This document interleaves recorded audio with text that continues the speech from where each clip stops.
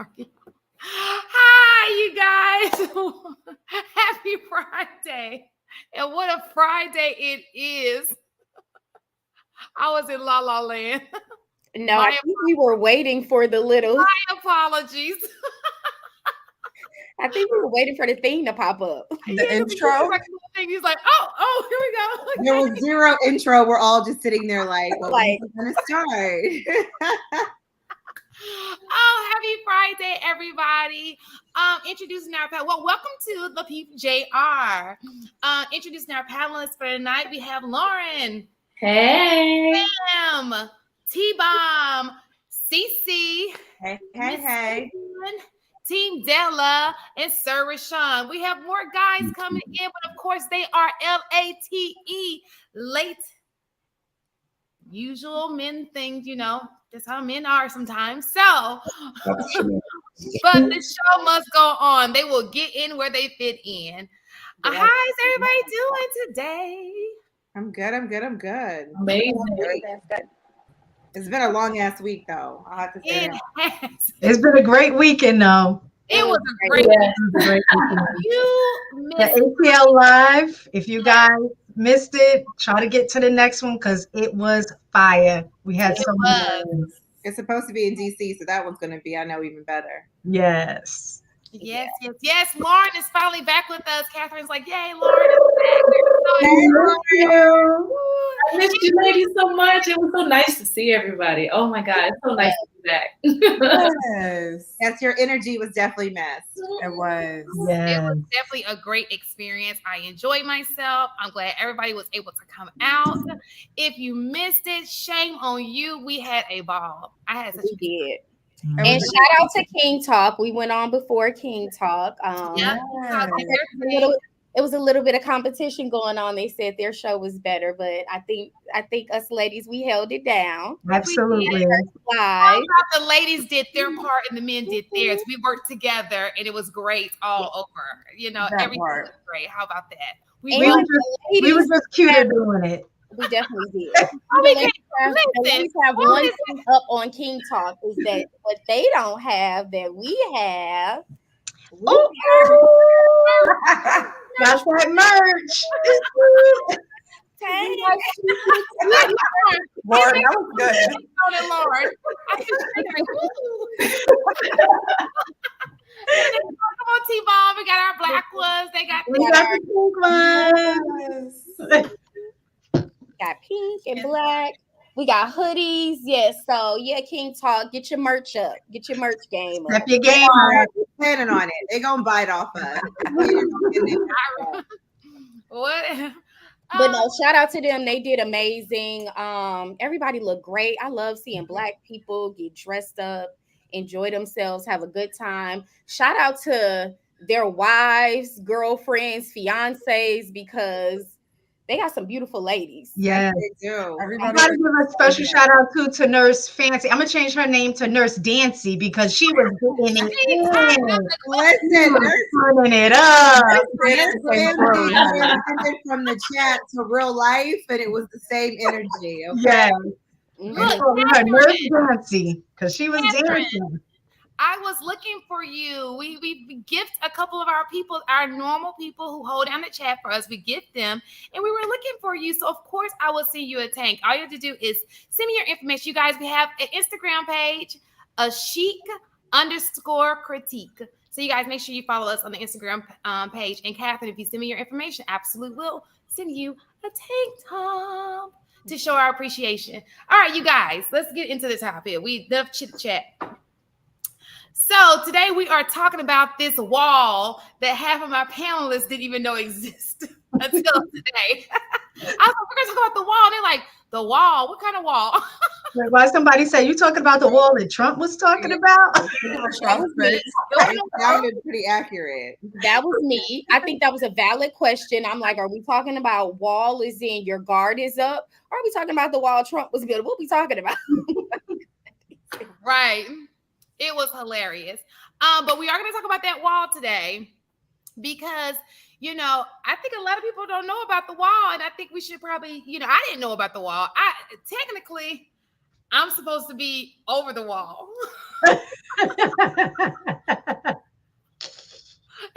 If you read what the wall is, you're like, I was like, I think they're talking about me. Can we get On that some stuff, definition? not all stuff, but some stuff. Rashawn, you look confused. You know the wall? Can we get the definition right? Like we What's the wall? I'm coming. exactly. You don't know the wall, Rashawn? You've never Walls. heard them say you're hitting the wall. Yeah, I heard hitting the wall. Like, That's what we're talking about. That's the wall we're talking about. We may not be saying it right, but that's the wall we're referring okay, to. all right. So they saying that. Can you read what you Can sent we us? define it, please? Yes, We so love what a were good definition. What were Sorry. you saying, Rashawn? Say that. I'm sorry. Say that What did you again. just say? What did you just say? No, I was saying that. So are y'all saying that y'all hitting the wall? Well, we were going to talk about it. We didn't know if we were hitting it or not because we never discussed it. Like many of us don't even know what it is. Okay. You want me to read what you sent us? So you get an understanding.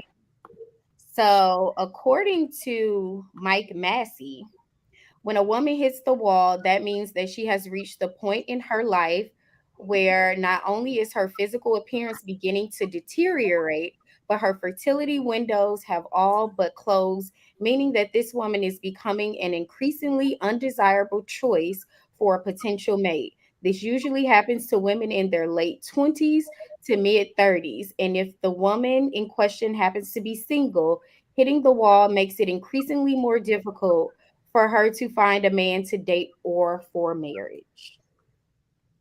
So I found that. Who wrote that? Mike Massey. Mike Massey. Who said that? Who said that? You guys, it's a popular thing on YouTube. We know, and we walk out in real life, it's just like, okay, but YouTube has its own set of rules. So we're going to use that as the standard for this topic. Yes. So that's what we're going to talk about. We're just going to talk about that, okay? Because I think it does have some legitimacy to it to a certain extent. You understand? Right. So, absolutely, we'll talk about it. If the guys think it's worth talking about because they keep bringing it up, then we're going to talk about it because it's a man's world. No, yeah, we definitely want to talk about it. I think it's worth talking about. Go ahead, Rashad. It seems like you want to have something to say. No, I would like to hear because honestly, I'm a play second fiddle to this because we're actually talking about women hitting the wall, right? Because I believe both genders can hit a wall. Absolutely, we're going to talk about both. So right now the topic is women hitting the wall, and I want to hear from y'all perspective on what your own personal life too, but also broaden it up to how, like, what does that mean to you? Like, how are you coming to grips with it? That's another thing, right? So the way I wanted it to go is the girls, we can definitely speak on the men hitting the wall because we can say, okay, I agree with that. That's usually when a man loses his whatever. But we wanted men to speak on the female hitting the wall. And then we can put our 2 cents in on it because we can't tell a man how to feel. You understand what I'm saying? But we can definitely tell you how we feel. Yeah, the men determine what the wall is for women because you guys are the ones that have access to marriage. So you guys are going to determine whether or not that wall has been hit. But we can tell you when you've hit the wall. Yes. Now we can go ahead and discuss until the other guys get because we don't want to slow down anything waiting on people. No, but yeah. So some of the things we can break it down. So I think one of the things that Tam said, I think that was Tam who read it. One of the things that Tam said, I think he mentioned age, fertility. And the thing about 20 and 30, clearly he was not a black man because 20, 30 black women do not look like they've hit a wall at 20 or 30. That's just my opinion. You still look very youthful at 20 and 30. Yeah, definitely. As far look as at the panel. Deteriorating. Look at the panel, prime example. So my question is, now that we know the definition by this young man, which it seems to be the manosphere's definition as well, how do you feel about that? So, I'm gonna try to hit this from a couple different angles. I think that a lot of times that wall is based upon a woman's mentality, right? And when I say that, as in, because it's not like I never met older women who been pushing that wall back for a very long time, and she's very desirable. But I think because of the mindset of a lot of women, and they start putting their standard on European standards, right? Because we know, black women are able to, they don't age as fast as European women do, right? So I think that, we go by the numbers of Europeans instead of our own system and our own standards that we have. Because of the mentality, you start deteriorating because you start letting the outside. So you got to look at it like this: if you're a boat, the only way a boat sinks is when water gets in it. So if you let the outside noise and based upon what other people think or how they view you, you're allowing that to sink you, and then you really start deteriorating a lot faster than what you than you know and you hit that wall faster. But if you allow yourself, if you thinking right, you eating right, and you operating under certain at your on an optimal level, I think that women can definitely push their wall back a lot further than what it is, because typically 30 is really young. That's not 30 years old. Like you still young. And I don't want us to get in that mentality thinking that 30 is old, but we do, because of the women that becomes 30, they acting old. And when you acting old, your body start acting old. It starts all here in the mind. You understand what I'm saying? Because I travel a lot. And when I go to the Eastern world, they 30 is a baby. There's women who pushes their fertility back in mid 40s, late 40s, and they don't have the same complications as they do in the Western world, right? Because the mentality is a lot different. You know what I'm saying? At the end of the day. So like for me, I just think that y'all allow others to determine what y'all wall is, and y'all start acting accordingly based upon you hearing outside noise. And that's how you start sinking your mind or that boat into the waters of the outside world. You understand what I'm saying? If I, could get my 2 cents onto that. Yes, sure, absolutely. So what you're saying is the mentality of the woman, in your opinion, is that's what's going to determine whether she hits the wall or not. Definitely. Okay. Well, Wanda, because even then, I mean, some women who look aesthetically good in their mid-30s, but the mentality is all messed up. No man wants to, and I think it's just not a physical thing. I think hitting the wall is all, like I said, a mental thing that no man wants to deal with that, right? You like what man wants to deal with that? You acting old, being old, the whole 9 yards. No, he trying to live long, just as much. He trying to live a little longer. He need youth. He need youth in his life a little bit. You know what I'm saying? At the end of the day, and you acting like you don't want to do nothing. You don't want to. Oh, I got this because we got babies. The whole 9 yards. Like when you act old, you hitting your wall faster. Mm. So it kind of sounds to me like the wall is maybe defined relative to the man, because your definition is different than the other guy's definition. And so it sounds almost like the wall is defined again relative to the man. So based on what he's looking for, and that woman would determine what he defines as a wall. Mm. At the end of the day, though, isn't fertility like there's a window? Like we can't, if we're saying it's about like fertility is part of it, fertility has a defined timeline. Women, we have a cap. As we approach that, that's approaching the wall as well, right? Like we are not going to be able to birth children after a certain point. So regardless of how young we feel or want to continue to feel and hang out and have a young mentality, our bodies are still aging though. So I think that's still not going to change. It puts more on what you're saying. Like, yes, looks, yes, your mental, but at the end of the day, my womb is not going to be able to birth children after a certain point. I'm approaching a wall, and I'm gonna hit it, and it's going to be menopause, and that's it. That's true, but a little point to what he was saying as well in regards to other countries. So the US women's fertility window is shorter That's when right. in comparison to other countries because of the way that we eat, our Think, health. Yeah. Typically, think. other countries are much more healthier than we are in their diet and their exercise, things like that, just because of their way of living forces them to actually be more active. They're not driving around cars, they're riding bikes, they're walking, they're doing all of those things, and then they're eating a lot healthier. So their fertility window does slightly, they have a larger fertility window than we do. That's But that's great, mistaken. But we live in the United States. Like it's fine when other countries are doing it, not to be like rude or anything. But I mean, we're talking about our population.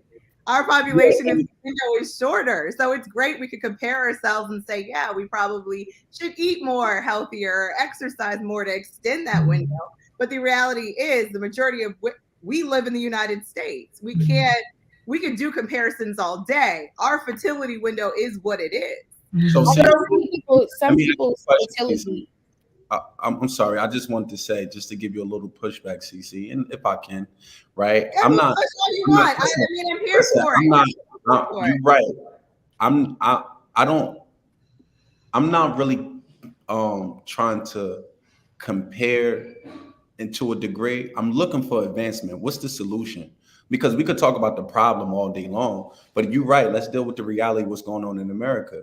And do you want to keep the mentality? Do you want to continue on having the mentality that we are having, which keeping your fertility at an early age, or are we looking? Or this conversation is about, yes, there is a wall and there is an early age for a wall, but how do we, what's the solution to push back that wall as further as we can? Because I'm looking for advancements. You know what I mean? We need black men to start marrying black women. Like in order for Early. women, this exactly in order for women to be able to starting to conceive at an earlier age sooner rather than later, and we're trying to prevent out of wedlock babies and baby mamas and baby daddies and all of that. Like we need successful relationships, we need successful marriages. Like we can't have younger fertility if we're just having babies just to be having babies, and we're having babies in broken homes. Like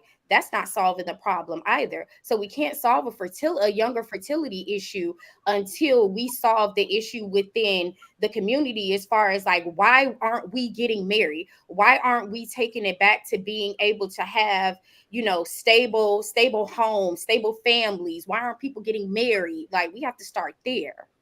And I think So the other thing is that we also have to ask the question: do these women that we're referring to, or any woman in that case, do you want to have children?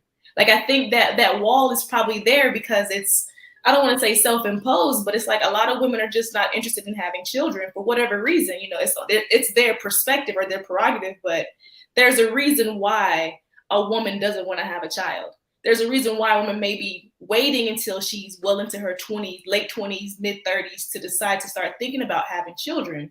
And I think it's well beyond, a matter of if she can. Of course, she can have a child, but like, would it be beneficial to have a child given the circumstances where we don't really value marriage, we don't value relationships, and if she knows she has to do it by herself, that makes it look very grim to actually want to bring another life into this world. So I think a lot of women, and even men, I think a lot of us are looking at ourselves like, do I want to do what my parents did? Because I saw them struggle and it got me to this point. And I don't think I'm going to be where I need to be to have a child. So do I want to put my child in that same situation? So I think that's a question we should be asking. Do you want to have children? Mm-hmm. so are we saying that? Let me ask you a question, because we can talk about the exceptions to the rule, but just from my humble opinion, I think that there's more women that wants children than that don't want children. So I mean, I we could always focus on exceptions to the rule, but the minority is what isn't. I don't think that we're talking about at this point. And you're right. I'm not trying to invalidate what you just said, because you're right. There's people who don't want children, or they say they don't want children early age, and then they get older, look a little lonely, and then then they see that their profession wasn't what didn't make them happy. Like it's more things to life than just making money, right? So then now they want other things, right, in life, and they want a family. So you're right, you have those type of people, right? But I think that's just more exceptions to the rule than there is the majority. And I just think that you said marry early. Me marrying a woman early and having children by her early, which I do agree to marry early. I'm not taking that away from you, Tim. I do agree with that. However, what does that change? So I'm just going to have a woman who's going to hit the wall early on, and that didn't change the push back the wall. That how we are advancing to push back the wall, because I don't want to just be having a woman and she just had my children, and then I'm like, come on, babe, let's work out together.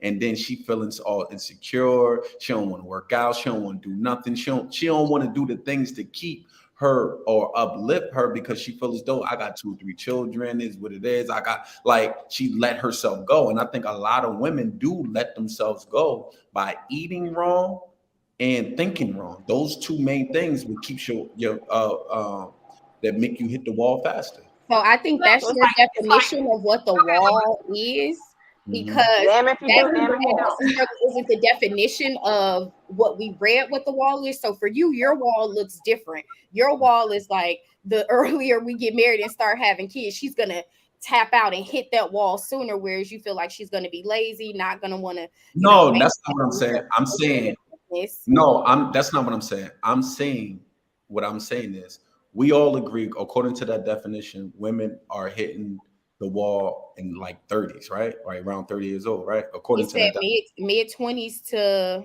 like what mid is it? Late 20s to mid 30s. late 20s to mid 30s, right? That's according to that definition, right? Me marrying you before mid 20s, how does that change from you still hitting the wall between 25 and late 20s and mid 30s? How does let me just say this. It changes because, to Lauren's point, the family is deprioritized. And so when you talk about, for women, if the man controls marriage and the family is deprioritized, that means that men and women aren't marrying. And so, until Lauren's point, why would a woman want to have a child out of wedlock, to have to raise a child by herself? And so you're talking about that this wall is being pushed back, or not the wall is being pushed back, but, having children and, starting a family is being pushed back because marriage is not happening. And yes, to your point, women do want to have children. I would say that the majority of women want to have children. There are just certain standards that, we have centered around having children. Like, I'm not just going to have a child with anybody and be somebody's baby mama. Like, I want a family. And so I want to do that with a man that I am going to spend my life with and raise my family with. So, at some point there has to be, the bridge, there's a disconnect and there's a gap in the bridge between family and marriage and this whole wall that's being referenced. all right. To say that, and we can say, and I know people say that they have standards, but majority of our households, right, over 61% of our households is led by a woman and single parent mothers. Let's just be clear here, right? That means majority of the women, right, or in our households do have children out of wedlock. Women are not saying at this point, right, according to the numbers, oh yeah, I'm not going to have no baby because no man hasn't married me. That actually isn't happening. According to the numbers. That's invalid, because there's women on this panel right here that have that same exact mindset. You said having the mindset, and actually what's happening, 61% of Black households are led by single parent mothers. 61, that means the majority, right? So in other words, so I just want to know, are we going to talk about the exceptions to the rule and keep putting exceptions to the rule there? Or are we going to talk about as Cece said, what's the age? What's the age? So are you saying that 61%? So let me just ask a question, because I don't know. Are you saying 61% of women, or are you saying 61% of the people who have kids, 61% of those people are led by? Because that's two different things. All right. Yeah, no, I'm saying 61% of Of our the house general population of African Americans, 61% is is led by is led single by. mother household. That's right. So that means, according to what Sis is saying, what how you say your name, T Hella, Della, uh-huh. right? Is not. That's what you were saying. Your point is for the exceptions to the rule. For the majority, women are having babies. It's not that they But does that haven't. mean it's right though? But I, no, I that's think where the point is. So I just looked that up. That census is from 1984. So we're talking about our parents, like my mom. You know what I mean? Which is valid. So, and if you're looking at the stats today, there's actually a gap in how many children are being birthed. Like this is like a really big thing right now. So to my point, we are not having children at the rate when you saw at baby's boomers age or at 1984. There is a huge gap in how many children are being birthed annually. And to my defense, I would have to say that this is one of the biggest reasons because there is the deprioritization of family. Don't forget to throw in increased fertility issues. Mhm. I have a question. Oh, go ahead. So, in your opinion, Rashawn, you were talking about earlier about how you didn't want to marry early, or I might be missing your words, but you mentioned how you didn't want to marry early because you feel that would actually like propel the woman hitting the wall faster. She wouldn't want to. No, that's not what I said. Okay, well, however you said that. My question is, what are some ways that you think that you could be an advocate, or you could advocate for her to not hit the wall sooner? Because it almost sounds as if the woman is held responsible for not hitting the wall, but she's not exactly sure what it means to hit the wall. And when she hits it, men just say, okay, you hit the wall. That's a problem. You need to fix it, whatever the case may be, without taking into account if she does have a lot of children. At no point have I heard any man say, you know what? I know you got a lot going on. Let me take care of the children while you prioritize yourself so that you can get back on track with what you're doing. It seems like you had the children, you take care of the children and get yourself in order. So like, how would you say that you could maybe prioritize assisting her with that, helping her get to that, I guess, from not hitting the wall?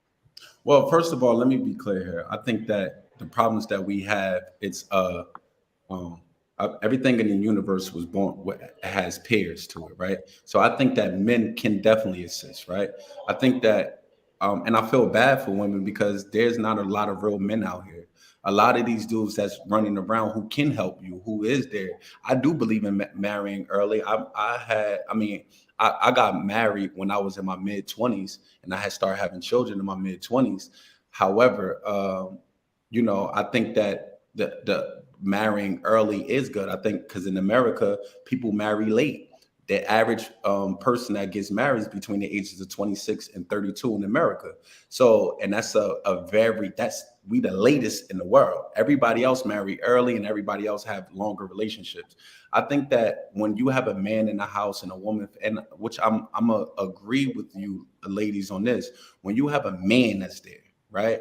It actually makes a woman, puts her in not a survival mode, but it puts her in a living mode where she's not that much stress. The more stress that you under, the more faster that you hit the wall. But when you are, and it had to take a level of accountability, sisters. If you picking wrong, like that, you are also picking. So I ain't nobody forcing you to do anything. So you definitely picking wrong. But if you look at what's out there, ain't that really real that much real men out there that to really depict from, and that's our problem. You know what I mean? At the end of the day, I mean, that's not a woman's problem. That's a man's problem. A lot of these dudes is catering to the real simps of the world, men who just want to bash women in the whole 9 yards and not hold themselves accountable. It's always a lot of times men pointing fingers at women, and women also pointing fingers at men, but we not holding ourselves accountable. You know, accountability is allergic to the immature. So we definitely got to hold ourselves accountable, but we can work together. Like I just said to you, if your mentality change and you have a more optimistic mentality, if I see my lady going getting unhealthy, you know, oh, babe, what we need to eat this. Let's work out. Let's do things together.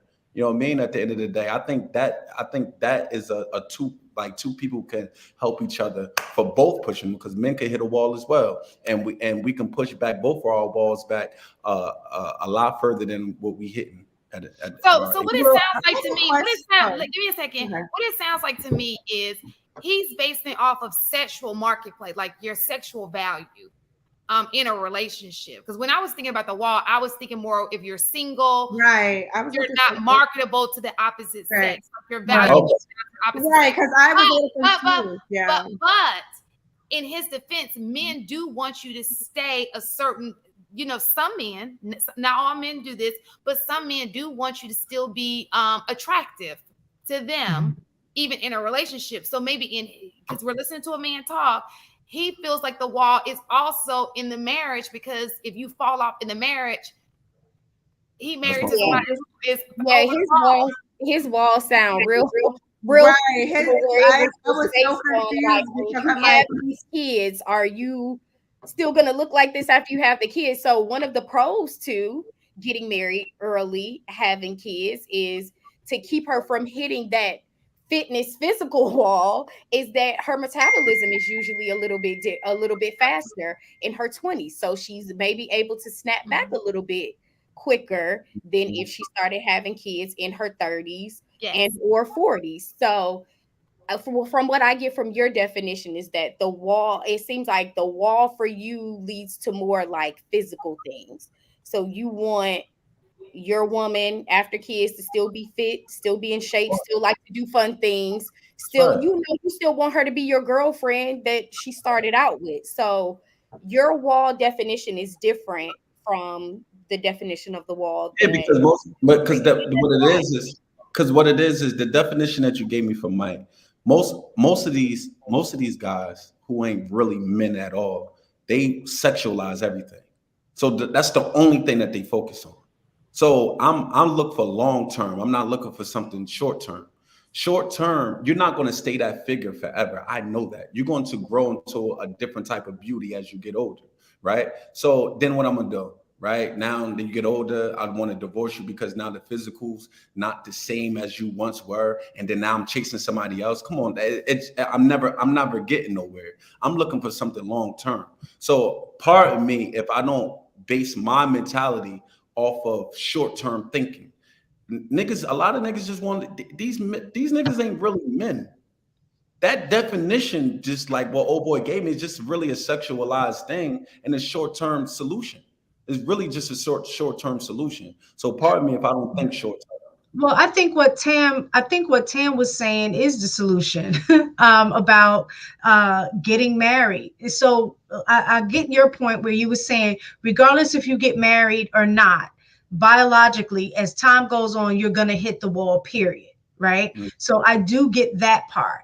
But the thing is that based on that definition, women hit the wall, meaning that now they're going to have less suitable mates to choose from. So if you get married, then that eliminates that aspect. So you don't have to worry about being, marketing yourself for somebody to choose you.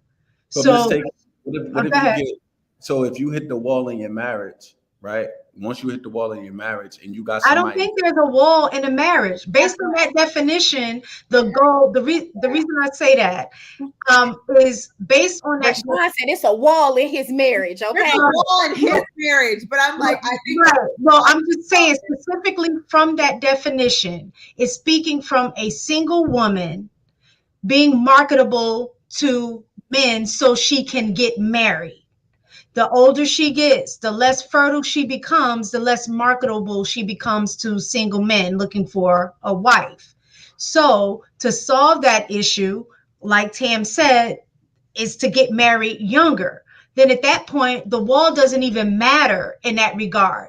Now, speaking to what you're saying is after you get married, the wall no longer exists, but after you get married, you want to maintain, the liveliness of the marriage through mental stimulation, physical attributes. So you still want her to be healthy and look, cute as long as she she can, you know, before nature just takes its course. So Tam gave the solution, but you're saying once you get married, you want to maintain physical appearance and attraction within the marriage, so the marriage can maintain and not hit the wall, not necessarily the woman. Yeah, the marriage not hit the wall, because if it happens, you're getting a divorce and you back on the market. I'm just talking about keeping something long term. So all right, so you get married and what? And then are we getting married just for the sake of getting married? Like because the reason why I say that, mistaken, I'm saying that is to say that there's no wall in marriage is to me ridiculous, respectfully, because if you can't keep what you got, you're going back on the market.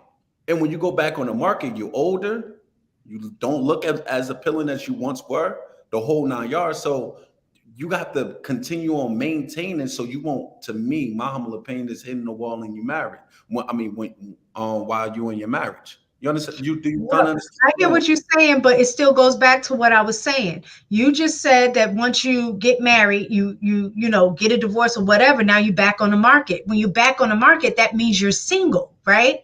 Mm-hmm. So at that point, yes, now the wall comes back.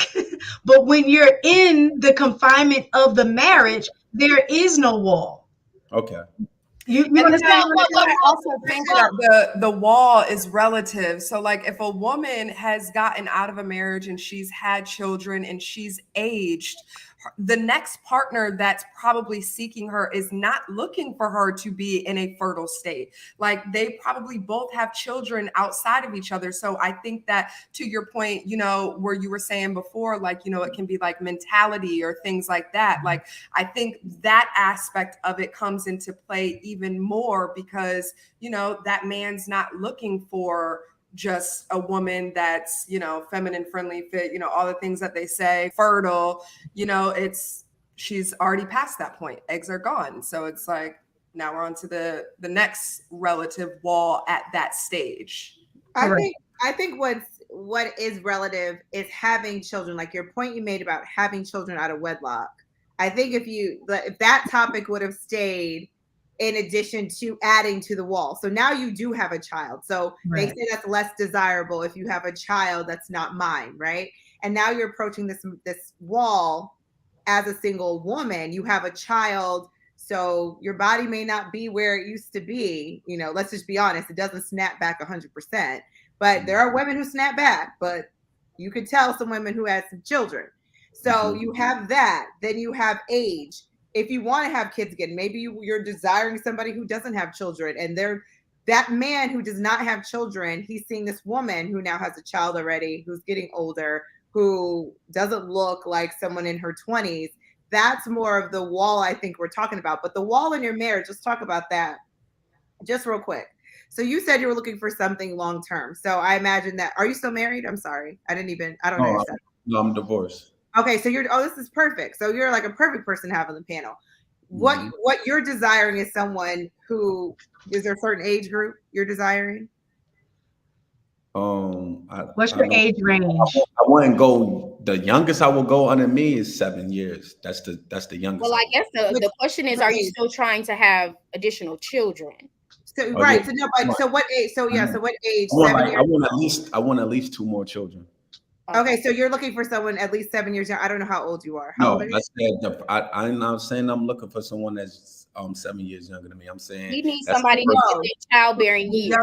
Within childbearing years, so they have to be at least 7. I don't know what that window looks like. So when you say I'm 34. You're 34. Okay, so late 20s to 34. Yeah. So you're right now looking. It could be older than me though. She could be older than me as well. But so this is relative to that wall. You want to have 2 more children. I mean, you got to, sis, let me just say this to you. I'm in the nation of Islam. So, right, okay. The women that's in the nation, they take care of themselves a little different. That wall is not the age that the average is dealing with. So I could go on for days about that. That's a whole nother topic for another time. But the women wall is definitely pushed back a lot. Those numbers that we have for the average of us, of Black people, is not the same in the nation of Islam. Put it like that. But you know what? That still So are doesn't take you away from the only fact vetting? that when you reach a certain age, Right. you're still at risk for high risk pregnancy. You're still at risk for Down syndrome. You're That's still after at risk for 35. miscarriage. Like it doesn't matter how good a person takes care of their body. You're still, once you reach a certain age, you're still considered high risk for all of those things to happen. And So are you only vetting women in the nation, or would you consider women outside of the nation? So I would, I'm vetting women that are in the nation, and it would take extreme measures for me to marry a woman that's outside the nation. So what would you say is different from men in the nation versus men not in the nation? Like, what are they doing to to cooperate with the women in the nation? Because I mean, I feel like when you talk about the Nation of Islam, they prioritize family, whereas outside of that, we don't prioritize family. We prioritize sexual pleasure or the first date, you know? So like, what would you say is what men are Well, doing in the nation that men outside the nation should be doing or could be doing? well, the first and foremost is accountability. That's the number one thing. We have class, a man's class, is teaches us every Monday to teach us how to act at home and abroad, how to treat ourselves, how to treat our women, how to treat, have a clean mind, body, not, and how to act at home and abroad. So like our mindset is totally different, right? That's a whole nother different world. Even our women, they have a women's class every Saturday. Teach them also how to act at home and abroad, how to treat themselves, how to treat their children, how to treat their men. The men, we eat different. The women in the nation, they feed life into us. They don't, they are take pride in feeding life to their families, right? So it's so the mentality, like I said, is just totally different, and we don't be blaming women. Like I don't, I'm not, as a man, I don't look for a woman to lead me. And it'd be funny when I watch these shows and podcasts and I see men looking for, crying for women to lead. Well, you need to do this first. I thought you was a leader. You can't, if you say that you're a man, you have to lead in every aspect. But a lot of these dudes just be crying, and be whining about every goddamn thing. Like they can't do nothing for themselves or they can't lead in anything. So they be looking for mommies. They ain't looking for a wife. You know what I mean? At the end of the day. So the mentality is just different. If you were a woman, would you marry or would you have kids with a man like that? Say that again? If you were a woman, would you marry or have kids with a man like that? Like what? Like the men you're referring to, the ones that are not leaders, they look for women to be the leaders. So I have daughters. I wouldn't want my daughters to marry a man like that at all. And there are a lot of women, you know, going back to my initial point, there are a lot of women who are not having kids because we understand the dynamic around us. We see the things that you're talking about, and we don't see the value in having children with somebody who we don't believe can protect us, but also who we believe can actually lead. And so the question, then it really just boils down to why we're not having children. And it could be an intentional, we're hitting the wall on purpose because we just don't want to deal with whatever comes with a man not wanting to lead or a man looking for a quote unquote mom. Oh, yeah, I agree. But it is also too, y'all lack patience too, also. And a lot of our women also, you know, again, you still playing the field because it's not like these women going 10, 15 years celibate. You still are giving somebody something. So you entertaining somebody. Let's just make this perfectly clear. For whatever reasons or whatever extent that you want to take it with him, you still entertaining somebody. but we not bringing babies in the world though into broken homes. Let me just say this. Well, you're speaking personally. Yeah, you guys haven't, but majority, based on statistics, we do. I was about to say, let's be We clear. do. They are definitely bringing in babies. Yeah. All right. And then not only that, listen, But I think that we're speaking on the wall. She's talking about people who don't have kids and they're hitting a wall fertility wise. So when you're taking in consideration those people, you have to ask yourself, well, why aren't they having kids? And what she's saying is we're not finding suitable mates. Got you. I got you, but women still having children without finding suitable mates. Most people are making babies without even having a mind frame of wanting to have it. Some people just they making babies out of lust. A lot of people just making babies in the heat of the moment. A lot of people are making babies by mistake. A lot of people aren't actually. A lot of us aren't actually taking the time out and actually conceptualize the child that we want and preparing ourselves to actually have a child long before you conceive it, conceive the child. A lot of people just making babies out of lust in the heat of the moment. So it's happening, and 61% is happening, and it's just only the exceptions to the rule that's saying, nah, I'm not. And then by the time they do, they later on in the age, and where that wall comes that the guy was talking about, they done hit their wall already, and now they regretting, damn, I wish I'd have had such and such. And you know, let me just be frank with you. You know how many times women done hit me because of my size, the whole 9 yards. Listen, can we just have a child together? I'm talking about doctors, we talking about lawyers, scientists. It doesn't even matter. They want a child.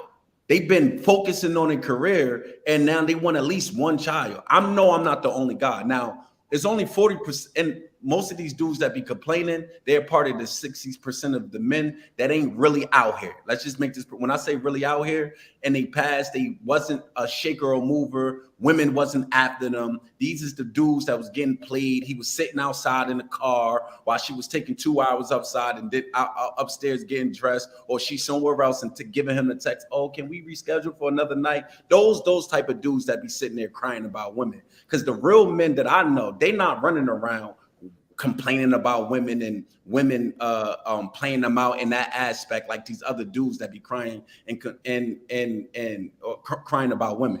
So at the end of the day, like to be plain with you, Lauren, just to be plain with you, we just need to take accountability on our end. And I think when we lead in the right direction as men, and we and at the head of everything, and when we are acting in the best of manners of ourselves and the nature of ourselves, I think women will follow and start acting the best or the nature that they was created in as well.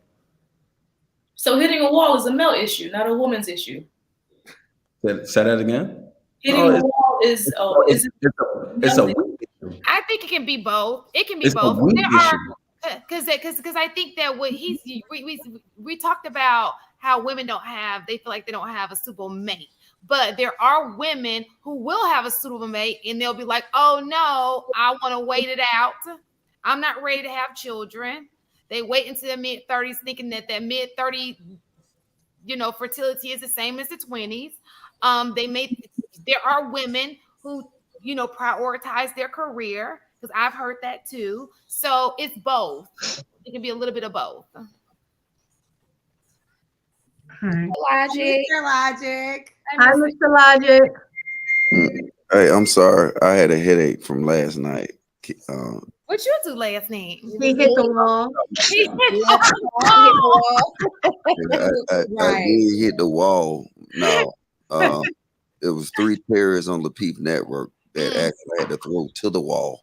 No, I'm good. How y'all doing? I heard y'all was last night. It was a little heated yesterday. Mm-hmm. I heard.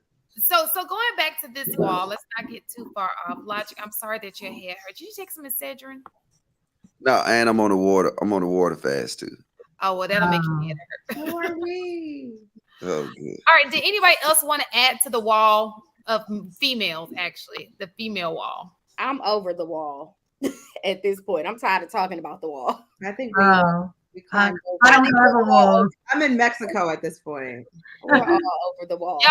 You're like, most women just ignore the wall. Like, I don't know what you're talking about. I never heard of the wall. Add to the wall. I never heard of the wall until today. My wall is made of crystal.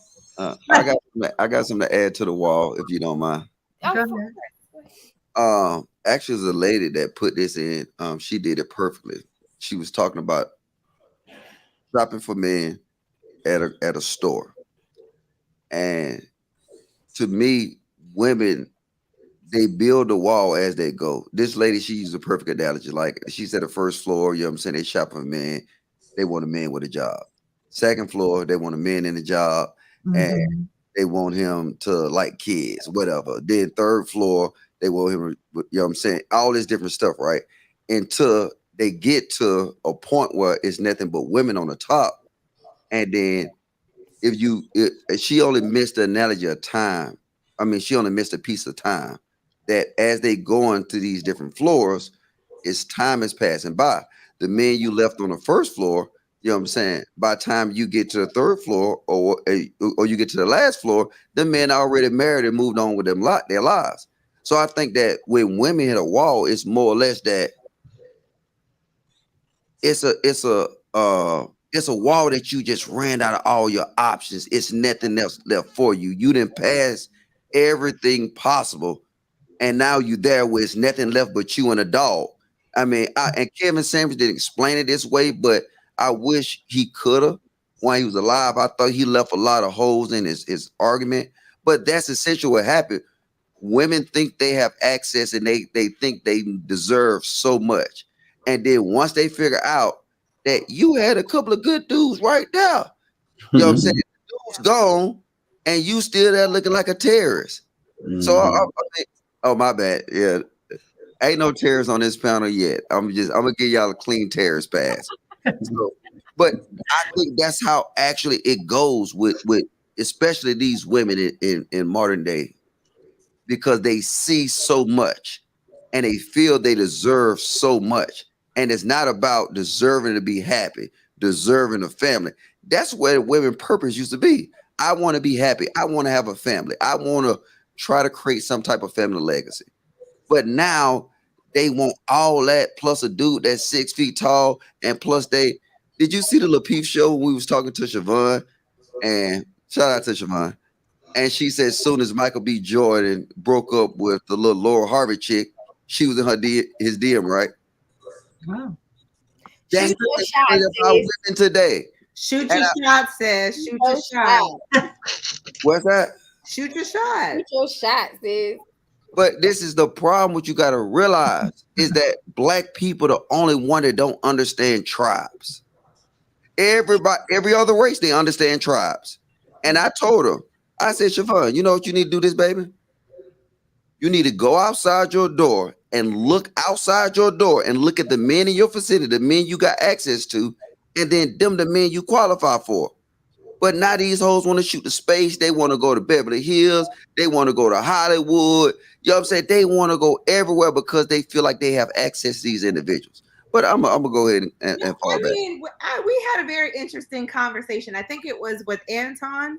I mean, shout out to the LaPeef. I call it the LaPeef lobby conversations.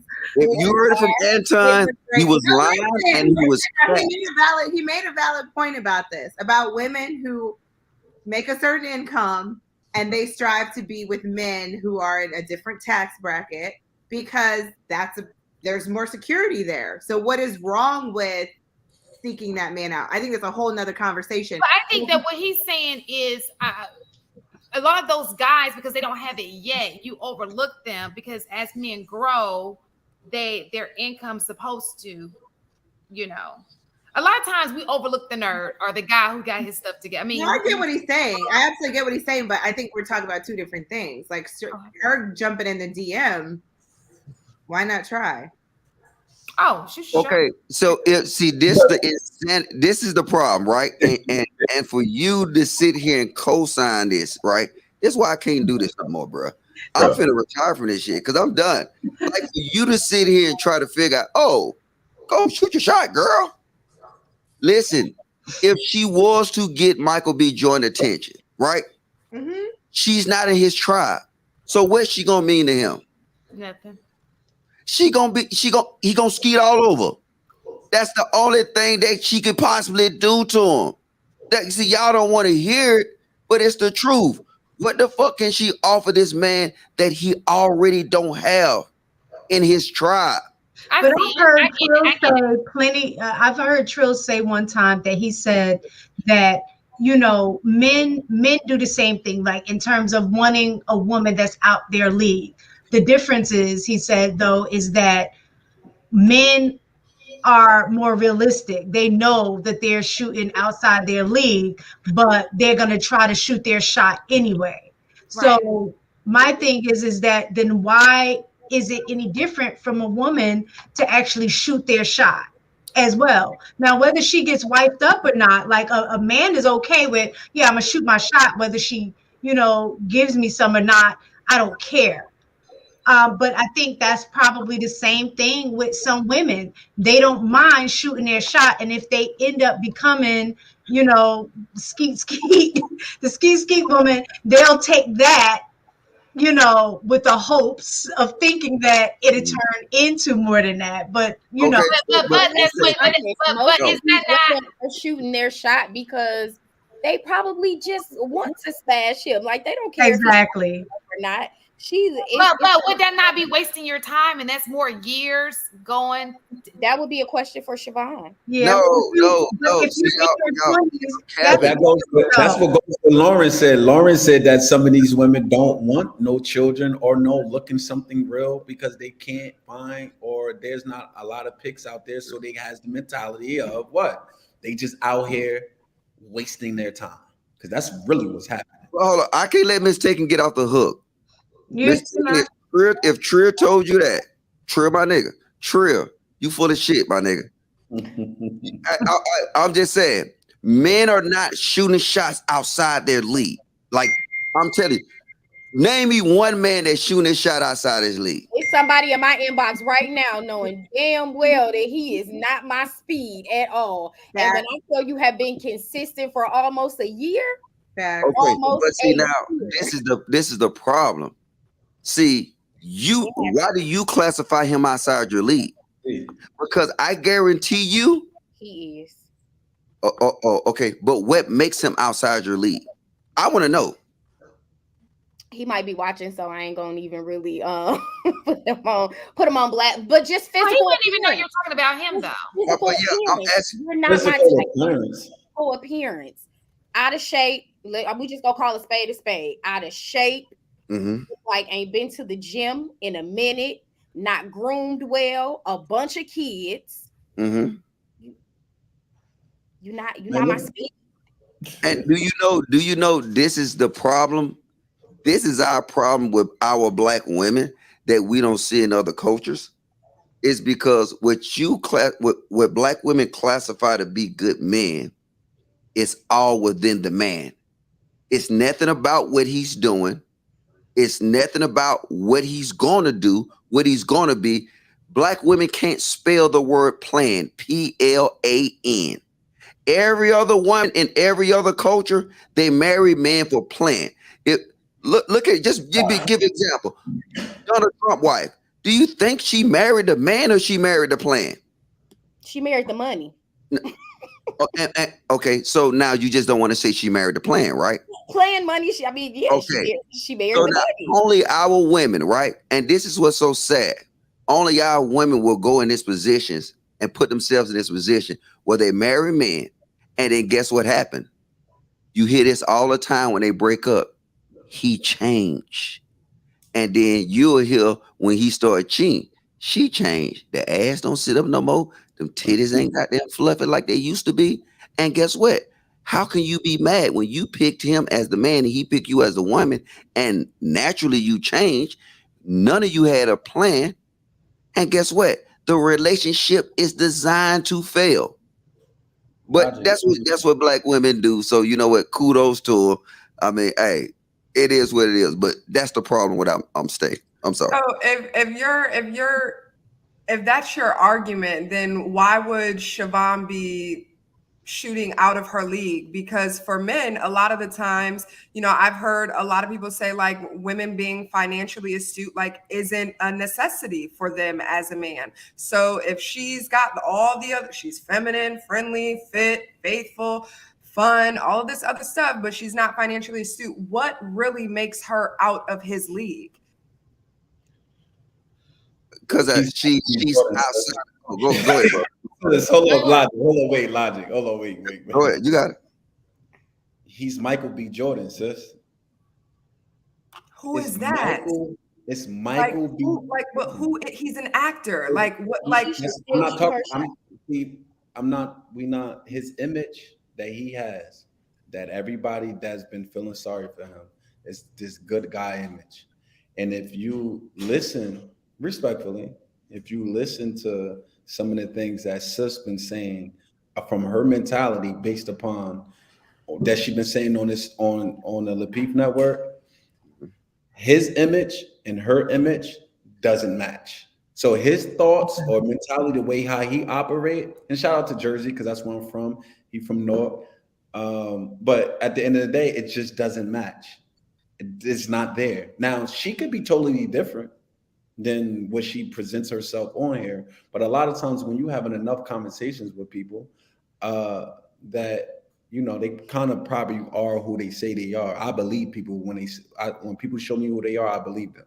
So at the end of the day, that's Michael B. Jordan. Now she could shoot her shot. You miss 100% of your shots that you don't take, right? So she could shoot her shot, but at the end of the day, it goes with what Logic was saying. It just doesn't make sense. Stay in your league. Stay in your lane. And when I say that, it's crazy. I was just looking at these numbers, right? You have a better rate of staying married long term when you marry someone in your vicinity. The internet made everything big, so now people start searching weight from all across Oakland, whatever the case may be, right? And no matter, you could be far as hell. When you start going too far, the success rate of marriages, it drops extremely below 20%. You have a better chance of staying with someone long term when you stay in your vicinity. And I think that's what kind of what Logic was saying. Look outside your window. I guess my question really becomes what really defines the vicinity? I don't know who she is, so I can't speak to her qualities, but I'm just saying based off of what men say that they're seeking for in women. They want them feminine, fit, friendly, faithful. There's a few other F's as well. A lot of men don't care whether or not a woman is financially astute or whether she is, a celebrity or whether she has her own brand. Like none of those qualities are listed in what you all say that you're looking for. So when you're talking about this, stay in your lane, what really is the lane? Because it's not aligned with what you're saying that you're looking for anyways. So if she's shooting her shot and she, she's aligned with those qualities that men are looking for, why would she not qualify? Okay, so this is the first off, right? You can't, my name is Mr. Logic. You can't mix me up with no YouTube dude talking points. I destroy YouTube talking points. So no. Them are not my talking point. All them fit, feminine stuff like that. That's something that somebody said that rhyme, and it sound good, and it get views. So it's not me. So if you asking me, you can't put me in them categories. But the thing is, right? I just want to see this. You saw how when who said that somebody was out their league? Was it Tam? Yeah. Right. She said somebody's not within her tribe. Did any women get pushed back on that? Not myself. Not based on the description. She is the one that would define what is within her. Yeah, within my league. No. Y'all got to wait. Let me catch the point, right? No, when she said this man was not in her tribe or her league, right? Mm-hmm. Everybody let it ride. And then, like, this man might be in her actual tribe though, because she got physical contact with him, right? Or contact with him. He jumped in her inbox. Oh no, but okay. Just let the point build. Go ahead. You're talking about based on proximity? Yeah, but I thought you were talking about proximity. I got a little confused. I'm sorry. No. You said go out the front door. He jumped in her inbox like Siobhan jumped in Michael B's inbox. I'm a little. I'm just trying to. I'm sorry, you lost me. This is the difference, right? I'm assuming that this dude and her had communication, right? Never. What you talking about a dust in your inbox? Then that's different. Look, but even we're just talking about who's out of the league. Okay, but this is the point. Right? We're not saying Michael B. Jordan's not going to see Siobhan and be like, "That's dust in my inbox." We're not saying that. But what we're saying is he was shooting his shot just like Siobhan did. Sam might have saw him and been like, "You know what? I want to rub your belly." And it could have went another direction, but he had the confidence to say, "I'm gonna shoot my shot. I think she's attractive. I got 4 or 5 kids, and I'm gonna shoot my shot. She can rub my belly, and I'll be her Buddha. Logic overwhelmed, y'all.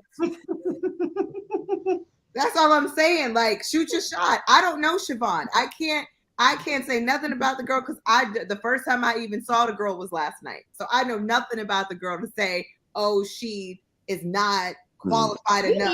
We need Siobhan to cam up. Somebody get Siobhan on the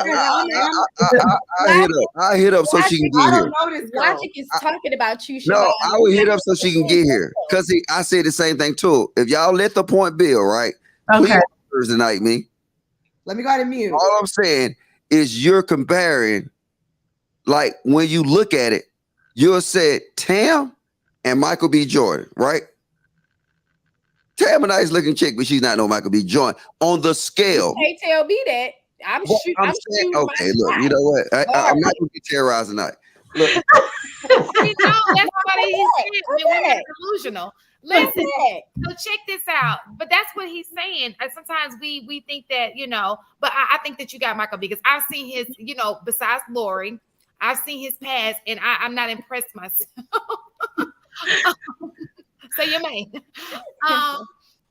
But I think that goes to his point. I think that what he's saying is a lot of women are delusional about their tribe. But on the flip side, if we're speaking about celebrities, if you look at some celebrities, chicks that they are with, or even some of their wives, they're a lot of times they are not like, you know, phenomenal level. They're regular chicks. But in his defense, he's saying that they are in their environment.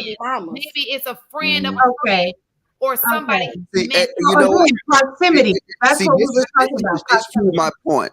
It's hard to explain tribes to Black people because Black people look at the Black culture as a tribe. I don't. I'm just saying, Black people look at the Black culture as a tribe, like we all one big thing, and we're not. We actually have tribes, but the thing is with our tribes compared to. Man, I can give y'all so many examples. I can give y'all videos. If you want a real example of tribes, go to the Philippines. It's tribes. And you know what they do? They will barbed wire your ass out if you're not in that tribe. You need access to that tribe. So ideally, you need access to the men and women on the other side of that bar. See, in America, is invisible lines on our tribes. But Black people, we so slow, we literally got, we're just one big Black happy family. And then the rats come over, the Pookies and Ray Rays all come over, everybody do that, and then we kind of combine ourselves together. That's what makes our women delusional. That say, hey, you know what? I can actually get Michael B. Jordan. But do you see this going on in a white race? Do you really see delusional white chicks? I think we do. No, y'all. I think delusion is a female thing. I don't think it's necessarily a American female thing. I don't think it's necessarily a Black, you know, American.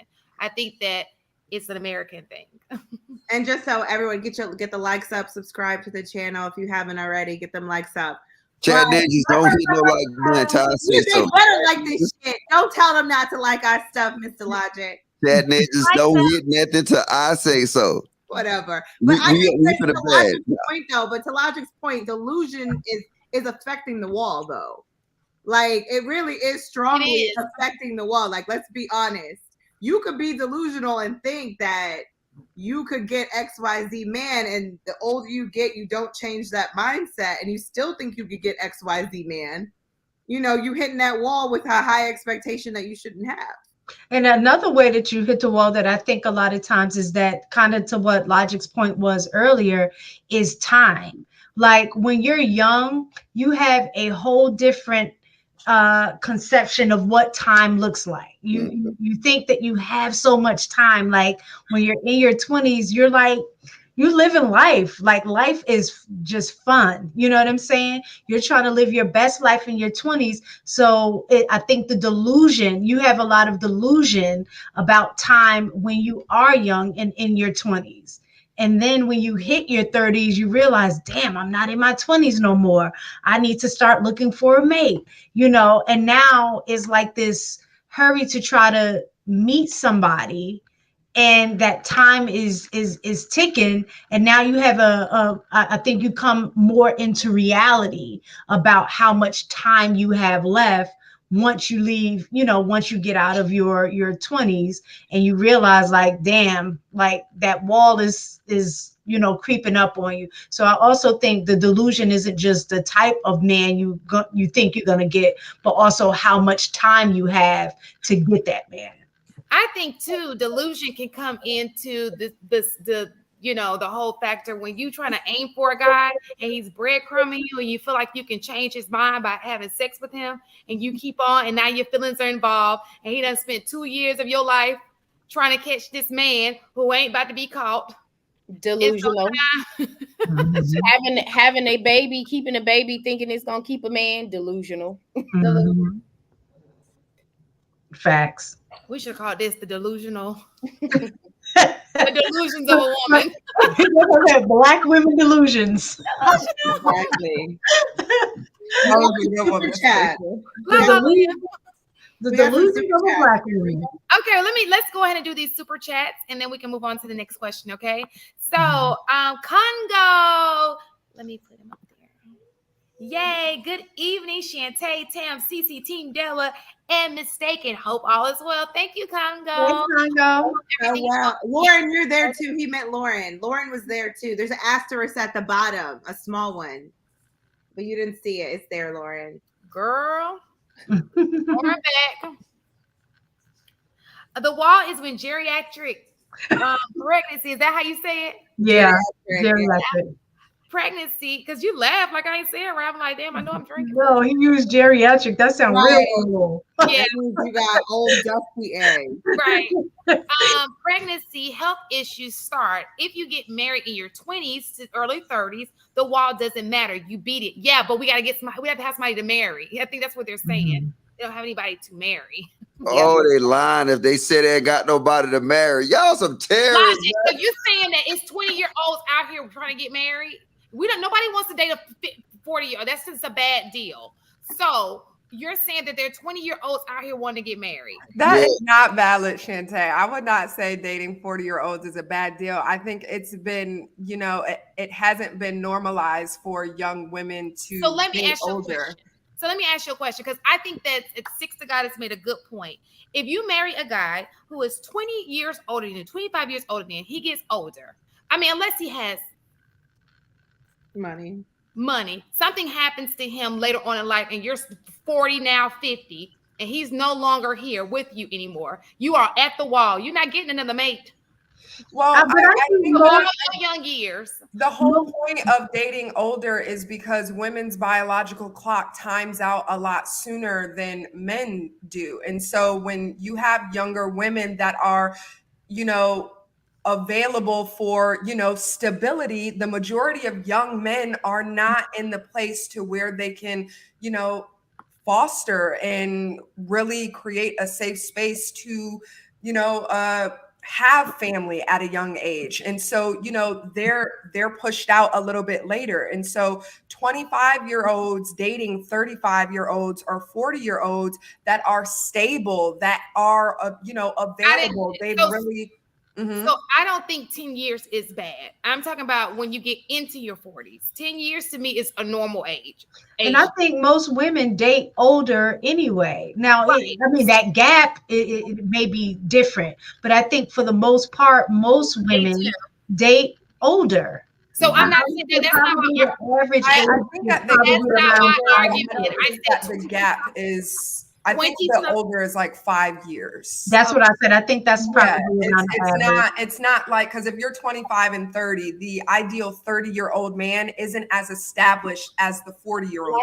I'd be a child. So I think that they're, it's different. And so let me ask you a question. So if we're talking about a wall, I'm not talking about 10 years. I said 10 years is normal to me. I'm talking about outside of 10 years. Same. 25-year-old dating a 35. So if a 25-year-old dates a 45, 47-year-old. Mm-hmm. Okay. So that's a 20-something difference. One, you have nothing in common. Two, if something happens to him and you're not financially set, you're at the wall. You're not going to get another replacement. If they're saying that your wall is at 40, 45, if you divorce him or something happens and you're 40-something with kids, you are not getting another mate.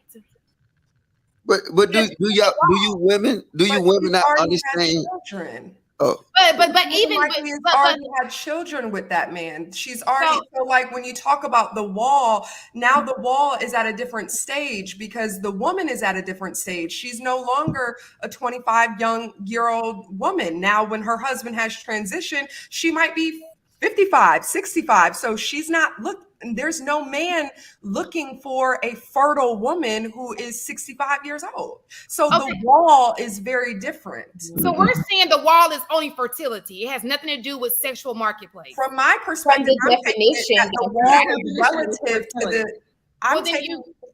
You're right. If it has nothing to do with sexual marketplace, then you're absolutely right. But I think it still does include that, though. I think sexual marketplace is still relative because people in their 50s could be attracted to a woman that's of season. Like I know people who got married to seasoned women and they both had kids and they came together and they ended up getting married and it still could happen. Is it likely to happen? But it still can. So I think it depends on the pool of men that you're looking for. So in your 50s and 60s, you're not, I mean, you know, some men shoot their shot and try to go over for the 20s, 20-year-olds or whatever. But I think for the most part, I think both men and women, when they hit like middle age, if they're in their 50s and 60s, I also think that they have a more realistic mindset in terms of who they are going to attract. I think it aligns more with what Logic was saying. They realize who's in their, tribe at that point, because most 60-year-old women know that they're not going to have access to a man that looks like, even if he's in his 60s, that he looks like a 20-year-old. That those aren't available. So I just want to make it very clear. If you look every bit of 60.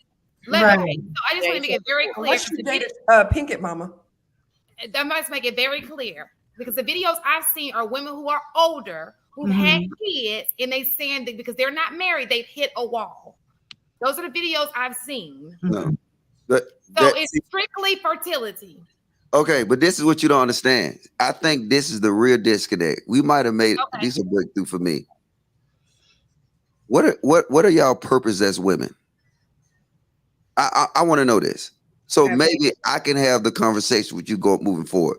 You mean like in general or individual? To be paired. Like biologically or to help you actualize your vision. Yeah, I'm saying your purpose is women. Like if you ask to be your helpmate, to have children. Have children, be your helpmate. What depends on what the question is referring to. Well, I'm saying your purpose. You know what I'm saying? Your purpose as a woman. Right now, all of my quintessence, all that makes me a woman, to help you actualize your vision for the whole gander. That's it. Okay. So now if what y'all saying is true, then a 40 or 35-year-old man, that's where men start making plans. You're not going to find a 20-year-old man with a plan. So then why would we start having children in our early 20s if the man doesn't have a plan until he's almost 40? That's why they said marry the 40-year-old. That's why they're saying marry the guy that's 35 or 40. No, we probably got a breakthrough because you're women. I got to give you a round of applause. Hold up.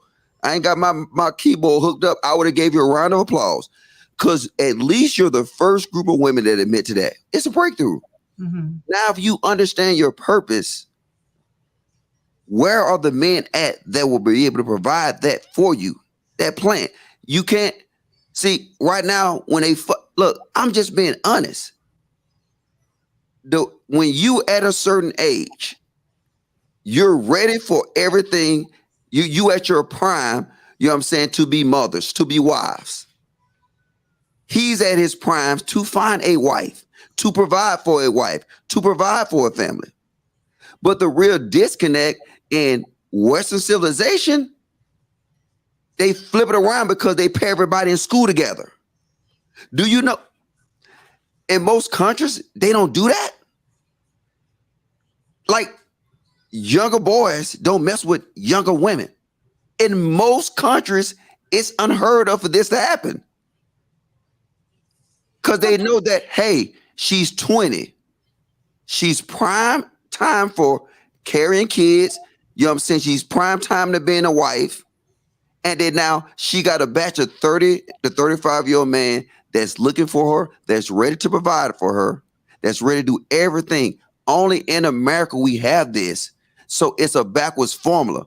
That's why we have kids doing it. And then that's why we got the Brenners got the babies and the 20-year-olds having babies or whatever. Because we see him messing around with each other at younger ages where the woman is at her prime to perform her duties and the man not even started where he needed to be at performing his duties. But they still hook up. And you know what happened?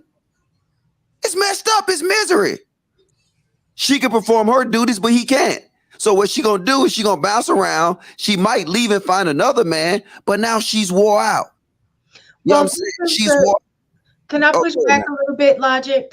So I do get your point in what you're saying. You're saying most men like hit their stride in their mid to late 30s to be in a position to go ahead and have families or what have you. But to Lauren's point, as a woman, if our purpose is to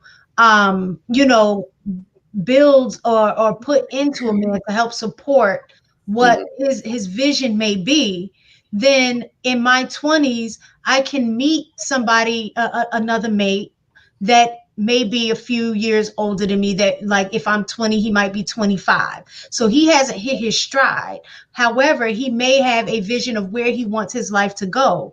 And if I'm that woman, then my thing, what I bring to the table is to help support that vision and push him along. So we're building together. Like, But I have to already have an already made man if I can help along with supporting that vision to get him there quicker. So now he may not be, if a woman is doing her job, it's not going to take a man to hit his stride in his 40s if she's giving him that support, that direction, and that vision. So, I mean, I think it's a needle in a haystack. I think it's a needle in a haystack when you're talking about young men, like 25, like even like under 30, like it really is like they don't operate the same. And I think it's easy to say that because as a young woman, I don't operate the same as I did when I was 20, 21, and I'm not going to operate the same, in my later years as I am now. And so I think I would be remiss to not acknowledge that. No, I agree with him, but the pushback is the fact that most people, when they are getting married, they're not marrying in that huge of an age gap. But just looking at some of the examples that we just saw, like this weekend, Trill and his wife, they got married, in their 20s, I believe. You have Anton and look happy. You got Anton and his wife. They got married in their 20s. So they didn't hit their stride yet, but they had capable women that helped them along with their vision to make it to the point where they're hitting their stride earlier. That's where I think as women, what we bring to the table is to help. I think I had said that before, that sometimes men have dreams and our job is to, help them plan that dream out so they can get there quicker. And let me just say this. Can I address her? She said one thing that was key. I'm sorry, Shantae. No, it's okay. The difference is a 23-year-old, 25 and 24-year-old man, they can't have dreams. They're not even ready to establish plans. So it's a difference between dreams and plans. Agreed. Will we not agree it's a difference? Agreed. That's why I said the women typically are the ones that plan. The thing is, have a woman at 24, if you think about it, well, I could speak for me and just knowing these young ladies based on where they are now, I would say that most women are at a point when they're hitting their 24, their 25, they're making plans. Like they're at the stage, even though they're, doing their thing, they have plans. So when you meet a guy who may not necessarily be on that level, that's what I said. I think we bring to the table is that men may be thinking about a direction, but a woman is going to kind of settle that down and start pushing, those plans that, okay, oh, what is your dream? What you said you want to do? Okay, let's go here. Let's look this up. Let's do that. We're going to set a plan because we want to make sure our men follow through on that. Yeah, but we got that. That's not my point. What I'm point is saying that, yes, that younger man, he have dreams. How often do dreams come true? Well, not with a woman. If you don't have a woman, but ideally, we know that dreams very rarely come true. Mm-hmm. All right, that's a point. And then when you have a plan, you already got, stable foundations in place. So it's a difference when you sign on to a plan and you sign on to a dream. A younger man can only offer you a dream. You can be hopeful. And a lot of times by getting married and doing that, it probably take them longer to achieve these so-called dreams. But he got to get to the point where he established plans. And then now we have to build it in our kids' heads that, and I tell my son, you're not ready for a woman until you have an established plan. And I will make sure that happens. Like, yeah, you can fuck around and you can do all that. Yeah, whatever. And really, in my mind frame, I'm going to push against it. You know what I'm saying? I did a lot of crazy shit, and I see how it plays out. I'm going to teach him. I mean, it's kind of weak, though, but I'm going to I'll be a virgin. You know what I'm saying? Even though that sounds weak, you know what I'm saying? I'll take him out there and get some pussy, like to the Philippines or something like that when he older. But, you know what I'm saying? It's certain things that, like I said, I want him to be able to find somebody and he got something that I offer them. I don't want him to go to a woman and say, hey, look, I'm dreaming. This is what I want to be. What you want to be? Oh, well, I want to be a doctor. That's some dream kid shit. Oh, I want to be a doctor. I want to have my own business. I want to goddamn be an astronaut. That's dream material. And that's what young men gonna offer you, dreams. And that's why a lot of our relationships fail, because a lot of dreams are sold. And then now, name me one plan that you heard a younger man offer somebody that wasn't somebody whose dream came true at a young age, whether he became a rapper, he became an athlete, he became them dreams. Those are dreams, absolutely. People say, oh no, I work. No, them dreams. You're a rapper. Yep. You just popped up one day, you spit a hot 5, and then you became there. You know what I'm saying? You work hard or whatever. Them are dreams. So let me just say this. I think that's not what I tell my son. To me, you should get somebody, because I don't want the distraction there, who is of like mind with you. You up there at that prestigious college, get one of those girls who's got their heads on straight. Their parents are very involved. And y'all ride this thing out together. She's going to ride for you. You ride for her. And y'all on the same path. Because I feel like if you don't do that, that's when you open the door for distraction. You sit here having sex with it because one thing you want sexual pleasure. So what you do is you're going to find this girl who you just banging, going to cause drama. She outside slashing your tires. That's you losing your focus, taking you off of your path. Nobody got time for that. Okay? Get you a woman at your school or in one of the schools just like your school, preferably Tara's niece. And y'all, yes, we're rooting for that. Y'all ride this thing out together. Because all the books that I've read on the billionaire, because all I can do is go by them because it's a small sample size.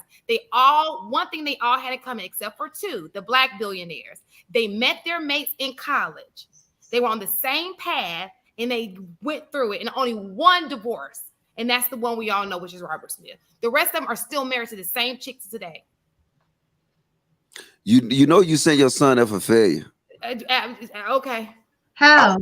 I'm telling you, if you do that, literally, you fed him, you set him up for. You know what? But I don't even want to get into it. If you want to get into it, we can get into it on a later day. Okay, because I would like to understand that. Just because I'm thinking, just using them as an example.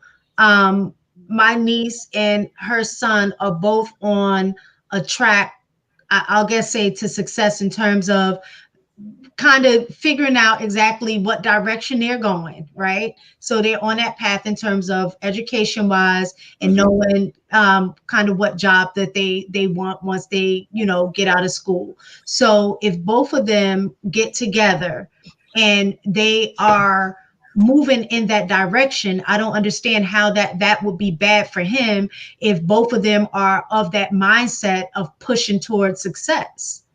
Because y'all have a mindset of today where y'all think y'all want equality, equity in the same breath. Y'all want to be equal as men, and y'all want y'all special provisions.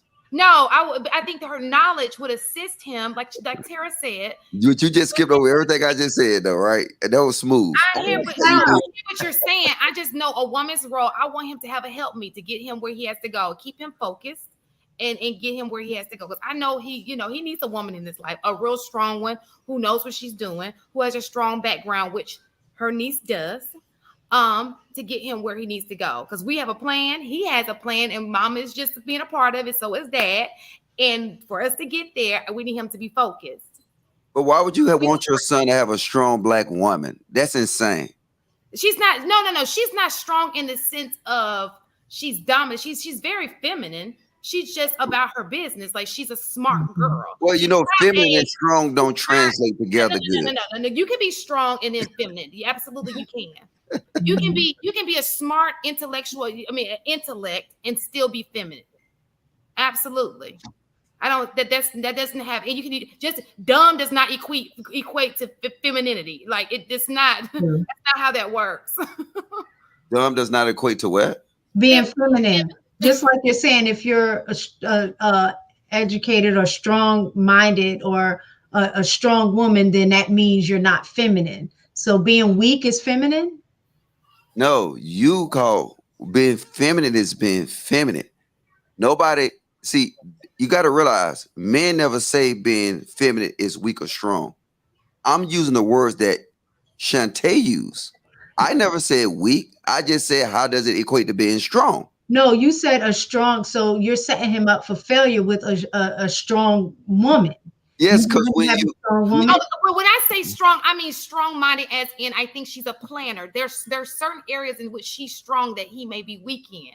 And if you find somebody who is strong in the areas in which you're weak, then I think that it'll help you on your path. She'll keep him focused. I didn't say anything about her taking over or doing anything masculine. It's just she will be a great helpmeet to him, in my opinion. Obviously, that's going to be his decision.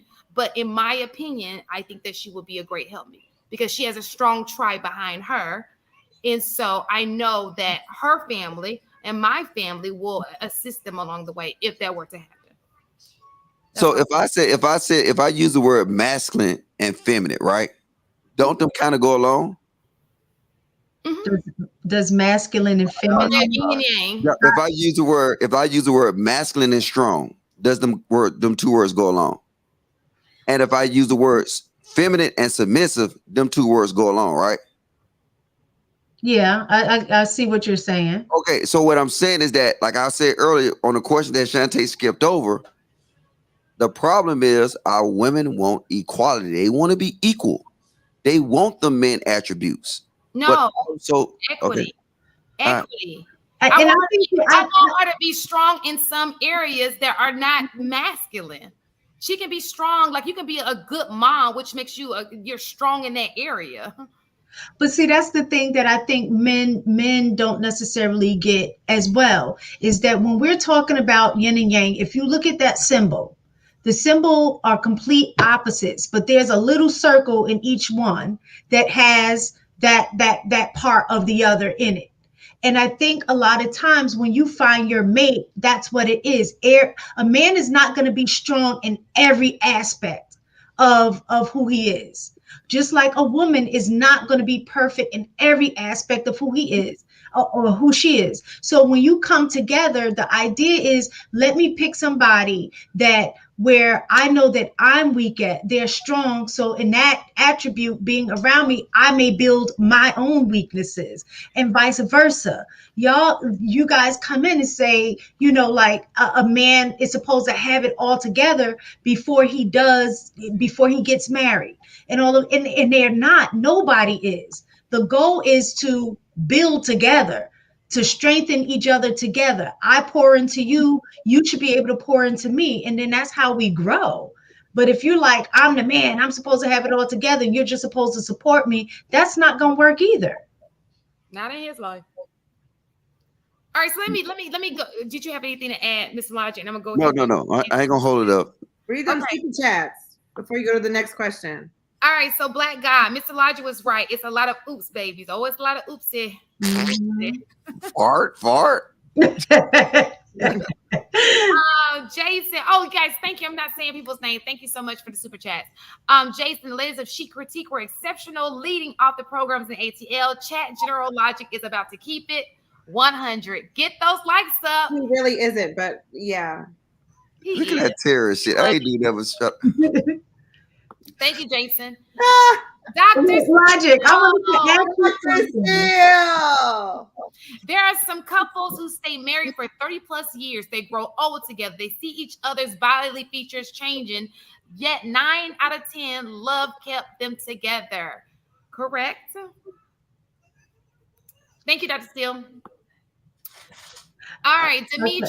Oh, I don't know why I did that. Yeah. Demetrius, great conversation. Blessing to the panel. Thank you, Demetrius.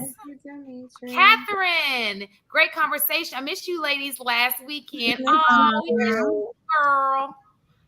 All right. Dr. Steele again. Oh, I don't. Never mind. I already did. I just didn't erase it. My apologies. Oh, base season. Marcel, thank you. Marcel, are you all base season? Thank you, Marcel. And Malevolent Elephant. Thank you. Oh, thank you. Whoop, whoop.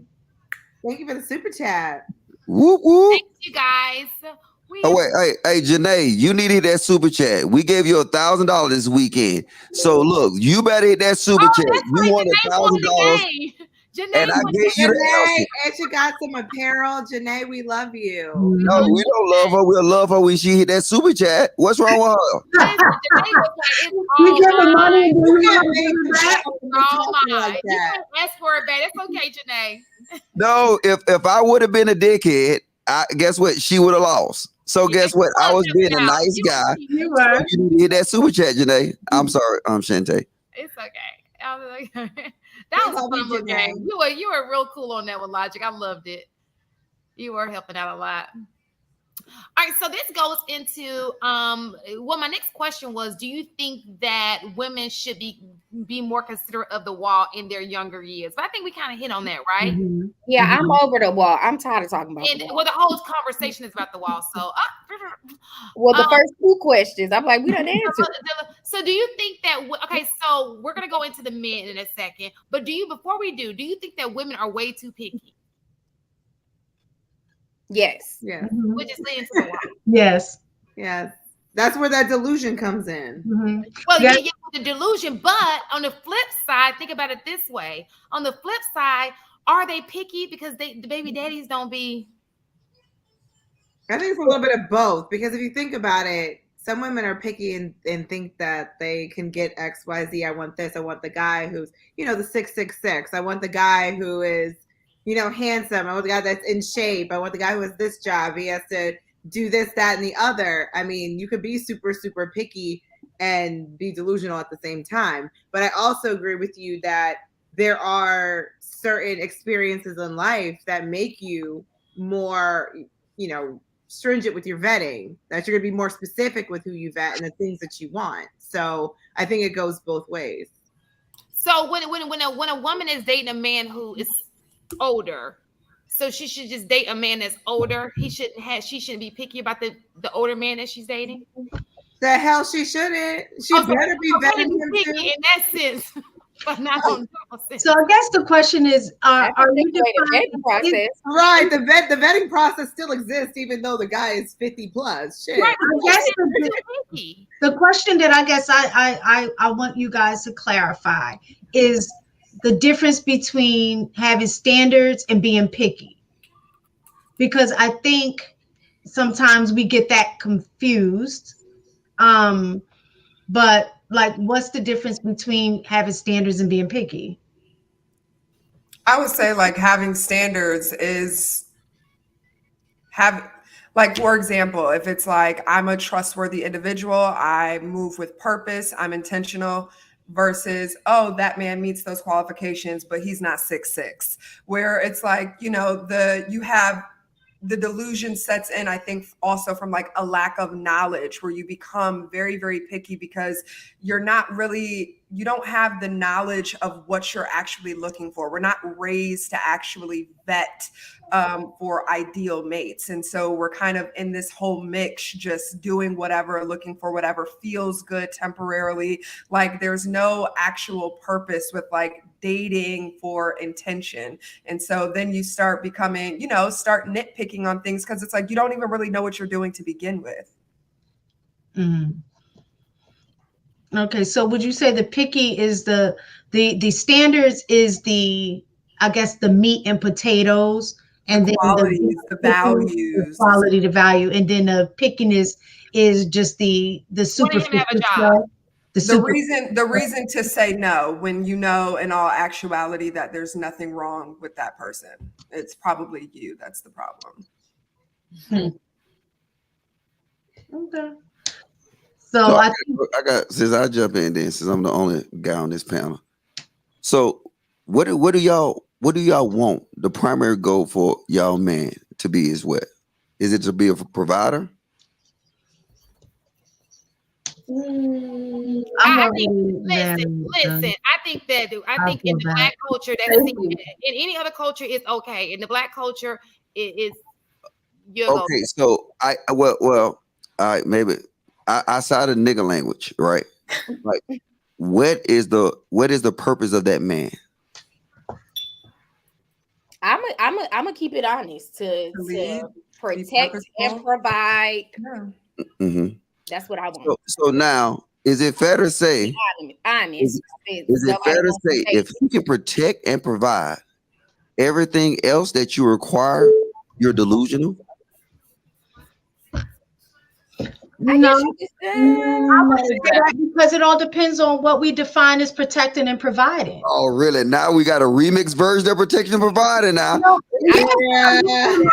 The modern day protection and providing is different when you look back 60 years ago. It's different. Yes, I agree.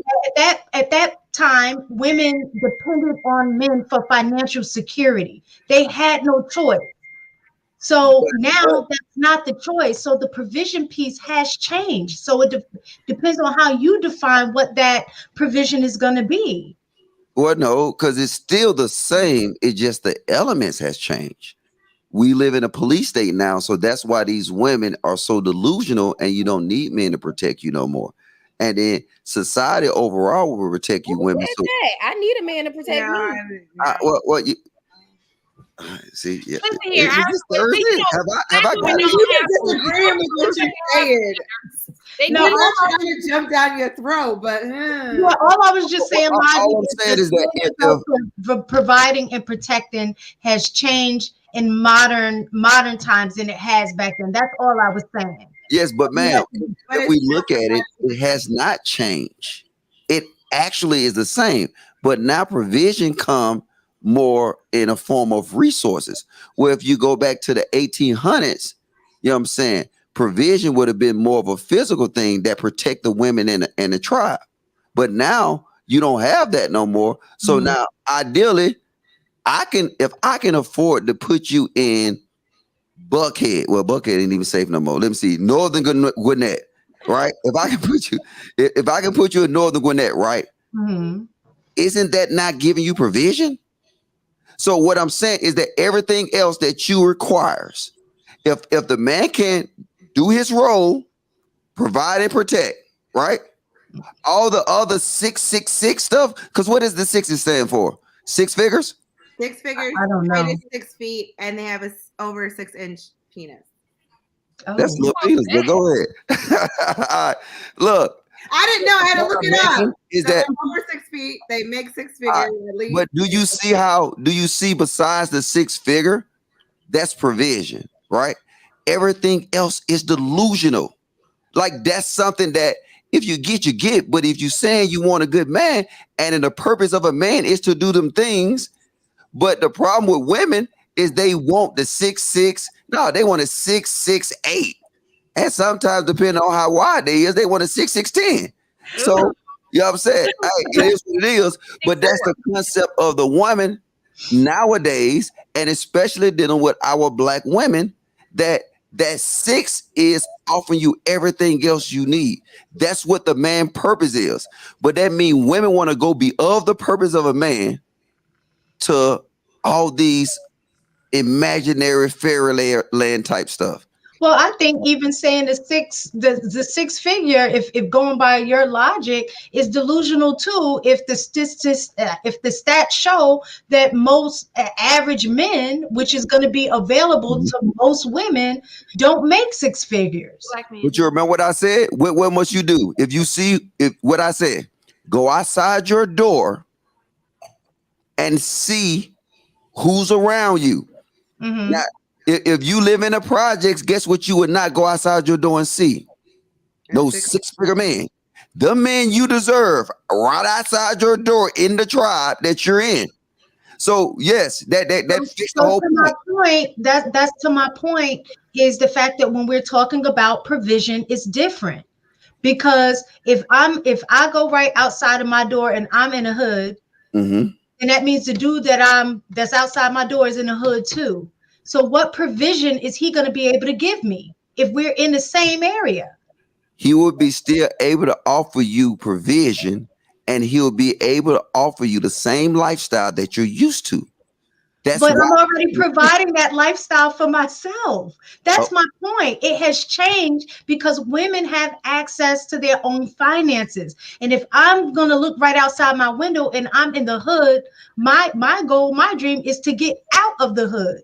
But there we go, talking about dreams. There we go. It's a dream. I think people don't have that dream mentality. Some people but I think that's where like the delusion sets in, where it's just like it's not realistic. Where it's like you're in the hood, but you want the $1 million sugar daddy. You know what I mean? That everybody wants. Where it's like you're not desirable, and so he's not going to want you. And so at some point, you know, there has to like where it's like, okay, well, you know, if you were living in Buckhead, that would be the ideal, you know, people that would be in your life. So, what I'm saying is if both of us are in the hood, you're saying look right outside of my door. Right. Both of us are in the same situation. Based on logic's ideal, the man is supposed to be the provider. Now he can be the protector in the hood. You definitely need that aspect. But I'm talking about the provider. How would he be able to provide in that essence? Can I give you an example? You can't interrupt. Yeah, he could provide in the same hood. Yeah, he's going to provide in the same hood, and so exactly. I guess provide what is what I'm. I don't know what he providing the maximum. Let them hood people love each other. I think the disconnect is that like, yes, but I think you're like kind of like, well, if I can do that for myself and I want this kind of man, why can't I have access to this kind of man? And it's not that that woman can't have access to that kind of man, but if you want to level up from where you're from, it would be more real. It would be more realistic for her to level herself up first and then be able to have access to that kind of man. Rather than being in the hood and thinking that she qualifies for the next level up. So just because she's a woman. So it's like level yourself up first, and then you'll have access to that level just because you are that level as the individual. And she's gonna move. And she's gonna move to a different area. And she certainly will. To different men outside. That queen will be in Buckhead, honey. What cut is the hood, honey? I look outside my front door. It's the nice hood, though. It's the nice hood. Y'all got home. There ain't nothing outside, Della, though. I look outside my front door and I close it. Honey, y'all ain't got no damn Dollar General over there, okay? I don't want to hear it. I don't want to hear it. Look, you guys, but in mistaken defense, there are men on this, not you, Lodge, because I know you always talk against these guys, but there are men in the YouTuber sphere, or whatever you want to call it, that claim they can go to the Foot Locker or to Burger King and grab them a woman just because she looks good. It doesn't matter about how much education she has. It doesn't matter about any of these things, and he can wipe her because it happens all the time. Yeah, but you know why? You know why he do that? You know why I started that concept. That's why they keep saying I like Walmart chicks, but I don't like Walmart chicks. What I was trying to explain to dudes that don't listen, and I hope y'all listen to me because I try to explain this on a Thursday show. You know, it's like WWE on that Thursday show. But the concept is that when you find a woman at Walmart, you know what it is? She's ready to provide what you can provide to her. When I work, oh shit, I'm about to tell my job. When I go to work, the women are more competitive. They not the type of woman that you'll want to bring home for the most part, because they go out in the world and they used to fighting and competing. They used to being a man. That Walmart chick just in there typing and doing what she got to do, whatever, you know what I'm saying? And she like you that. don't think it's some struggle that comes along with working at Walmart? I mean, them customers can get a little out of hand. No, but I'm saying for the most, but what you missed the point. For the most part, they still have their feminine attributes. And even though you got some hood ones, because they normally hood anyway. But my point is that the whole concept of, like, you know what I'm saying, men can't date down or whatever, blase, blase. I'm with that. But I like how Della broke it down to the fact that it's about if she bring herself up to that tribe or her family bring herself up to that tribe, then it'll work. You know what I'm saying? Then now she have access to the men. But when you got hood boogers sitting here saying that, hey, I want to be with Lil Baby. You know what I'm saying? Oh, I deserve a high value man. I did all this stuff here. Nah, you can't. It don't work. Hey, Trill, I was talking shit about one of your talking points that they said earlier, so I just want to confess. 11 o'clock. You know, you right on time, Trill. It's just 11 o'clock, 2 hours late. That's all. It's okay, Trill. I mean, Trill's comments like, hey, can you come Friday? Yeah, nah, my bad, ladies. How y'all doing? Good. How are you? All right, it's good to see y'all. Logic, what up, G? What up, player? My partner, goddamn Quest said, man, y'all had a ball. Man, bro, that shit was movies. Hey, but you see how we do it, right? You see how we move, right? Facts, man. I love it. I ain't gonna lie to you. Wait till you see DC, bro. Woo! I was looking forward to it, G.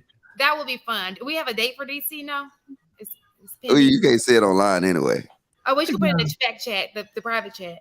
Yeah. All right, so we're talking about hitting the wall, Trill. Did you want to give your input? We're talking about the women. In a few seconds, everybody go to the men. Okay, what's the context behind hitting the wall? What y'all mean by that? Fertility, not being able to reproduce, waiting too late. They claim sexual value. Your sexual market doesn't matter. Your looks deteriorating. Desirability. That was part of the definition. I just said, when I brought that up about her dating somebody and then she's in the marketplace at 50, y'all shut me down. Well, we also said she should date the same people in her market. But those guys don't want those women. They want younger. Well, it is true they do want younger, but there are women I've witnessed that are older. They have had children. They're empty nesters and they get together later in life. I've been seeing a lot of marriages happening around me where it's people in their 40s and their 50s right now. So especially if they're a desirable woman. Yeah. So, I mean, I think it still can happen. You're right that men prefer a younger woman, but it still can happen.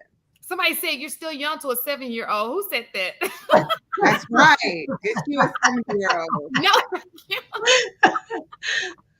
Who was somebody 70? Did you have anything to add? Because we're about to go to the guy. Do you want to add anything, Trill? Because I'm pretty sure you've heard about the wall. Yeah, as far as like a woman's like market value or whatever. Absolutely. So I mean, the question is like, do I think it's a real thing, or do I think it's relevant, or is it a negative connotation behind it? Yeah. Absolutely, sure. Okay. Yeah, definitely. To be honest, man, and which is why I try to advise a bunch of our younger listeners to avoid a lot of the mistakes we made, because you end up wasting valuable years, and not only years but sanity, dealing with the wrong dudes early. Like it's plenty of like great women that I know who was under terrible leadership early in their life, and now they suffering the consequences of it. Illegitimate kids, unsettled trauma. So now the new dude that's signing up for this, he got to kind of sort through all of that. You know what I'm saying? Don't get me wrong, she's still a good woman, but just bad decision making early in her life because she felt like, well, shit, I got time. I can get around to it. Let me go out here and get my degree. Let me go out here and make my money. Let me go out here and do whatever. And then I just worry about a man on the back end. And don't get me wrong, like some for some women that works out, but for the most part, like you'll burn up valuable years of your life. As much as we hate to admit it, a woman's prime legitimately is when they're younger, because men value looks over everything else. That's just a fact. While a lot of women try to give off they other traits, and maybe a job or education level or whatever the case may be, and all of that shit may be important to y'all, but for most men, it's looks. You know what I'm saying? So the older y'all get, the more that decreases. Not saying y'all fall off a cliff. Well, some women do fall off a cliff, but not saying all women just fall off a cliff like looks wise, but it does diminish. But for men, it's the opposite way around, right? When we getting older, we making more money, and money is financial security is the number one most desired trait in a man. That's just honest. Let So me ask you this. This I is got a another question that we had spoke about. So I want your take on this as well. Mhm. So we were talking about, I think Mr. Logic has said that women in their 20s should definitely date men that are much older if they're looking for provision, because they're already at the top of their game when they hit 40. So if you're in your 20s, 25, you should be dating 40. And what I said is that I think, two 20-year-olds, well, 20, 23 or 24, that you can get together and build, together. And he said most men at that age don't have a dream.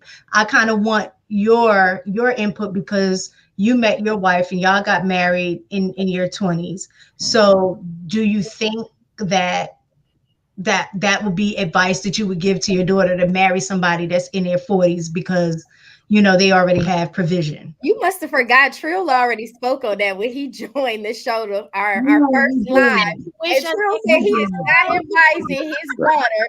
Well, okay, well, let me rephrase that. Not in your 40s. Well, let me correct you though. I Okay, go said ahead. most men in their 20s have dreams, not plans. That's what I Facts. said. Right. That's a And fact. I said a good woman will help him solidify those dreams and turn it into a plan and support him as he's doing that. Mhm. And you said no. Yeah, man. I think it all depends on like what she has the tolerance level for. Because to be honest, Logic right. When you're 20, 23, 24, you don't have a plan. You got shit that you would like to do, that you aspire to do, but it's not no real. Okay, yeah, I'm XYZ. This is how this is gonna go. Jump on my ship, baby. I'm gonna carry us there. A lot of times you trying to figure that shit out on the fly, and that can create a bumpy ride. Right? Let's just be honest here. And a lot of men don't make it.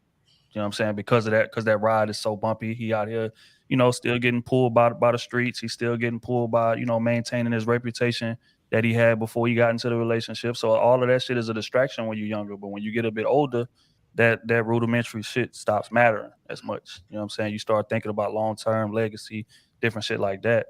But where I disagree at with that big age gap is because, like I say all the time, I feel like we should be equally yoked in terms of like our mindset. So say for instance, me right now, I'm 32. If I was to date a woman that's 20 years old, I could literally puppet string her and manipulate her to do whatever it is that I want to do. She would have no chance with me. I would literally like dominate her in terms of what I wanted her to do, how I wanted her to react. Okay, I would like for her to be emotional, so I'm gonna do this. or I would like for her to be such and such, so I'm gonna do that. You know what I'm saying? So I feel like that creates an unfair kind of balance, in my opinion. So, which is why I said, and tell right, my daughter bring home a nigga that's 40 years old or 30 some years old, he getting hands put on. But then that's the I reason will why not most approve of that. men, most older That's men just a fact. date younger women because they are easy to manipulate. Exactly. You know Some what I'm of saying? them. This new generation is on Now, another. I will be honest. I think that's the main reason. I know the men are trying to say it's a fertility thing, but I really don't think it has, not to say it doesn't have anything to do with fertility, but I think the main part of why they want to date younger is for the very reason that Trill said. It's Yeah, like easier to manipulate.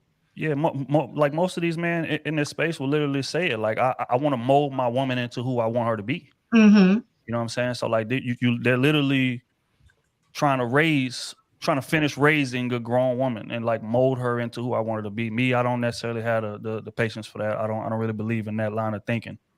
I'm more so like I vet it. You know what I'm saying? I believe in vetting somebody well enough to where you don't have to mold them. They can come in and y'all already are compatible, right? Mm-hmm. But again, it's a rocky road. So again, it just depends on what her tolerance level is. Does she want shit to be? Because some women are good with that. They don't mind being manipulated and whatever, as long as the man's plan is solid and he has goals and he has money and all that shit. She'll willingly just jump on the ship. Okay, this is it's less I got to do. But see, hold But- up, because I want to rock with this because I like this because on the most part I'm with you, but it's some fog over the battlefield right now. The fog is that when you find it's about when you think about purpose, right, and you think about the woman purpose, and I think when you're talking about modern day women and like they want to be career, all that kind of stuff like that, then what you're saying is right. But we see that is the blueprint for failure. That we see that everything we go through, you know what I'm saying? Successful women, they really can't keep a dude nowadays because they more defined on purpose than they more defined on what they want to do in career than focus on their purpose. You know what I'm saying? That's why we don't have big families now. And it's a whole lot. I'm doing some research. I'm doing a white paper, and I would love to share it with you guys because I do white paper for fun. I eat it for breakfast. And if you go from the 1945 all the way up in 2022, what you'll start seeing is that in 1945, the average family size was somewhere around 6 or 7. And now today, you'll be surprised. The average family size is around like maybe 2.5. So, and it constantly getting worse because our women don't understand purpose. That woman at 20, you know what? We said that she easy to manipulate, but she's fit for purpose. But our women don't want that purpose to be a wife and a mother and all that kind of stuff like that. They want more or less. I mean, I hate to say it, but they groom to be men. They want to be these leaders. They want to be the president, CEOs, vice presidents. They want to do all that. And you look at it, they're not even doing their purpose. A lot of these women that you see, that's all high up in corporate, you know what I'm saying? What's missing from their whole equation? Kids. And I'm just saying, if we're going to talk about true purpose, then we got to talk about actually kids and raising family.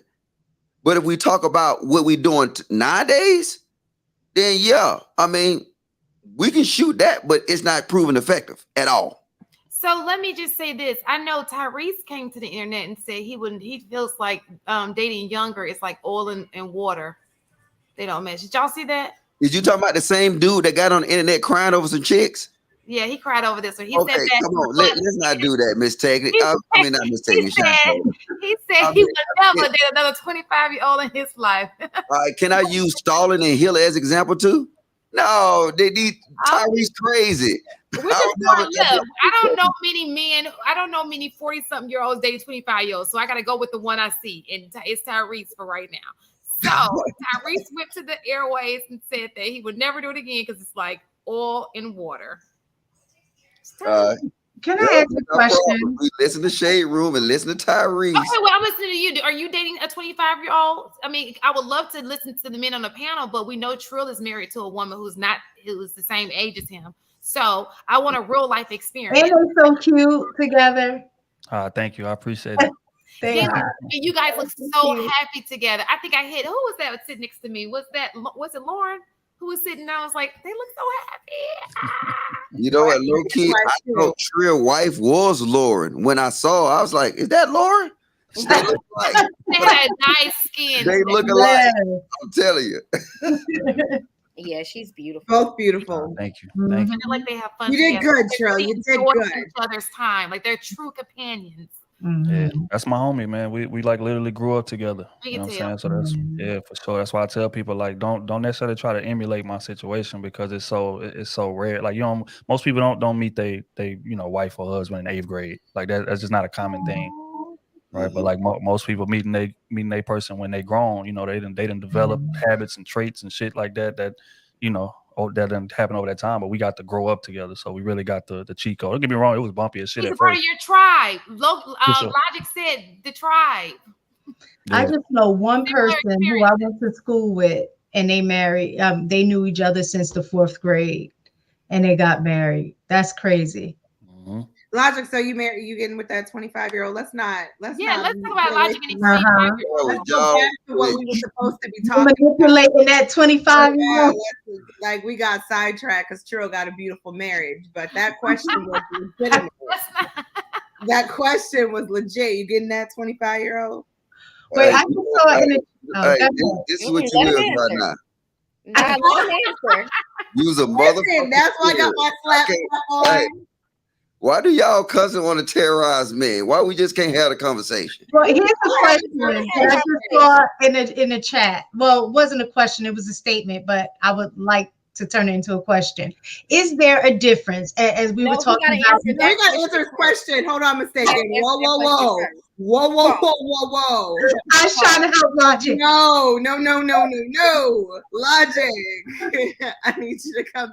Go ahead. You can have your terrorist. I do not negotiate with terrorists. I'm telling y'all, move on. See how you gonna Ask your question. He's not going to answer it because Logic's just talking. He ain't living that life.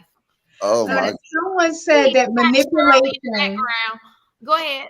Someone said that there's a difference between manipulation and molding. Is there a difference in your opinion? And if so, what is the difference? I would have 15 years difference. I think that kind of go hand in hand. You still shaping that person into the person you want be them daddy. to Daddy. I think it's the same thing. I mean, if you look at manipulation as being negative, then yeah, it could be something different. But manipulation is just changing something from one way to another. It's the same thing. Yeah. Agreed. I mean, if you think about standard relationships, like, you have to learn each other. And so you don't always come into the relationship just 100% on the same page. And this is just roses and sunshines all day, every day. Like, you have to learn your spouse, your person. And so I think that is a part of molding one another as well. Like, you have to learn what works for me. I got to learn what works for you. I have to learn how to speak your language and vice versa. And so I would say that would be like a form of molding as well. I agree. I think molding and manipulate. So I guess like how we talk about words have power, I guess in a way that I guess some words have negative connotations or what have you. But I think in a context in what we were talking about, I also think that molding and manipulating is the same thing. So I have a question. So if we're saying that, the average can mean high up. So 40,000 is what people are making, right? That's what we said, right? Mm-hmm. Is that the average income? I assume so. I think it's around 40. So you're saying that you're going to give your daughter up to a 45-year-old making $40,000? Is that what we're saying? No, I think it was the connotation with at that age that they should be able to provide better, be in a better position to provide. Well, no, I think that initially when the men were saying that younger women should date older, it's because that man is established. He, he has turned that vision into a plan. No, not the 40,000, because it's 40,000. But you're saying that's majority, right? You're saying that that's a 1% of a man. Like there's a certain percentage of man who makes the 6 digits, right? There's a small percentage. 29% of men in the country make over 6 figures. 29%. Right. So So what's for the men is that that- are saying Is that men that- or black that men? women should date, that Men- younger men in women should general. date Men in men in older. general? So it's even lower with black men. So what is the average income for black men? It's lower than that. In the so what I'm I Bella, don't know, look but that I, up for us. I understand that logic as it relates to men who did what they had to do and they're doing, well for themselves. But what about the men who are not? Because it seems to be more men who are not than there are men who are. yeah, of all black men, only 16% make over 6 figures of all black men. Hold up, for real? That's a fact. So, So I'm in as the of 2021, it said that You a black diamond in the rough. hey, you niggas need to get your bag up, niggas. Go ahead, Bella.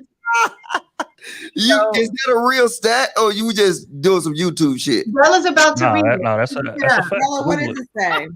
So this is the first thing that popped up. It's from equitablegrowth.org. So, but it says that as of June of 2020, white men average 58,000 annually, black men average 43,000 So annually. y'all giving y'all daughter a 20-year-old. No, but wait. But what's the stat on the? But what's the stats on the 6 figures? At I'll be 45. right back. Oh, no, 43,000 I'm just saying, is that? 'Cause I don't know, because it seemed like a lot of dudes around me make 6 figures. So It's about who you surround like, yourself with. Well, That's again, what that's we're your talking tribe, about. though. Your tribe, you're gonna be Your around. tribe. you remember Miss Cece, Miss Terrace? You said tribes don't matter. So now you want to change up. Bro, you a terrorist, bro. Look, let me get away. No, what I said was This no. is Hold on. Let me clarify. What I said was that you can strive and you can shoot your shot outside of your tribe. I never said that anybody was going to accept you into the tribe, but why not shoot your shot? If I want to go in Michael B. Jordan's inbox and say, hey, baby, what's good? I would try to do that if I so desired to do it. Doesn't mean I Lori can't just do hurt it. his feelings, so he's real vulnerable right now. I'm not saying my tribe around me strives to be in the same level. They're entrepreneurs. They're married. I'm not married, but I'm around people who are married. My best friends are married. So Sorry, Shamar. I'm about to put you on blast. Higher than women. Why are men comparing themselves to women? We're not the because same. he's a whole bitch. That's why. Sorry. No. See, look, I gotta get you. No, because wait, I'm sorry. Because it's not. Sorry, that was wrong. If he was up here right now and he was to call you that, right? That was wrong. I know. It was wrong. All right, thank you. I'm just saying. You apologize to the man. I apologize. I'm sorry. That was wrong. She's sorry, man. Okay, Logic, to answer your question, I'm not so they did a small survey of about 6,100 black men. Out of that survey, only 16% made over that. So it was one like. Yeah. So Kevin Samuels was talking about me then. Hey, rest in peace, Kevin Samuels, man. What she's saying is a sample size, so it's only a few guys. So it could be, it may be a higher percent depending on who they ask. But at the end of the day, my whole point is this: are we giving our 20-year-old daughters up to 45-year-old men who are making $43,000 a year? No. 43,000. You gotta realize this though, right? See, this is my point, right? 25-year-olds making that. No, this is my point, right? So my daughter live in Chandler, Arizona, right? She go to the best schools. She just got her driver's license. She got a Tesla, right? She's literally in position. The people that surrounding her is her tribe. I'm putting in that tribe. She won't be around dudes that makes $40,000 or $50,000. You know what I'm saying? No, I get it. And she's a junior. She's going to Arizona State. We're not talking about you because you make sense. Sure. So No, Shantae, this is still reality. What you asked about daughters, giving up daughters. My daughter will have access to a certain type of dude, right? But guess what? If I was raised in the hood in Atlanta, East Lake Meadows. If y'all really from Atlanta, y'all know what East Lake Meadows is.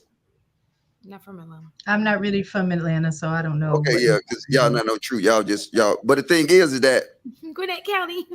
if my daughter was raised in East Lake Meadows, she would be in that access. Only way that she can move out of my tribe is either she graduate herself, just like Team Della said, and she level up to get herself outside that tribe. Eventually, her dad or her family, somebody get her outside that tribe.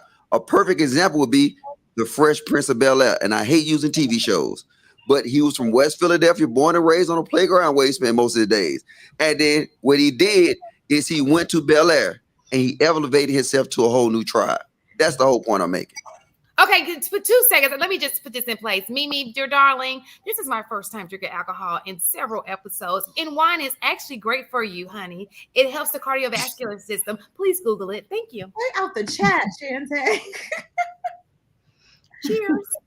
Are we doing super It was chat? it's Friday night. I mean, I worked all week. I'm gonna drink some wine. We might as well. You put the super chat up. You gonna read it, or someone else gonna read it? Okay, yes. Most of your parents and grandparents are 15 years or more apart. All lies. Other countries, as this one 50 years ago, had older men relationships. Women say zero when the woman is taking older men's money. This is media design. Oh, of course. But listen, nobody's. We get how other cultures do, but let's just be very clear. The men have money, like they take care of the women. They're providing. They're not asking for half. They're doing their part. So we have to work with what we got, and we're talking about what we got. Oh, but our men do the same. I think that's the point. The reason why this dynamic is so relevant is because young girls, this society is raising young women to vet for men that are in their same, position, where it's like they don't have the capacity to provide those, to provide at all. And so I think that's the difference. And it's really villainized to date 10 plus years, older in this society, where it's like, if you really think about it, those men are typically the men that are able to provide. Now, I think it also depends on what you want. Like, if you don't want a man to provide for you like that, then you get it.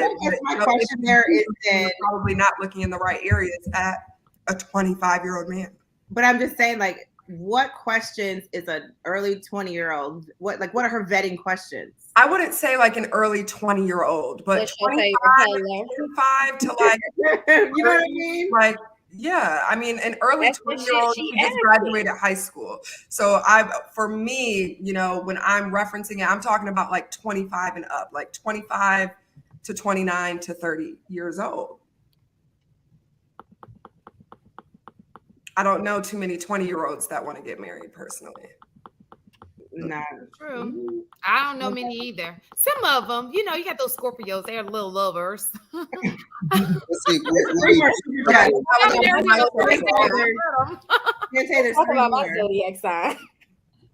this is what's wrong. This is what's wrong with most of our culture. Mm-hmm. First off, we don't like to look at blueprints that work. We do. But you have to look at the entire blueprint. You can't just you can't look at a blueprint. Too. I hate when y'all do let that. Me finish my statement, ma'am. I mean, is Kayla back there with you or something? Because you got some Thursday energy. Hey, Kayla, come back out. No, look. What I'm saying is blueprints that work right now, and it's not really just Western civilization that's fucked up. The UK actually got some of the best relationships.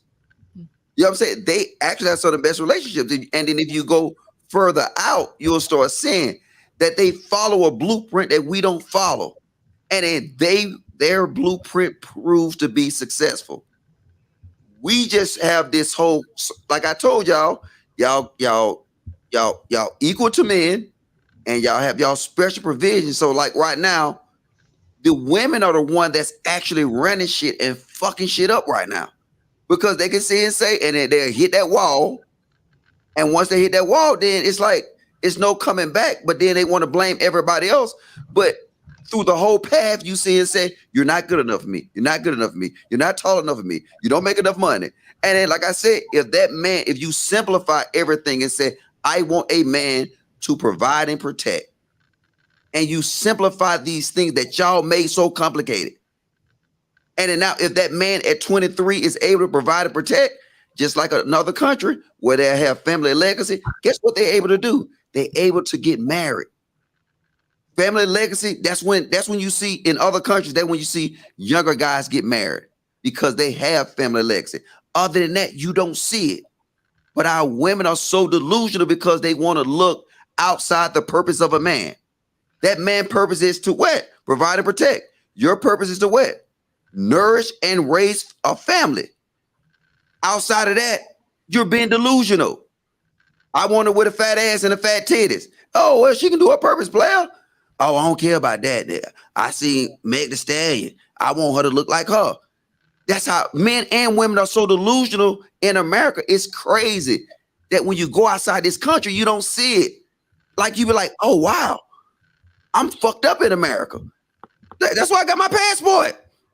But I can't be a passport, bro, because I like black women. You was a passport 2 weeks ago. You went over there. Where did you go? And she set you straight and told you it don't matter. And I'm leaving again next week. But I can't do it though. And I don't know. See, and I want to talk about that too, because I don't know how men do that. I think they're terrorists. Because I don't know why you'd rather not deal with the black women to get over the black women barriers. You'd rather go and pick up these culture barriers and these language barriers. I'd be like, no, I can't fuck with you, lady. You're a terrorist to me. Because I was like, why would I leave black women and I pick up 2 more barriers that it's fucked up? My homie married to a Filipino and she be trying to fit in and it's so awkward. And then, you know what I'm saying, we'll come in there and she playing some 50 Cent and stuff like that. But like, we don't listen in the club no more. But she's trying to fit in. Like, it's a real, even though he's happy though, but it's a culture barrier. It's a language barrier. It's all kind of shit that I don't know how these passport brothers exist. All right, I'm gonna shut up. But real quick though, Logic, I mean, I definitely agree with the whole purpose thing, man. But I also feel like environment, circumstances play a role in that. Right, we just yelled out the average income for a black man is $43,000. So, and we just did a video on this recently in terms, a clip we put on the gram and YouTube. Like, how the hell is a woman supposed to submit blindly to a man making $43,000 and depend on him to fund the entire household in this era that we live in? So again, I think circumstances matter.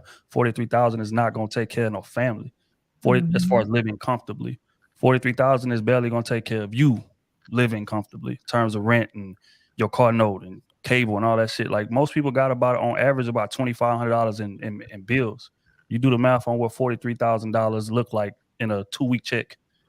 And so that type of shit right there, you know what I'm saying? Like we could say all day long, hey, our women need to submit, our women need to get in line, our women need to do this, do that, and the third. Well, shit, we need to create an environment for them to do so if we're gonna change the dynamic. But as long as the dynamic stays the same in terms of like that bullshit ass number, that $43,000 average, it's unrealistic for us to expect the woman to just, you know what, I'm gonna put all my dreams and shit on the shelf and I'm gonna just rock with you with this 43,000. We just gonna ride. We gonna have kids, we're gonna do this, we're gonna do that. It's unfeasible. But Trill, is it unrealistic? Because I mean, when I was coming up, we had a thing called hand-me-downs. See, we create this unrealistic standard. Agreed. I mean, I don't know if y'all know what hand-me-downs is, but that was something that we did. Like when it come down to it, you can afford it, but we just can't afford it with the mentality that we have today. You can't have this mentality that you want to give your kids Gucci slippers and all that kind of stuff like that. That's really not feasible and it's not needed. Our culture survived on a lot of stuff and we survived on less. It's just that today we have this Gucci Prada standard and I'm the biggest villain, but I buy my kids all that shit, but I can afford to. But like, what about the dude who can't afford to buy their kids these Jumpmans and Jordans, but they still do? So like I said, I still think it's feasible, but it's not feasible with our mentality today. But Logic, real quick though, also, like I said, circumstances matter. Back then, products was made of higher quality. Shit was lasting longer to where you could actually hand it down.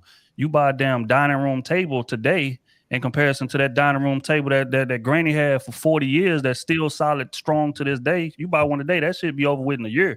Shoes, My grandmother clothes, still got my great grandma furniture. Her great grandma furniture. That's what I'm saying. Shit was made with more quality back then. Everything now is cheap and thrown together. So you could try to get some hand-me-downs all you want to. That shit'll be over with. Your kid will be looking crazy in school. But Trill, you know because they don't make shit the same way that they used to.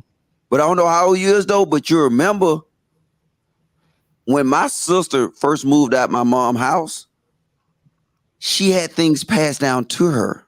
Mm-hmm. Like that same table you talking about, my sister still got it today, and a china cabinet and all that kind of stuff. So like I said, is that we live in a different age that we sit here and we put all this IKEA furniture that you talking about. I hate that shit on the pedestal, and then like we lose focus of actually building some type of wealth and legacy, and then we too proud to take hand-me-downs.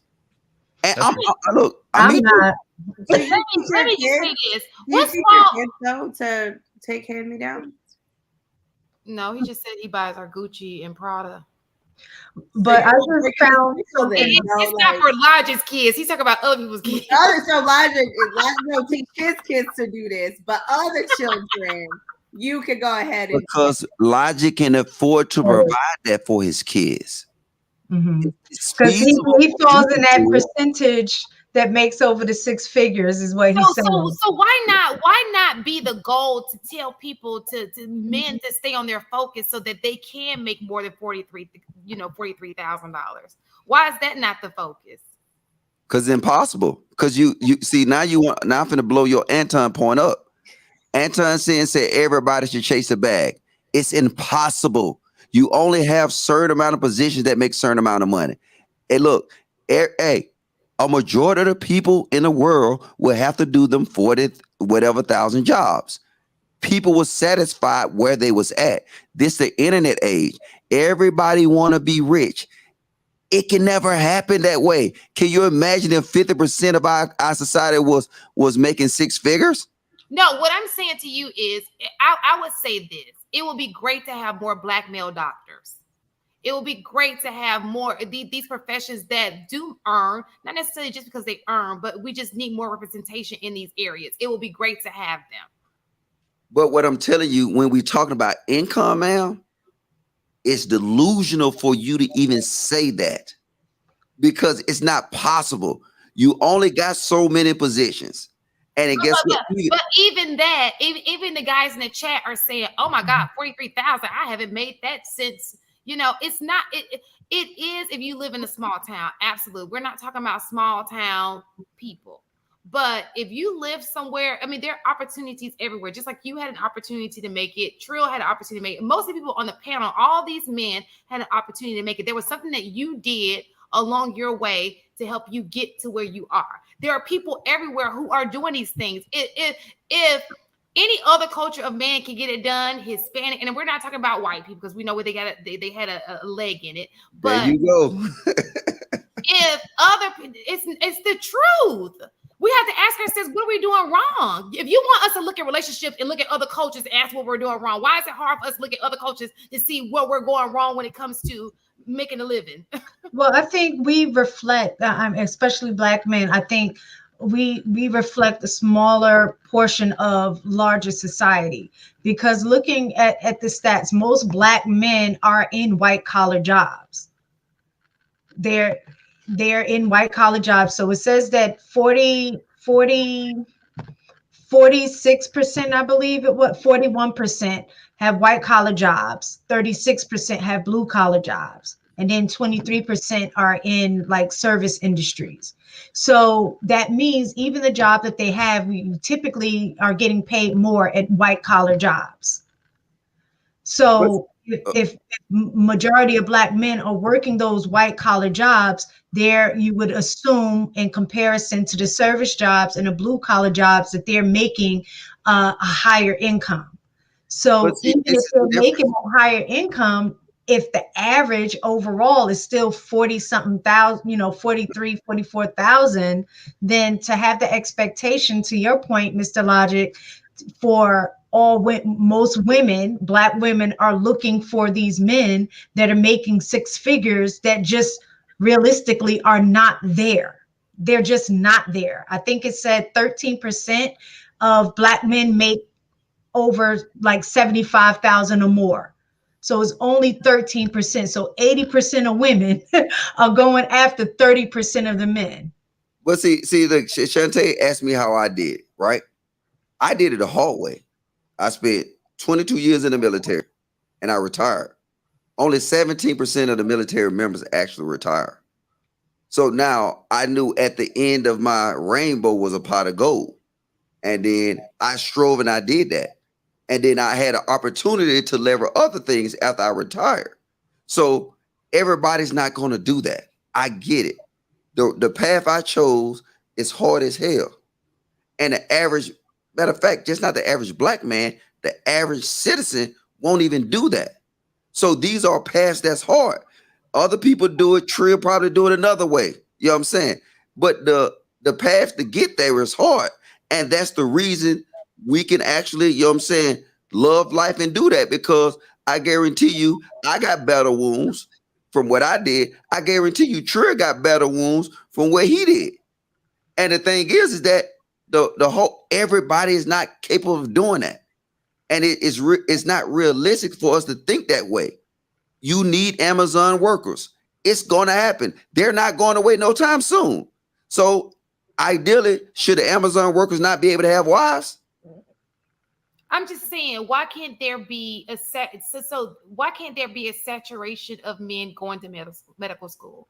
Why can't there be a saturation of Black men doing all of these other jobs? I mean, I'm just saying, or at least balance it out. You know what I'm saying? Just like a balance. I'll tell y'all what y'all missing out on in terms of the point that we're not addressing. If we're gonna keep this in terms of income in the workforce, then y'all got a point. But fact is, in today's society, and I think if the pandemic didn't show us nothing else, it showed us that there's a lot of ways to make money. Absolutely. A lot of ways, right? So if you could be having that 43,000 job in the workforce, sure. But you could also start up a YouTube channel, drop 3 videos a day, and make $2,000 a month on that as well. So again, I think a lot of times, for real, we're gonna just talk about this number, this income number. In my opinion, I feel like that's by choice. Niggas just don't have as much hustle as they need to have in terms of going out there seeking the information. Because again, I know a dude making $60,000 a year, buying like shit on eBay, flipping it, reselling it, and making 40% profit on it just over and over and over again. And that's some shit that he do at his crib on his phone all day long. So it's so many different ways to make money. We are not constricted to this workforce. And I think as a man, just like I said, I don't have a problem with people wanting to go back to the mindset of us being in our purpose. But as a man, you got to get on your fucking hustle and go out there and make the money that's sufficient that can support that type of, lifestyle. We can't just say, you know what, I'm just gonna work a job, man, and that's just it. And then whatever they pay me is what they pay me, because that right there is a choice. You could just as easily go on YouTube and learn how to do notary, learn how to start a YouTube channel, learn how to get you a fucking lawnmower cutting business. We used to do that back in the day as kids as well. Now you could do it on a grander scale. My homeboy that cut my grass, I ain't gonna say his name because Fed's watching this, but he started the damn lawnmower company. Now he got like 40 lawnmowers and like 10 employees. No schooling, no nothing. Straight from Mexico. Came over here, set up shop, and got the pushing. We pay him in cash. You know what I'm saying? So he eating 6 figures again. But it's just about hustle and it's about information. And back in the day, we could use the excuse that they shelving and keeping the information from us and all of that. We can't use that excuse no more. You can literally go on Google and find out a million different professions. I'm seeing people in the chat. Oh, plumbers, make such and such. Electricians make such and such. HVAC make such and such. Problem is, we don't have that intel. And more importantly, we don't have the desire to seek it. And that's our fault. That's not the workforce as far as capacity of employment. And niggas got to cop to that. And let me just say this. I hear this all the time. College debt is heavy, especially. Listen, let me just tell you this. Do y'all say that when y'all got them $100,000 rides? You put $100,000 in your car, that's debt. You don't want to invest in yourself, but you're going to get them rims, baby. You're going to get that car that make that loud noise when you drive by. Come on now. And $500 slippers. So you want to invest in yourself, but you're going to invest in that car. Come on. Hello, What are we doing here? Debt is debt. but Miss Taken, was that a shot at me? Oh no, you're in a situation where you can Oh afford no, it. I thought you were talking about Sliver. No, I think there's a difference between, I think where we get it wrong, Black people in general, that we don't understand the difference between being able to buy something and being able to afford something. Those are two different things. And I think that's where we get it twisted.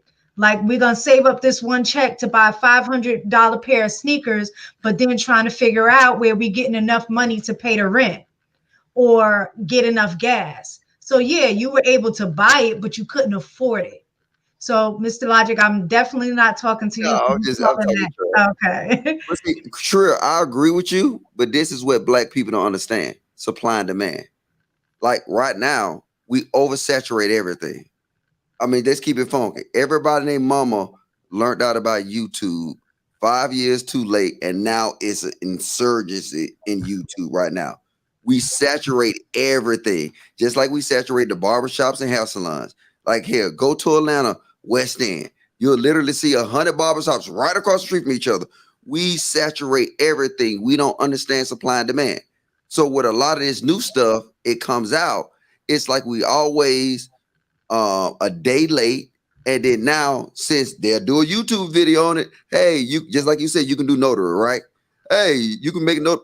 Now they're gonna saturate it. They're saturated. They're saturated. It's easy because now, and this thing, this is easy money, and now they don't have no war rooms for making hard money. So now it's like they really don't respect it. You know what I'm saying? They don't have no true work ethic because one day they went on YouTube and they did a video, went viral, or they had some chick twerking in the background. And now you got to realize that the YouTube some is good, but is that a 5-year plan? Yeah. But see, it's my thing, and you're right in terms of that being your sole income. But what I'm talking about is more supplementing income that you're getting in the workforce already. I got it. That's what I'm saying. So, but you're right in terms of getting them war wounds and getting that resume and building up the, callus that it's going to take for you to survive in your other businesses. That's very important. You 1,000% right. Because if you don't, when you fall off the cliff and that YouTube ain't doing good, or your business ain't taking off the way you wanted to, you'll panic if you don't have that foundation. So you're right. But I think again, it's nothing wrong with getting a job. But we are past the point of making excuses as to why you can't supplement your income. It's a lot of different ways to do it. Information is out here. Like again, people have old YouTube channels saying, "Hey, bro, what's them shits called? The little machines where you put your money in and get the food out, snack machines, whatever the case may be." Yeah. Damn, like that right there is a big ass business that a lot of us just don't know about. We thinking, damn, why do I do that shit? They got people that's literally making $10,000 a month on the low. Ain't even telling you. The niggas just literally got 3-4 machines set up around the city and they just eating that way. So it's a lot of different ways to do it. Drop shipping. My daughter was just talking about just because the market is oversaturated, like, we should discourage people not to go into that particular field because it's oversaturated. Like you have to figure out a way to set yourself apart from the other 10,000 people that's doing hair, that's cutting hair, that's working on cars, that's doing YouTube. Like you have to find your avenue that makes you stand out, because it's enough money out here for everybody to get. Just because it's oversaturated, it doesn't mean that you can't go into that field and also make money from that. You got to figure out a way to market yourself. Listen, just because this person over here may have this particular demographic of people who come to them to get their hair done, okay, it's a whole nother market you can tap in of a demographic, and you can start doing their hair. Like, let's be honest, most of the church ladies going to get their hair done, they're not going to the young chick that's in the salon with the loud music playing. She's going to a more seasoned hairstylist where they still call them beauticians. Let's be honest. So now it's like they have their market, and then there's still room for everybody in every field that's overly saturated. You have to figure out a way to set yourself apart and get some hustle about you. Like, it's always going to be somebody, a million people doing the same thing. Can I just say something off topic? Because Shantae's son texted me and said, "Hey, all of you YouTube. Yeah, he's been watching. So he said he wanted to clarify the difference between standards and being picky. So he says standards are a set of baseline characteristics that a person can control. Picky is a set of preferences uncontrollable by a second party. Thank you. Hold on, your son 19. said He's that? 19. He's I like that. log off. Appreciate the Log distinction. the freak off. I'm done. Hey, Yeah. tell him to come in the chat so I can block him. Get off my child. I love All right, it. so listen, Thanks for watching. Listen, he came downstairs with that bull crap. Like, okay, so listen. Okay, let's do these super chats real fast. I'm gonna go into the men. Okay. All right, so Maya, great convo, love the merch. Maya. Where can I get a shirt? Ooh, ooh, ooh, I got this. I had to fit. I couldn't find my size. This is extra small, and you're smaller than me, so you can get in this. I have another one. Extra small. If y'all could have just saw Logic's face just you should have faded to black. Too late. All right, men manipulate women's minds, women manipulate men's wallets. Y'all want us to be leaders, right? Shout out to the panel. Thanks, Rebellious. Rebellious. I think it's rebellious. Okay, so many people getting married in 30s and having healthy kids. In 1900s, women had babies from 16 through 50 because there was no birth control. I've seen it on several censuses doing family research. I don't want no kid at 50. I'm sorry. Rebellious says provision protection is the entry fee. Thank you for you guys. Thank y'all for the super chats. And Ricky, if you can get a Benz, it's if you can get a Benz. What? I think it's if you could keep a Benz. It's if you could keep a Benz. Oh, okay. Got it. Just a typo. Yeah. Just okay. Thanks, Ricky. Okay. And stay in your lane. Mm-hmm. Then education shouldn't be a problem. We have to be early adopters to get the most gains. Jason, thank you for your super chat. All right, you guys, let's go into the next topic. The men. Do men have a, before we get into this, do men have a wall?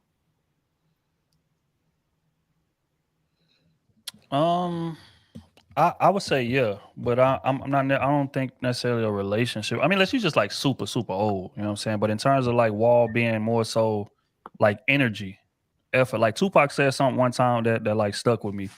He was like, you know, while you young, man, you need to be hustling 100 miles an hour because eventually you're gonna hit like 30. I think he said 32 or 31, and your desire to like succeed or your desire to be rebellious and go against the grain is gonna die down. And when I first heard it, I was super young. I didn't really know what he meant by it. But when I got older and I started to realize, like, when you hit 30 plus, like, you just don't have the energy for that no more. You just like to be rebellious and be out here just chasing shit and da-da-da. You get more just settled in what it is that you're doing. I just want to take care of my family. I just want to, you know, make my little money, travel. That's it. That's all. I ain't trying to be out here causing no waves and shit like that. So I think that's more so the wall. Like when men get a bit older and we just get set in our ways, and it's just like, well, look here, man, I'm a family man at this point. I can't be on the road, you know, 300 days a year out here chasing whatever it is that I'm trying to chase. So I think that's more so the wall. But in terms of like selection process, I don't necessarily think so, because as long as a man got money, he gonna be able to get women of all ages. That's what it is. But we just said most men don't have money. Okay, let's just look at the video. True. Let's just look at the That's video. true. Okay. I came across this from Alpha Male Strategies. And I thought this was a great, from a female's perspective, I thought it made sense. If I were to think of a guy having a wall, this made the most sense from my perspective as a woman. Okay. So listen to this. And it don't work that fucking way. Okay, guys. So that's the situation with that. As far as men hitting the wall, men hit the wall, guys, when our sex appeal doesn't keep up with our financial situation. So let me put it to you guys like this right here, right? As you guys age as you guys age and you still dating women, your sex appeal is gonna start to matter less and less to women. Okay, so as we men, let's say you're 21 years old and your sex appeal is here, and all I know looks are subjective, but let's just say you at your maximum sex appeal, and guys change this shit. Some guys, do the self-improvement and they get their sex appeal later. But I'm just speaking of when you reach your sex appeal peak. So let's just say 21, you right here, but your finances right here, you ain't got shit. As your sex appeal come down, your providing supposed to come up.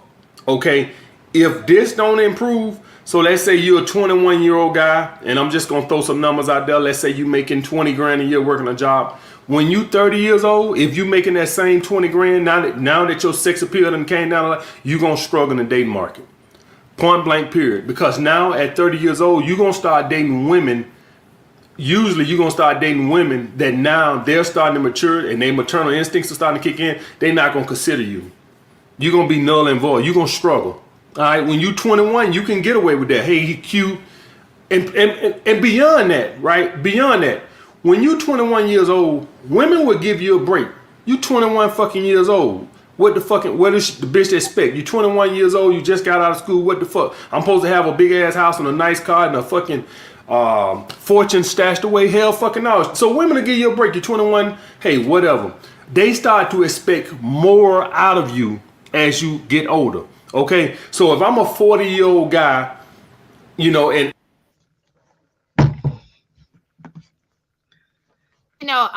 he has a little potty mouth.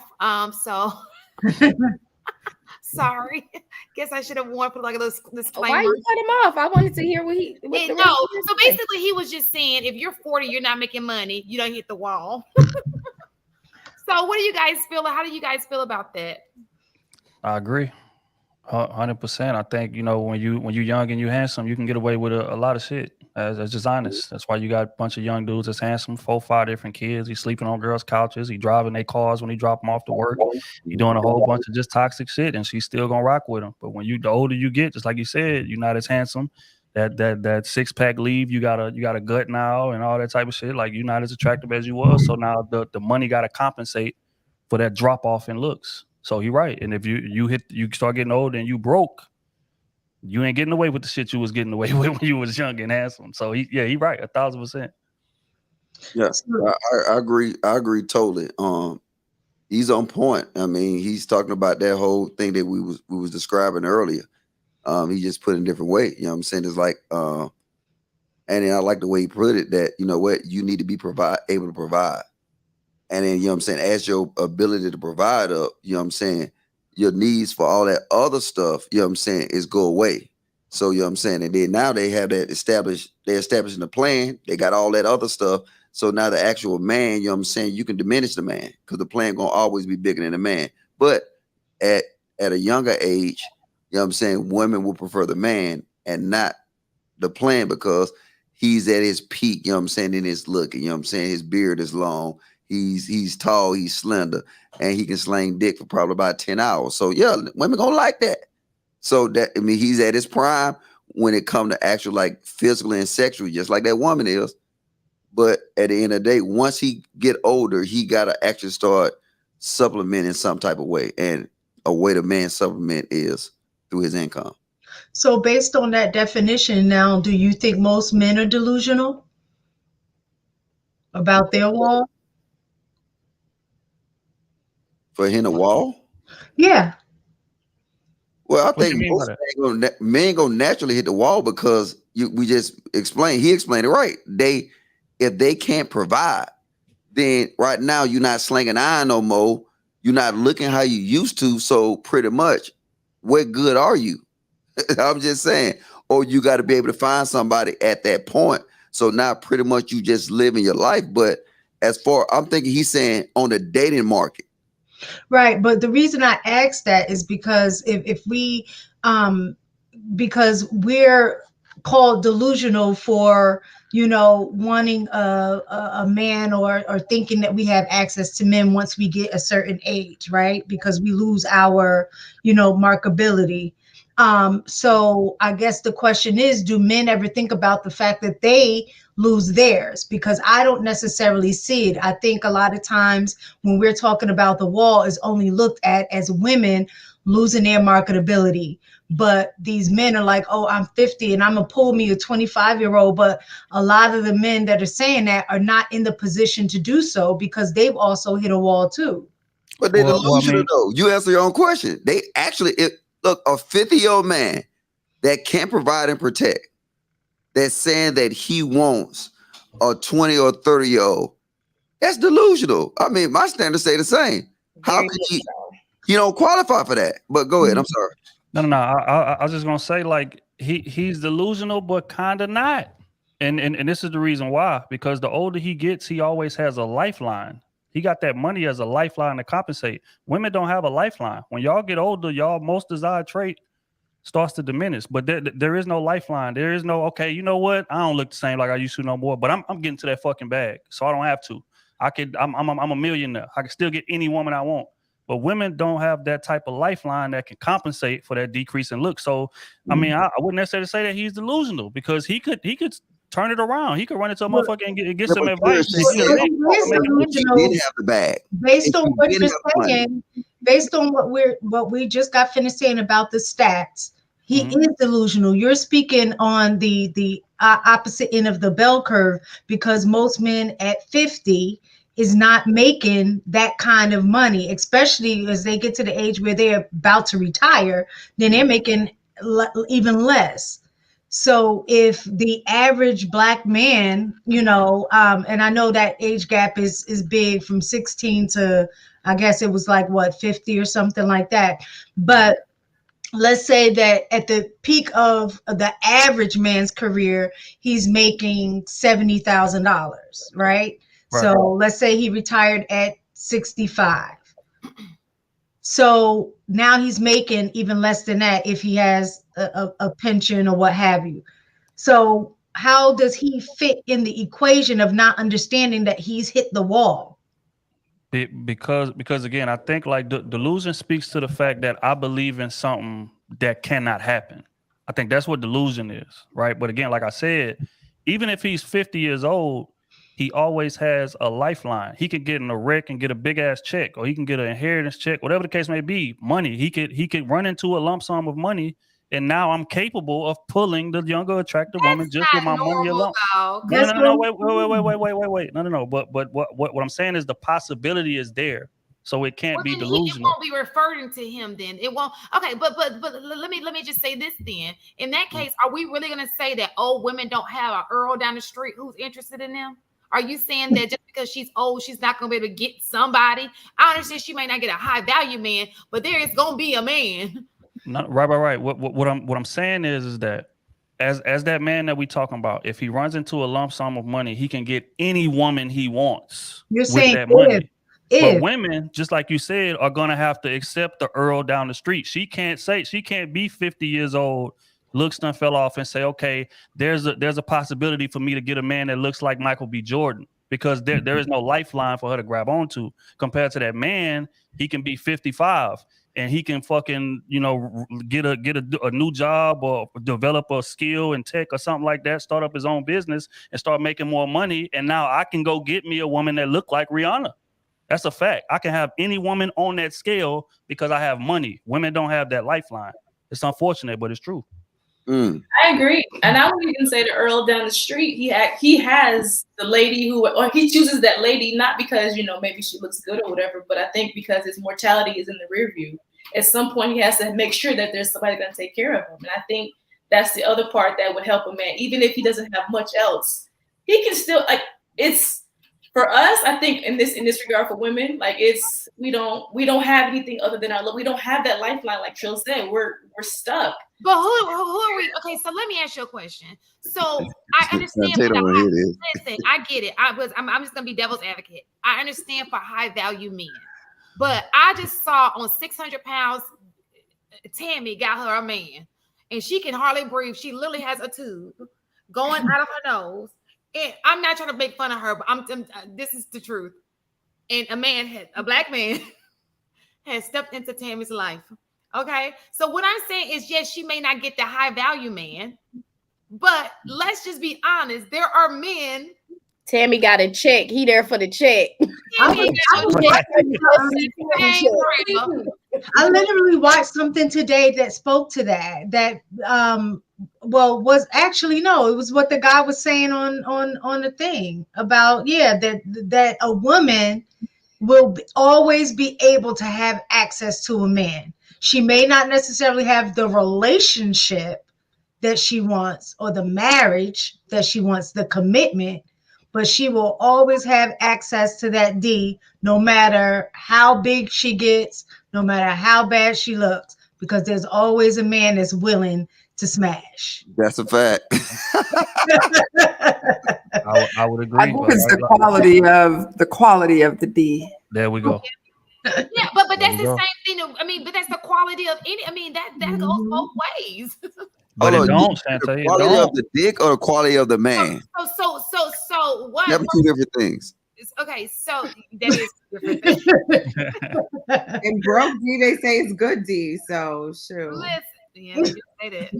They say. They say broke D is good D. Who said it? I don't know who They say because they gotta work harder. Hey, they ain't got no choice but to work hard. They ain't been working all day. They gotta work harder. They been sitting at the house all day. They ain't got nothing but energy and time. So That's the one thing you should be getting done right if you at the house all day. It's broke off right. That's all I ask. What I'm saying is, if a woman in her older age takes care of herself, she works out, she does, there's going to be an old man who may enjoy her company because for whatever reason, it's not, you know what I'm saying? Like, I'm not saying she got to be, I mean, if she's not attractive, I get it. But if she's attractive for her age and she ages well and she takes care of herself, those people are usually, but I've seen so many old people get married and I agree. Mm-hmm. I mean, look at Jada Pinkett mom. You know, she's I mean, she's gorgeous. Like, Angela Bassett, she like Angela Bassett. I mean, these are desirable women in their 60s. But look, I think that they also have access to beauty that very much average person doesn't. You know what I mean? I'm talking about I'm not talking about celebrities. I'm talking about people we actually know. I know of older people who marry in their old age. Nah, but again, Shan, I think we're speaking to two different points. You speaking to the point of her actually being able to get somebody. I'm not. That's not what I'm arguing. What I'm arguing is she doesn't have her choice of man compared to an older man who has money.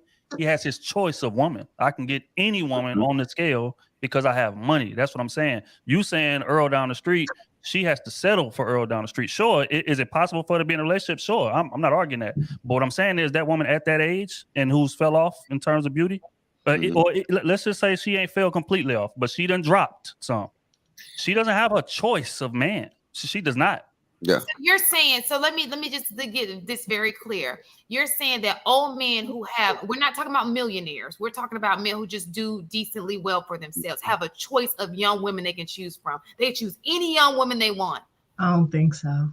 In terms of looks, no, I didn't say they were rich. I'm talking about normal money. Like they're doing decent for themselves. We're not talking about millionaires. They're making under six figures, you're saying? I'm saying if they're doing, for the vast majority, we're not talking about millionaires because that's an exceptional man. We're talking about the vast majority decent salary guy. He's able to go out here and just pull a 25-year-old, any 25-year-old he wants, because it's pickings.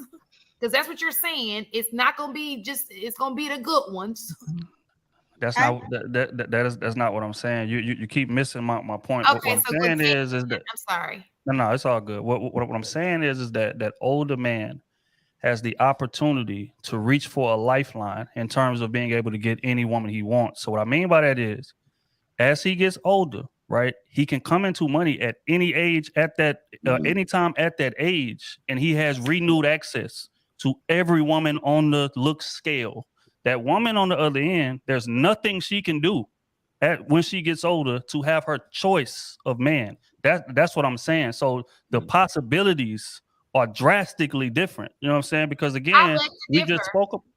How? And the reason why I say that is because I've seen some rich women, sugar mamas, just like there's sugar daddies, there are sugar mamas, and you got that one dude who's 20 years old who's just like. But you just said he can't use that, and then you gonna turn around and use it. He just used it. He said he come across money. Did he not just use it? But both of y'all, this is what look. Women don't hit a wall. Women hit a mirror, right? See, and I wish Kevin Samuels was here because I want to talk to him about this. It's not a wall; it's a mirror. They're forced to deal with reality. No, they will always have. I don't. Let me finish. I understand, but no. So you gotta let me finish, ma'am. Don't, Caleb. Oh my God. Okay, go ahead. Yeah, let him finish. Go ahead. I'm gonna let him talk because I know Life's gonna talk. And I'm saying, look.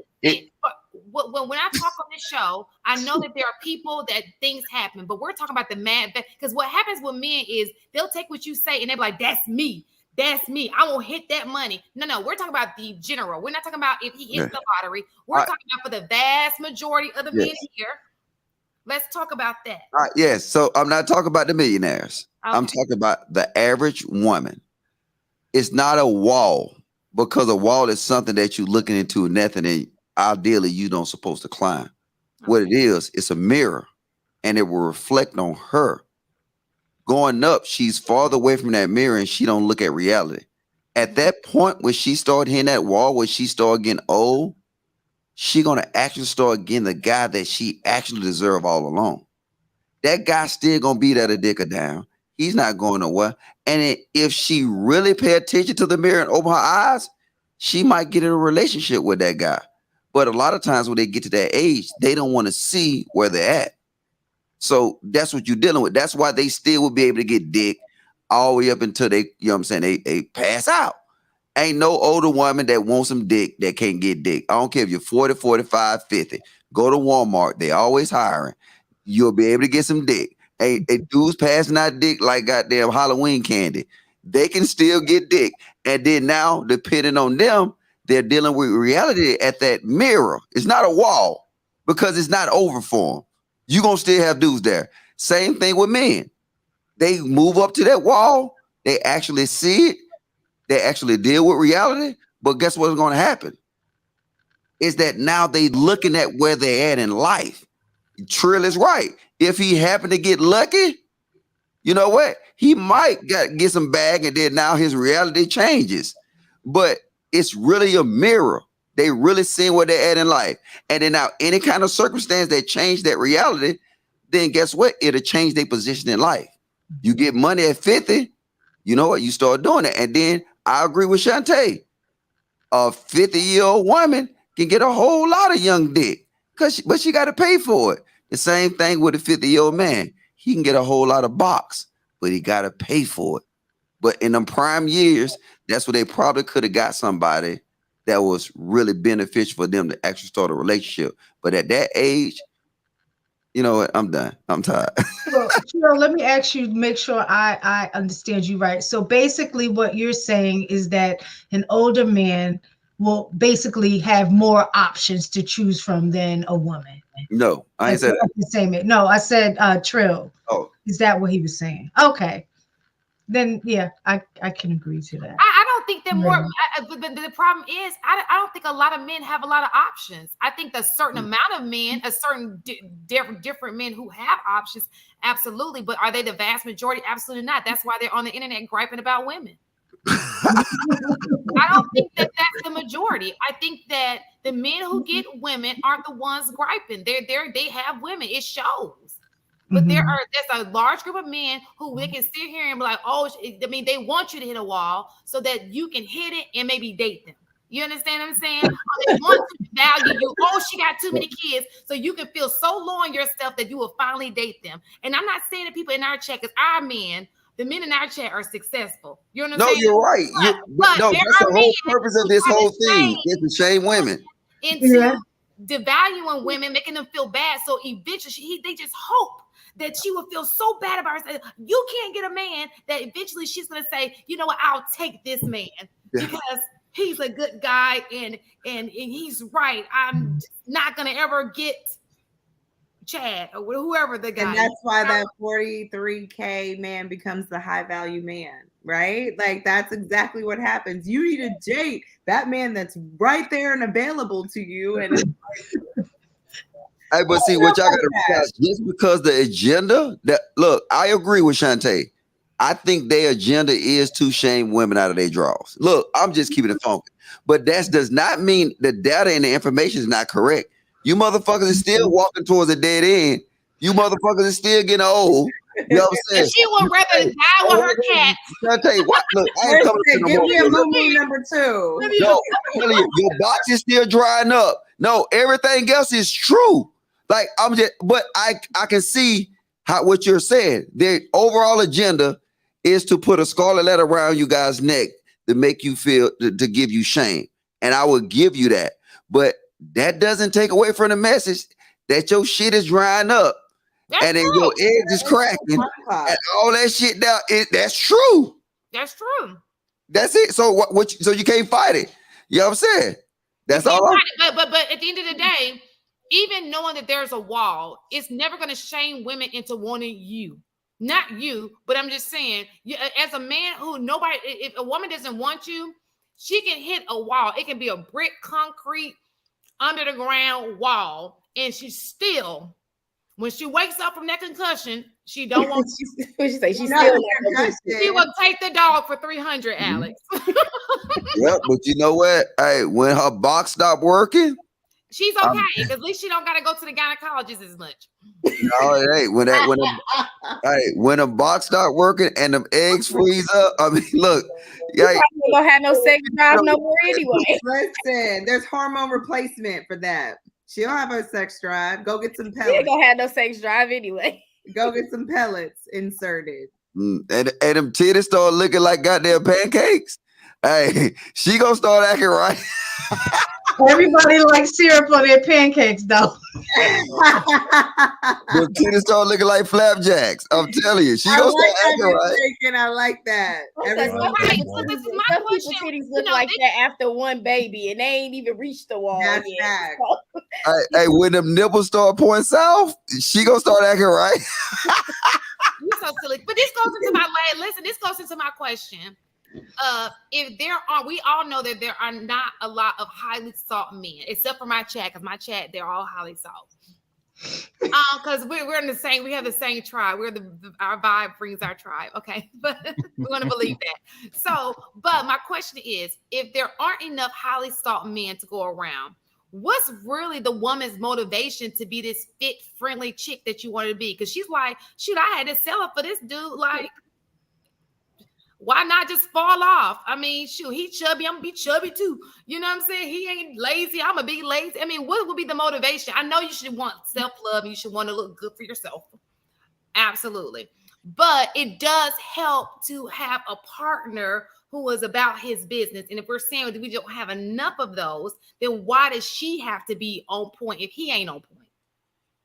That's your life. Like you, yeah, well, men are visual too. Like, I mean, at the end of the day, though, you still want to make sure that you still are. It's not his life, so he can be sloppy. Do men get away with being sloppy and they live a long life being sloppy? We got a question. And I think the access levels up. Like, you may not have the highest value man, but at least if you're at your peak, you'll get better than what you would not, have gotten. So at some point, it's just like, do you settle for the 43,000 man because you want to eat the 4 for $4 at Wendy's all day, every day? Or do you have the Waffle House, 80,000, because you like to eat at Salada most of the time?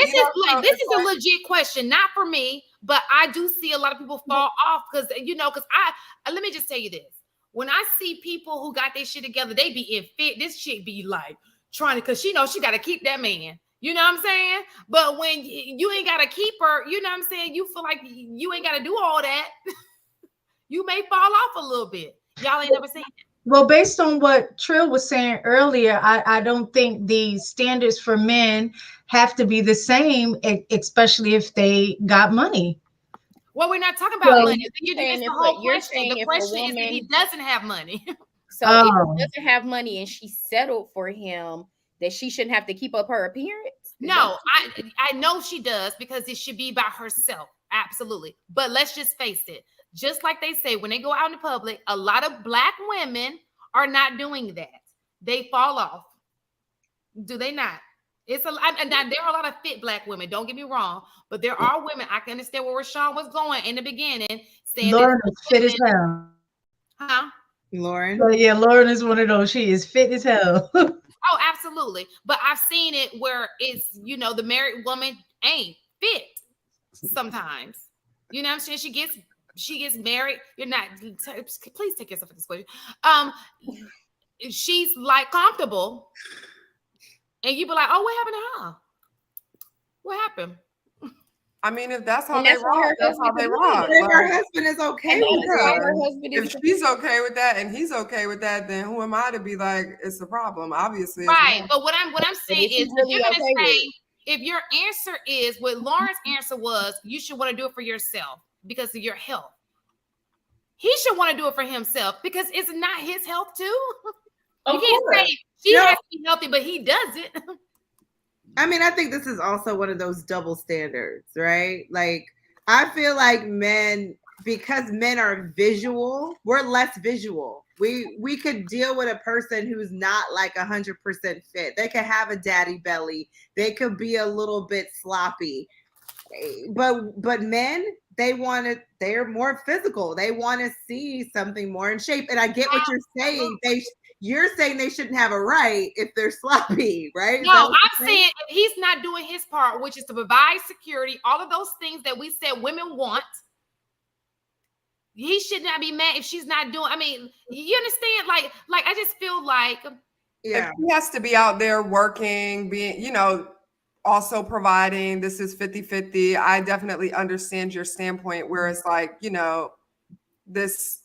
she's gonna do her as well, because it's like I don't have the time to I don't have the luxury and the time of just sitting around and just keeping myself pretty for you. I also have to be an equal contributor of the household. So I think it's a different playing field when you have a woman that has that luxury to where she can just do that versus another woman that actually has to go out and fend for her family as well. So in that scenario, I think they have both earned the right to 4 for 4. I just like, why would you want a person who's not even doing what they're supposed, like, that's what I was about to ask. like providing or protecting you? Like, why would you even settle for that? Hey, Shantae, hold on. Shantae, the likes are down. The likes are. Wait, hold up. Hey, y'all, quit playing, man. Y'all know I got a headache, and y'all playing with this like button, bro. Look, we got a new Chat Ninja T-shirt coming out, man. Chat Ninjas, please hit that like button for the Chic critique and drop a 1 in the chat, man. The likes are playing, man. Let's get it up. I'm sorry, Shantae. so you're not listen. I'm gonna tell y'all not gonna like everything I say, but my point is the question and generate a conversation. My question to you is: earlier today, we talked about you saying that you did not want to. There weren't enough eligible men to date, right, in the 20s. Am I right? Is that what we talked about when we first got on here? The eligible men. You were not going to settle for anything but a great mate for you and your children. Is that correct? Yeah. So with that being said, if you're saying that there are not enough, and we just said that the average was 43,000, at some point, something's got to give. It's either that income is going to have to go up for us to be married, or we're going to have to accept the 43,000 as being the average income. So we can't sit here and say, oh, well, why are you accepting it? If we're because there are not enough high value men to go around. They're just not. But you can learn. Figure.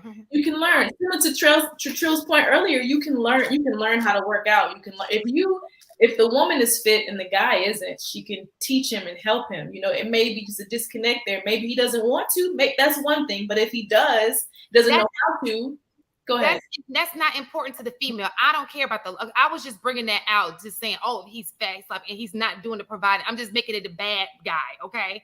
I just went to the extreme of things. So for a woman, yes, the looks are not, but we're talking about the provision part, the part that does matter to women.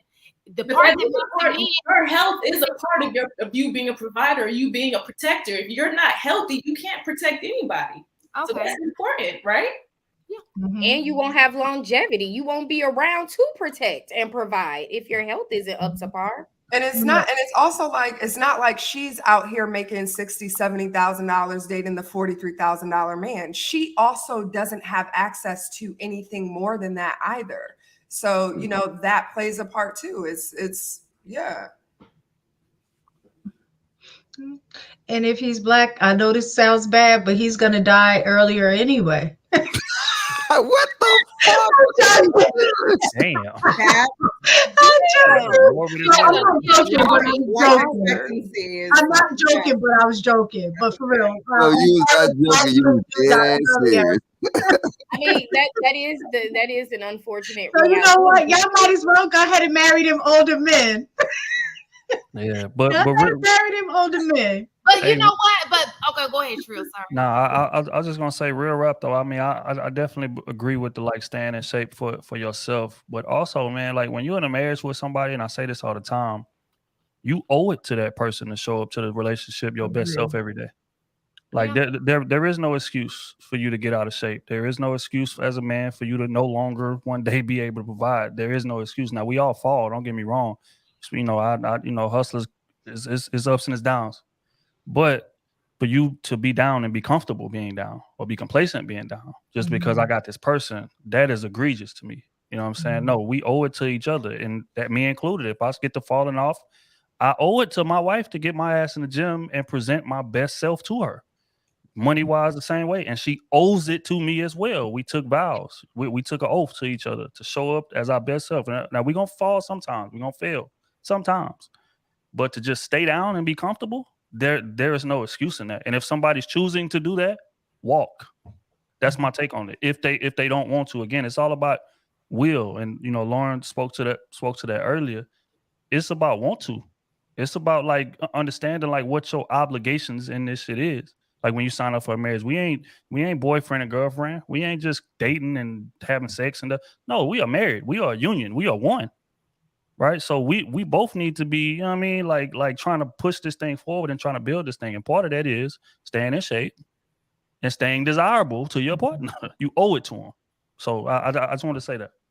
I agree. I know it is a situation that I'm familiar with where this couple, they were married and the husband got really sick and then the wife had to take care of him. But the problem with that is it didn't have to get that bad. It was just a matter of him not doing what he was supposed to do. And so that sparked a conversation with my husband and I, where we were just saying, we don't want to put each other in that position. It's unfair. Like if I'm that unhealthy that he has to spend the rest of his time taking care of me, especially with the situation that could have been avoided. So, yeah, I definitely agree. I have a question. Do we feel like because like you said, it didn't have to get that bad because there is a stigma that most black men aren't going to the doctors, they aren't getting annual checkups, you know, like getting physicals and all of that stuff done. Do men feel like that they need a woman specifically for that, to make sure that they take care of their health and go to the doctor and make sure that they are around for 70, 80 years? I don't, It's helpful. I mean, I ain't married, but I was at my healthiest when I was in a relationship. Like, and then even stress wise, like having somebody to goddamn do your dry cleaning for you, all that extra stuff that like I'm telling you, I'm so goddamn fucked up, man. I be forgetting to pay my electricity bill sometimes. It's just that I'm just that's not in my nature. I mean, I'm good at everything else, but especially like making sure that I be on par with like certain things. Like, I mean, I think that's what a woman role is. So when men try to do it alone, it's like we're taking in too much. You know what I'm saying? So I mean, I'm saying from my perspective, like if I had somebody, when I had somebody at my crib, like I was more effective at work. I can do all kind of shit because it's like I don't have to worry about just that basic shit, and y'all can handle that basic shit so flawless that I don't know how y'all do it. Like, I'm just saying, I give y'all credit when y'all credit is due. Yeah, I mean, y'all just know how to do shit that, like, a man. I mean, well, I can't speak for men. I'm gonna speak for myself. Like, it's too much for me being a primary breadwinner and all that, and do all that average, you know what I'm saying, all that basic shit. So I think that adds into the health of a man. Just them extra details, it add more or less stress to men that because we just can't do it by ourselves. Mhm. Yeah, I think that's the dope part about having a woman. As far as need, I wouldn't say need, but I agree with Elijah saying 100%. Like having a woman there to again hold you accountable, and y'all all supposed to be doing that for each other in a sense. Same way she hold us accountable in that way, we hold her accountable in other ways. That's what make it a union. But in terms of that specifically, hell yeah, like and women are just detail oriented. Man, we like looking down the street. We looking 4-5 plays ahead, but women are detail oriented. That's why, like, even we was talking about this on the pod. Like when we travel, when men travel together, shit, it could be 10 dudes there. We might hit 2 places, 3 places. You know what I'm saying? But when you got your girl with you, oh, it's full-fledged itinerary. Yeah, baby, we're gonna wake up at 9. We're gonna go here, we're gonna go shop, we're gonna go eat, we're gonna hit this park, we're gonna do this hiking, we're gonna drive these go-karts, then we got dinner at 9, then a show at 10. So it's real itemized, it's real organized. You know what I'm saying? And they make that's what I wanna bring. reservations too, Trill. They don't Fact. pull up. They make reservations. Like, I didn't know what reservations was till a chick put me on. I was like, what the fuck that is? Oh, Right. you just call and make reservations, and like, oh shit, for real? It fucked my world up. Like you hit on the head. We looking at the big road. They can cover all the damn little details. That's why it's supposed to work that way. So I think y'all add stress to niggas' lives by not being there. You know what I'm saying? Hey, look, I'm just saying, I'm gonna fade to black because I'm about to start You crying. gotta choose us though. Like, we're not saying that we can't do it. Right.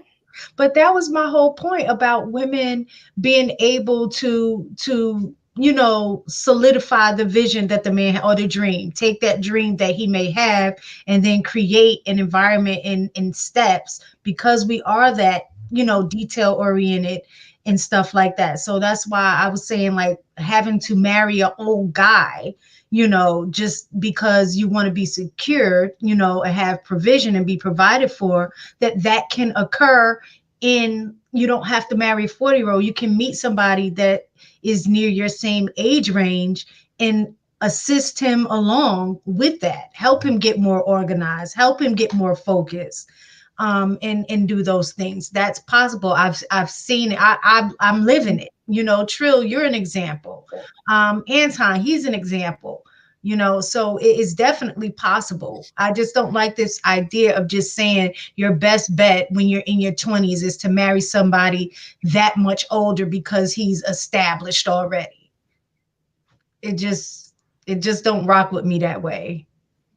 And that was something that even over the weekend for the Atlanta meet and greet that the panel kind of talked about when they mentioned, like, wifely duties. And so, like, I wanted to speak on it, but of course it was more or less for that panel, but I guess I could use this opportunity to speak on it now. When we talked about wifely duties, and actually Courtney did a good job of trying to get us to redefine how we saw what it means to be a woman.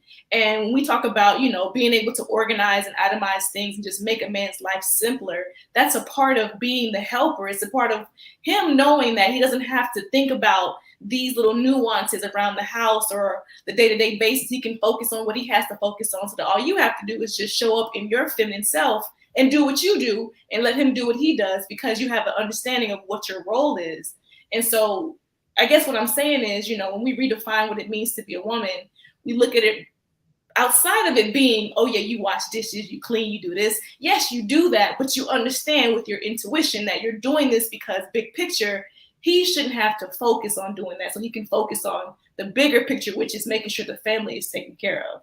So going back to the whole purpose of making sure you're healthy, the man has to make sure that he's in a space where he can continue that. And it also helps with the children seeing him being healthy as well. Like you all said, you don't want to put your partner in a position where they're struggling, because if you haven't set them up where when you actually leave, it's gonna be a problem, right?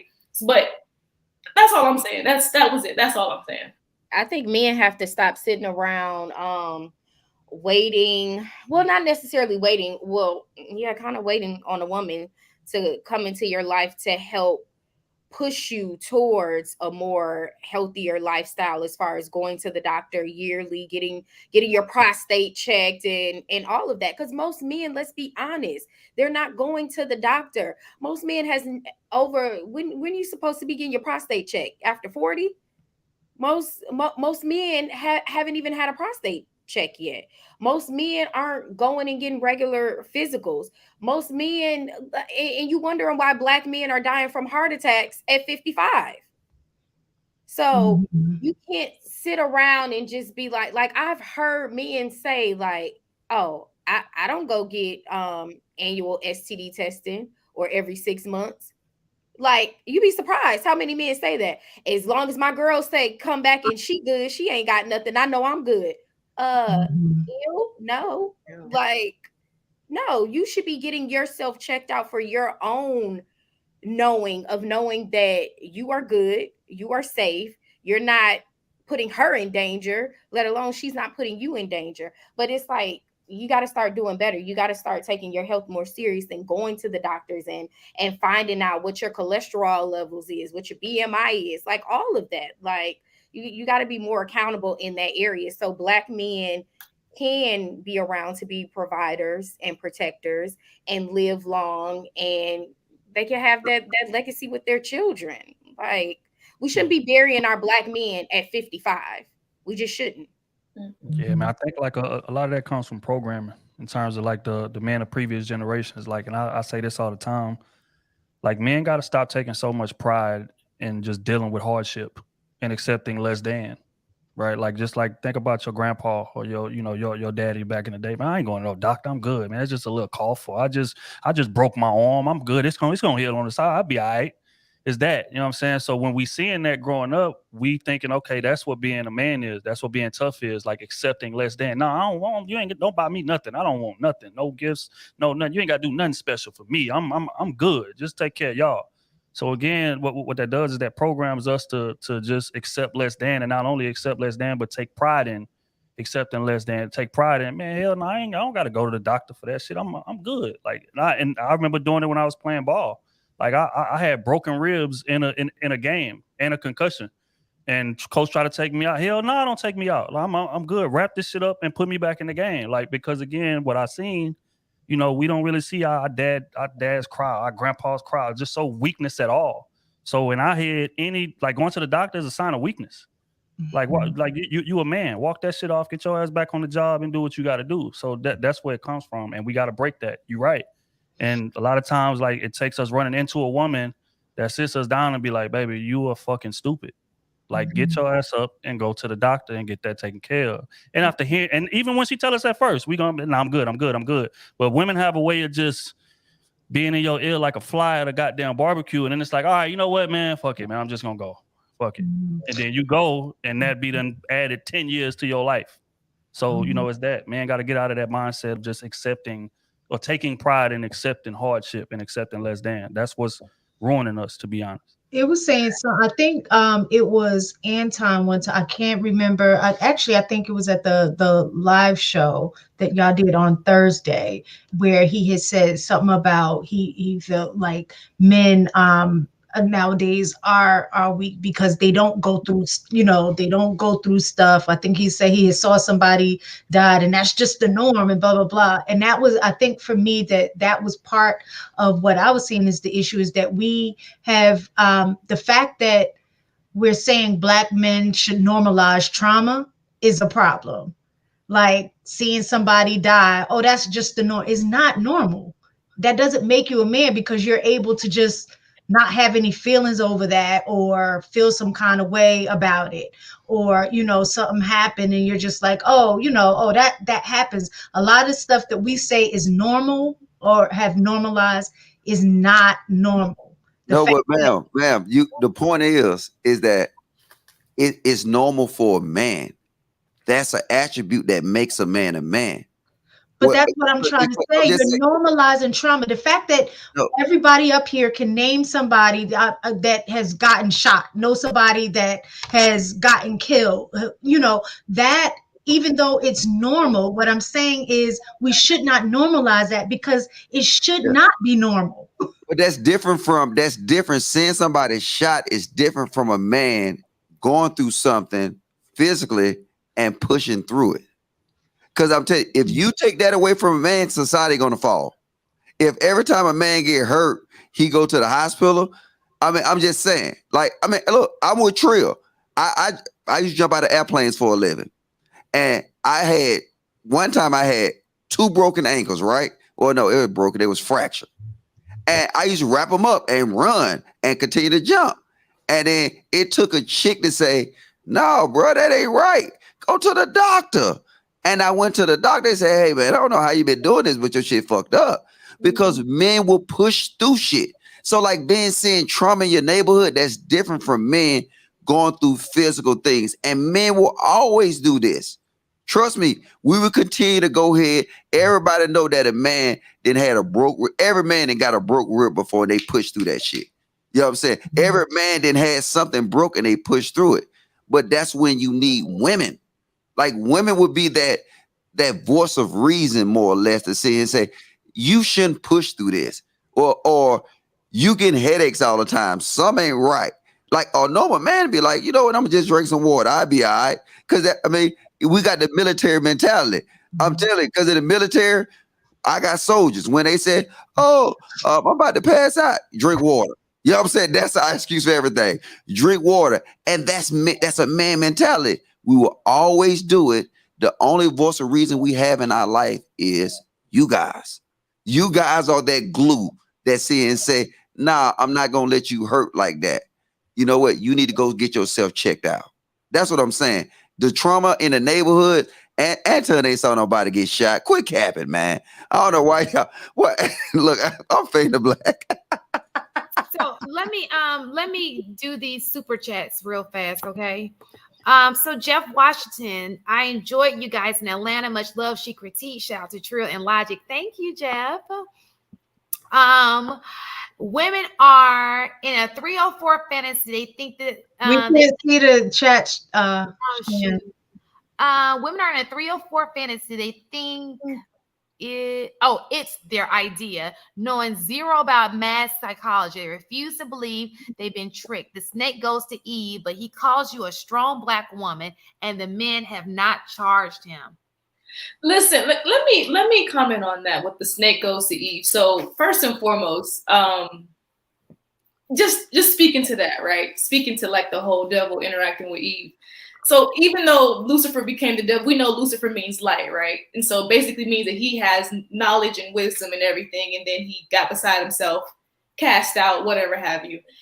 But the thing that's important in this part is that when Lucifer was cast out and became the devil, he never lost his wisdom. Like he still knows a lot of things about a lot of people.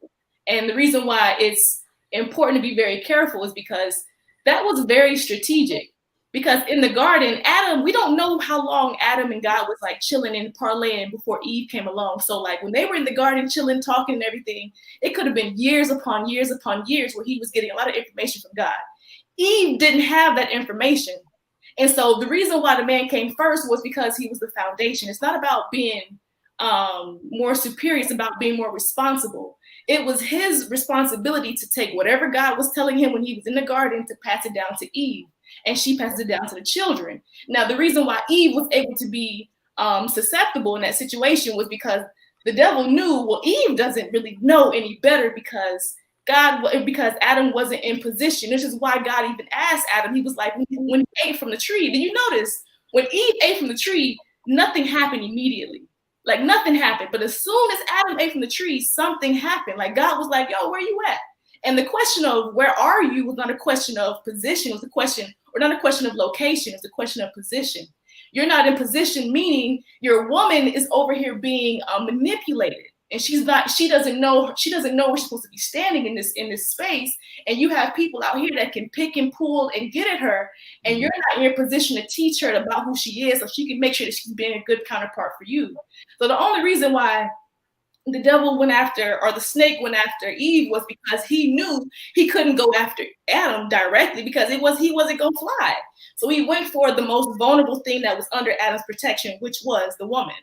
And that's how society is now. Like we bicker, we go back and forth with each other, but at the end of the day, it's like you have to understand, like, the bigger picture is maybe you won't be, maybe somebody won't come at you directly as a man. They may come at the woman. And then from there, you're off center, you're all kilter. You know what I'm saying? When we think about the man being the foundation, it's like building a house. If you ever built a house, you know the foundation is the most important part of the house, because if that is cracked, you can't build anything on top of that. But you have a solid foundation. You build a house, your shutter could be messed up, your windows could be broken, but the house is still usable. You can still live there.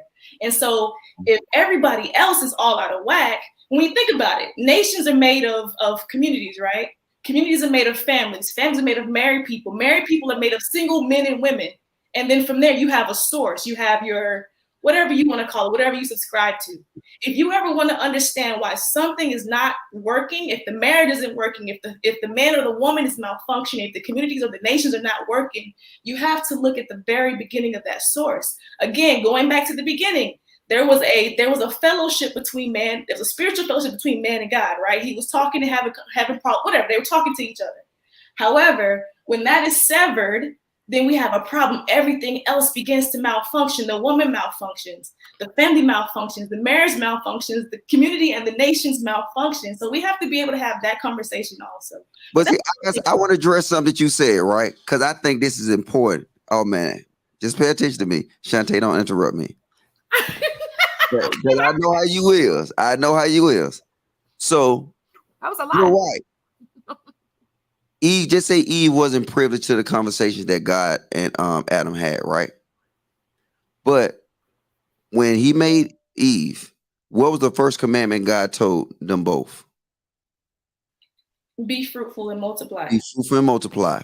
Now, isn't that the same problems that women are not listening to God's commandments? Because everything you say, I agree with.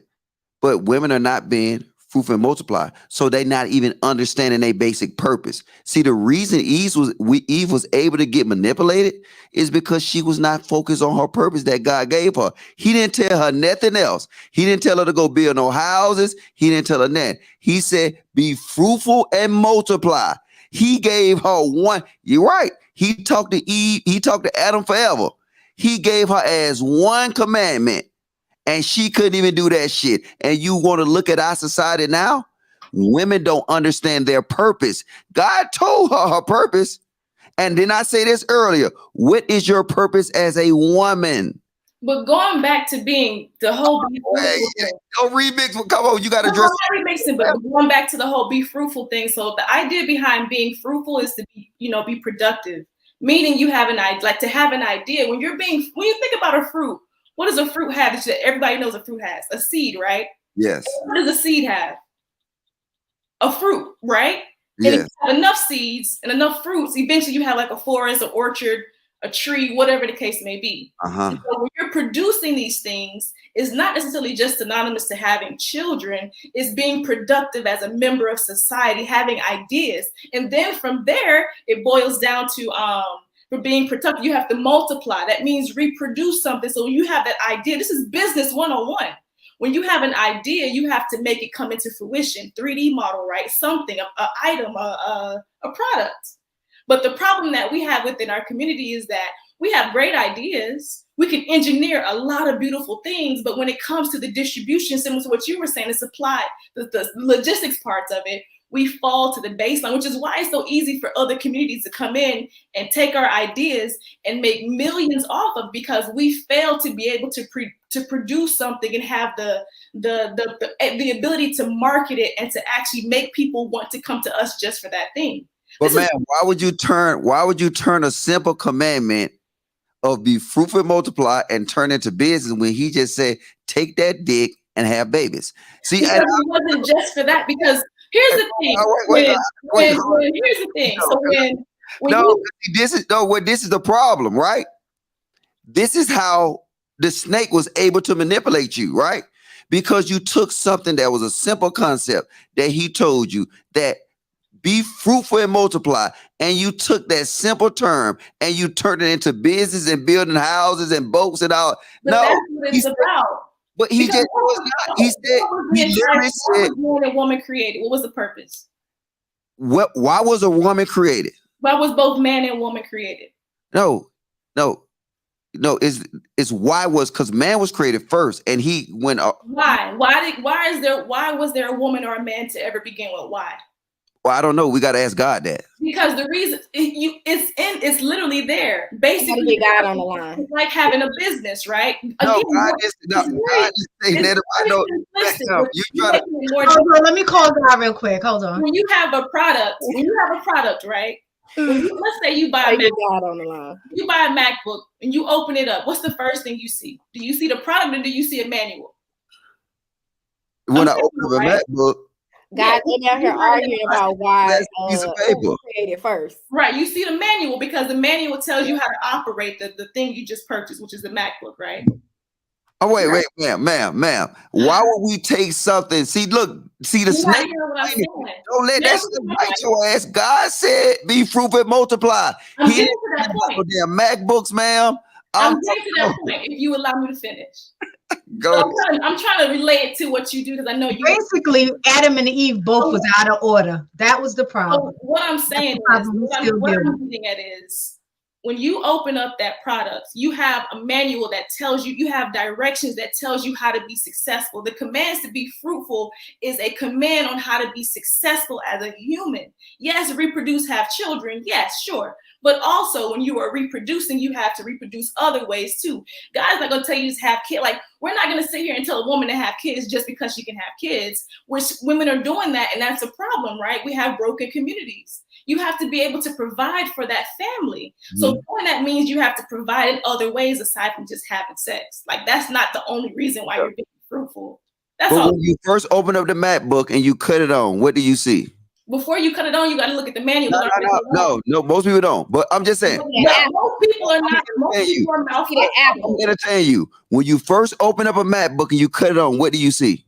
The apple. You see that damn apple that Eve bit. Yeah. So now it's reminding us now. You see that damn apple that Eve bit that remind you that regardless of what the purpose of the whole idea, what I'm trying to say, and I love you use that, right? And I'm trying to communicate without going to business one-on-one. Look, the whole purpose of it, he told her to be fruitful and multiply.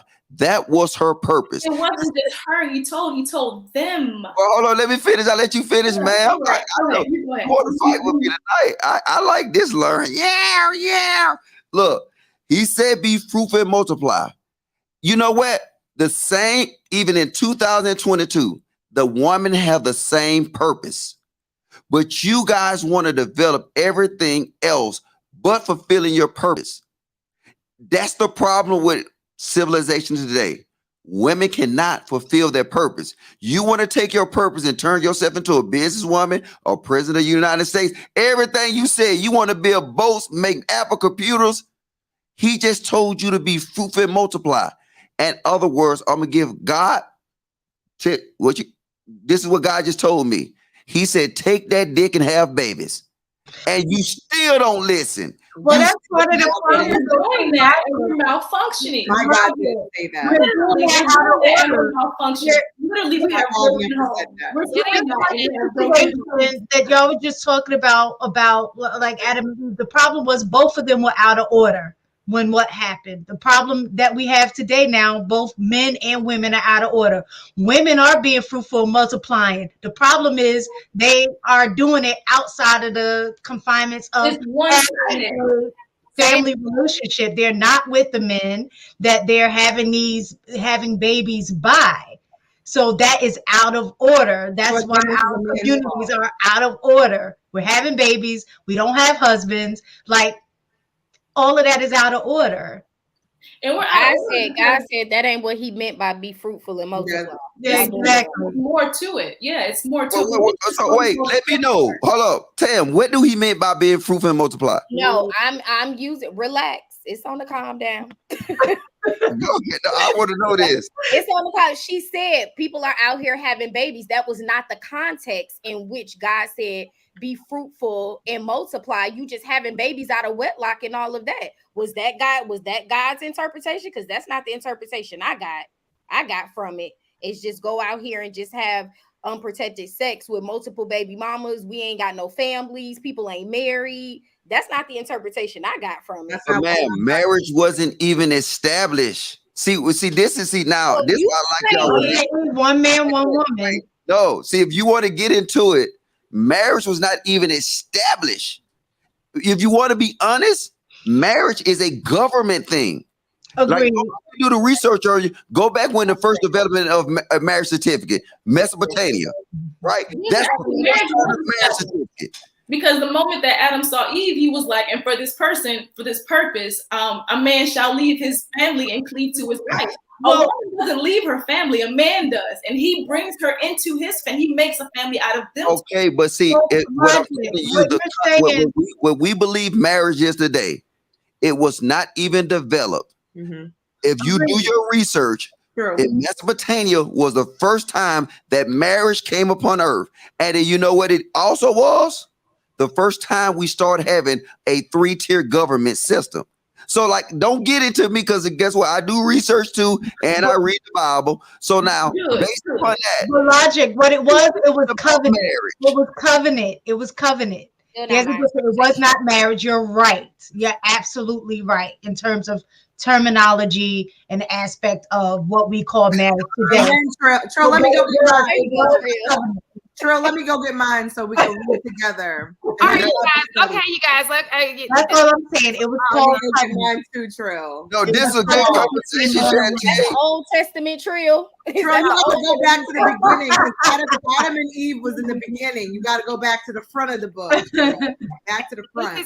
This is a great conversation. I'm so glad that I got more. I love Lauren. Lauren passionate about her Bible, y'all. Don't be playing with Lauren. No, I'm not playing. Look, I just saw it, right? I saw the verse that Laura was talking about. It said, be fruitful and make MacBooks. So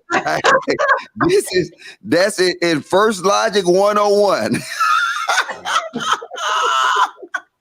Stupid. All right, just to say what the covenant means in the Bible, it says a relationship between two partners who make binding promises to each other and work together to reach a common goal. What was the common goal was what Logic said, to be fruitful and multiply. The common goal is dominion.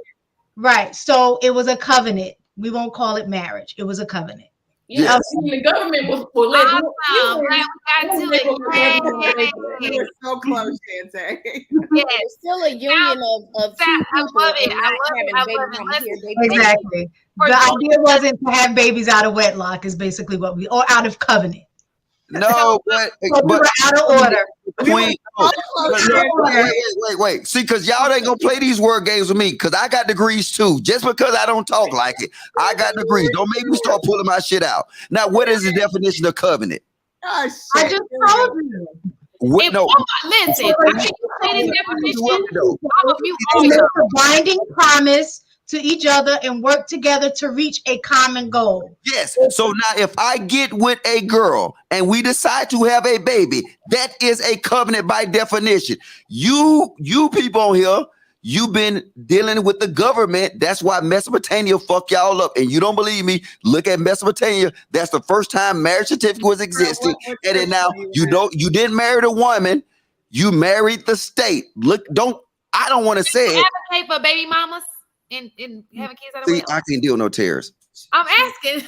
I mean, that's my point. The covenant, when you laying down, when you're having sex with a woman and you have a baby, in reality, no, you're not going and you're signing a marriage certificate or what have you. But in your actions, you guys are in covenant with each other. Yes. So and if you go back to that time in Mesopotamia, what they also did is they created a famous term that a lot of black people like to use. You can tell you what it's called? Bastards. Yes, they did. There's no such thing as bastards. They created that term so they wanted to force. And if you look at the decline of their population when they started doing this forced marriage, bro, don't get me started. Like I said, my degrees stack up too, and I do a lot of research for a living. Hey, leave this topic alone, because that's a great idea. That's an awesome idea. We 100% agree with you, Mr. Yes. And that's why we blindly call our kids bastards, because the whole concept of bastards mean You're not in a line with the law, not an individual covering it in law. It was they law. They designed it. And then now they use it, they program us to shame our kids and say, you're a bastard, you're out of wedlock. Every time I hear a black dude say that, I want to slap the fire out of them. Because I say, you are super, I don't care no more. I want to hear Hey, the Siobhan. Well, my thing is, Siobhan, how are you? I just have a question. How are you? So much for joining, Thank Siobhan. you so much We for appreciate coming, you Siobhan. Let me coming just on. tell you, Let me tell you, Siobhan. They said That you shoot now, you girl, you No, shoot. tell them Logic. baby, you be reaching out of your league, out of your Logic said. Logic. Specific Logic has in the DMs of Sir Michael B. Jordan. And That's I said she not here to defend herself. Somebody get her. It's all right, because you know what they try to do? They try to say things when I'm not on, and it's okay, because they know I can hold my I said own. this They to your try to- face, ma'am. No, you would not, because you have never said it to my face. I would say that you told me you did this. I won't say that to your face. Yeah, and I will say it again. Yes, I know. So what I did wrong? I know you will say it again. Look here, Burner. She here. You might as well tell her. He got mad because the ladies were saying, "Yeah, let her shoot her shot." Okay, let me take it. He read it, and it's fine. I think Logic is just upset because you didn't shoot your shot with him. Oh my God. That's what it is, Logic. The crazy thing is that it was red. Thank you. And Siobhan is my dog. She in my city. I met her in real life, and I can say she's super, super dope. And I never violate that lady in any kind of way. But I always tell this. I will tell her the motherfucking truth. If she don't like it, I'ma tell it to her. And at the end of the day, when she lay her head down and she go to sleep, she say to herself, "Mr. Logic was right. He was right." That's the delusion. Delusional. Listen, I have a question. Man, did you say that's the delusion you was talking about earlier? It's okay. Listen, I heard you. I have a question for the panel because I know one of the things that came up was, a lot of Black men, especially, die at younger ages than Black women, or I don't know if it was saying all men. Is it just all men, or is it just Black of men, or is it just in comparison to the Black women? In comparison to all men, Black men have the highest mortality rate.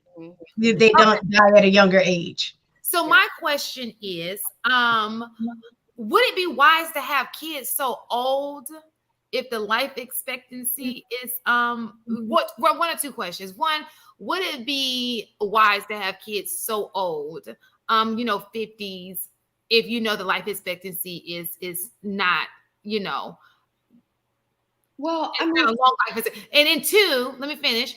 And in two, it is research. You can look this up. It is known that even though sperm quantity is there, sperm quality goes down after the age of 50. Well, I think a lot of people, we don't know when our last day is going to be, right? Of course. So, yeah. And I think that what we have this path on what we think our day-to-day is going to be and what our path is going to be. And none of us really know what our path is going to be, right? So I think that women and men, they look for this this day-to-day on, okay, I'm going to have this amount of children, or I'm not going to have this amount of children, right? But some men don't get to that point to where they can even have any. And it sucks.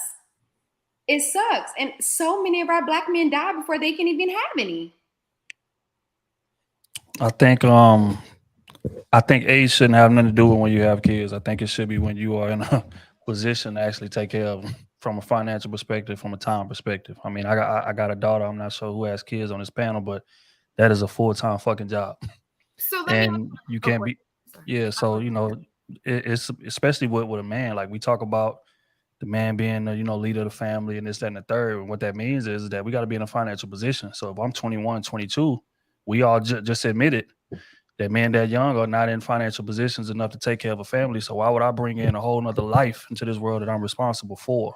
So no, I think you got to weigh that out in terms of like, are you ready? Are you in a, like, have you built a solid enough structure to bring a kid into? A kid ain't some shit you just say, you know what, we're going to have it and just figure it out when we get here, man. This is how we're going to do it. That is a horrible way to move. So if it take you 48, 47 to get to that position and you able to do what then you have your kids then. But I would not recommend somebody to have kids at an early age just because we dying young. So let me ask you a question, because I also mentioned a fact that yes, quantity is there, but the quality of sperm. And there are several things that the research has shown that not only is your child more prone to even childhood cancers, but deformities or learning disabilities, the older, because even though the quantity is there, the quality is not the same. And that's, you can look it up. Yeah, no, I'm not arguing those stats at all. But my rebuttal to that would be, I would rather not have kids at all than bring a kid into this world that I'm not in a position to provide substantial structure to. So if that just means that I hit 55 and die early and I don't have no kids, then that's just what it is. But I don't want to bring my kid into this world and bring him in a fucked up situation. Me and my girl ain't even in good standing. I ain't in a good financial position. I ain't got no house. I ain't, I'm putting them in the worst of environments and shit like that because I'm young and still trying to figure it out. I'd much rather not have no kids than put my kid through that. So whatever the stats say, cool. But like I said, wait till you in a position to where you can take care of the kids before you have them. Age should not be regarded in that. That's just my take. And I do agree. And then I'm gonna let you go. I promise. I do agree with that, but I think I'm speaking more on the guy who is maybe 40 something who thinks he has time, not because his finances aren't better, but he's just being a player. You understand? So I know what you're saying. I get that wholeheartedly. I respect that. For real. But we know that there are guys out here that just play in the field because they're like, oh, because we always preach men have way more time than women do. But I mean, even for that, man, like let's take finances out of it. Like you have to be in a mental position to have kids. Like again, like I said, it takes a lot of time, effort, and energy. So if your value is still the streets, then that means that I'm gonna have a kid here and I'm gonna be running the streets and I'm leaving my girl to take care of him, or I'm leaving my mama to take care of him, or my sister to take care of him. So again, like I said, it ain't just finances. When I say built structure, I mean mindset as well. Mindset is probably the most important part, if we're gonna be honest. And if my mindset is still running the streets and chasing women, that's not a good time to have kids. So even if that's at 48, 49, it just is what it is. I would think that would depend on the man and the woman, because in my personal situation, I would say when I had my son, I was young, but having him helped me focus my life more. It gave me more structure because then I realized that it wasn't about me. So I had to get my ish together. So I knew I couldn't be, living my best life in my 20s. And but didn't that make it harder though, because you weren't established in a career and financially stable and able to take care of a child? Like, didn't that make it harder? I would say initially, I would definitely say initially, I think I went through a period that I think any mom would go through of being a new parent, not really knowing how to parent yet and learning. But I don't think that would change if I was 30 or 35. I would still have to go through that period of learning how to be a mom.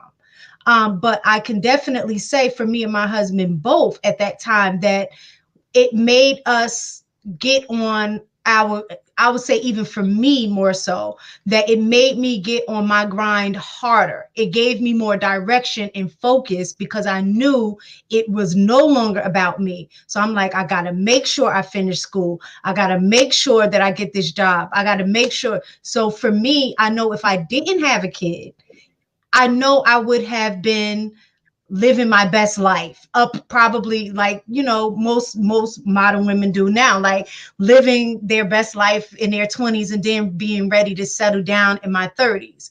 But I think that made it harder for you because that's not ideal. You see what I'm saying? You were in college, right? You hadn't even finished college yet when you and your now husband then conceived that child. So that regardless of the fact you're I guess sometimes you have to adapt mentally to being a mother or to being a father, but that's just one side of the spectrum. But to already be financially stable and within yourself and could financially afford a child, I would rather mentally wrap my mind around being a mom and figuring it out as a new mom instead of trying to figure it out as a new mom and I'm struggling financially and making it harder. Whereas, you know what I'm saying? That made things harder. That's what I gather. You didn't finish. I would say yes and no. And the reason I say that is it depended on I would say it depended upon the lifestyle that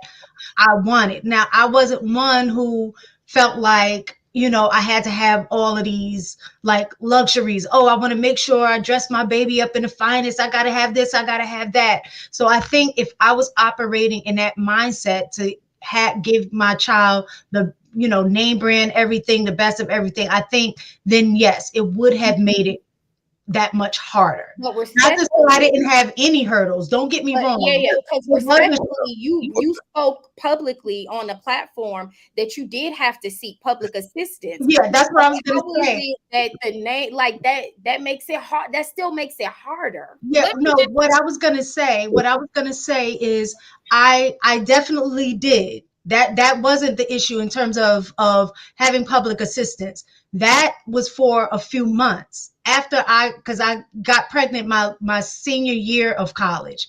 So I had to go on bed rest my last semester. So I was on social services from that time until I finished my last semester, got my job, and I was off. So not to say that I didn't have any hurdles. That's not what I'm saying. What I'm saying is in my situation, my pregnancy helped me get more focused on my life and my purpose because my purpose was Look, I'm gonna answer Shantae's question. Why do men play the field, right? Y'all remix the hell out of this shit. Men play the field because the field exists. And I'm gonna get like I said, that's why we should start a LaPeace Travel Club so we can get the fuck out of the United States. And you'll see in these countries, the field don't exist in Dubai. So you know what they do? They have to import their pussy to play with. It's no field like that to play. We have a whole culture, and then now men play the field because it exists. Our whole culture is whole culture. In Korea, go to South Korea. Guess what? You can't play the field because the field don't exist. They have to import their pussy also. And I don't know how we don't see what we do to ourselves.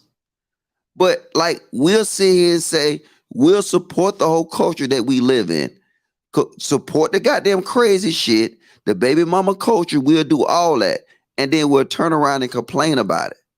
If we want to goddamn clean up this shit, why don't you go to Dubai and look at how they do it?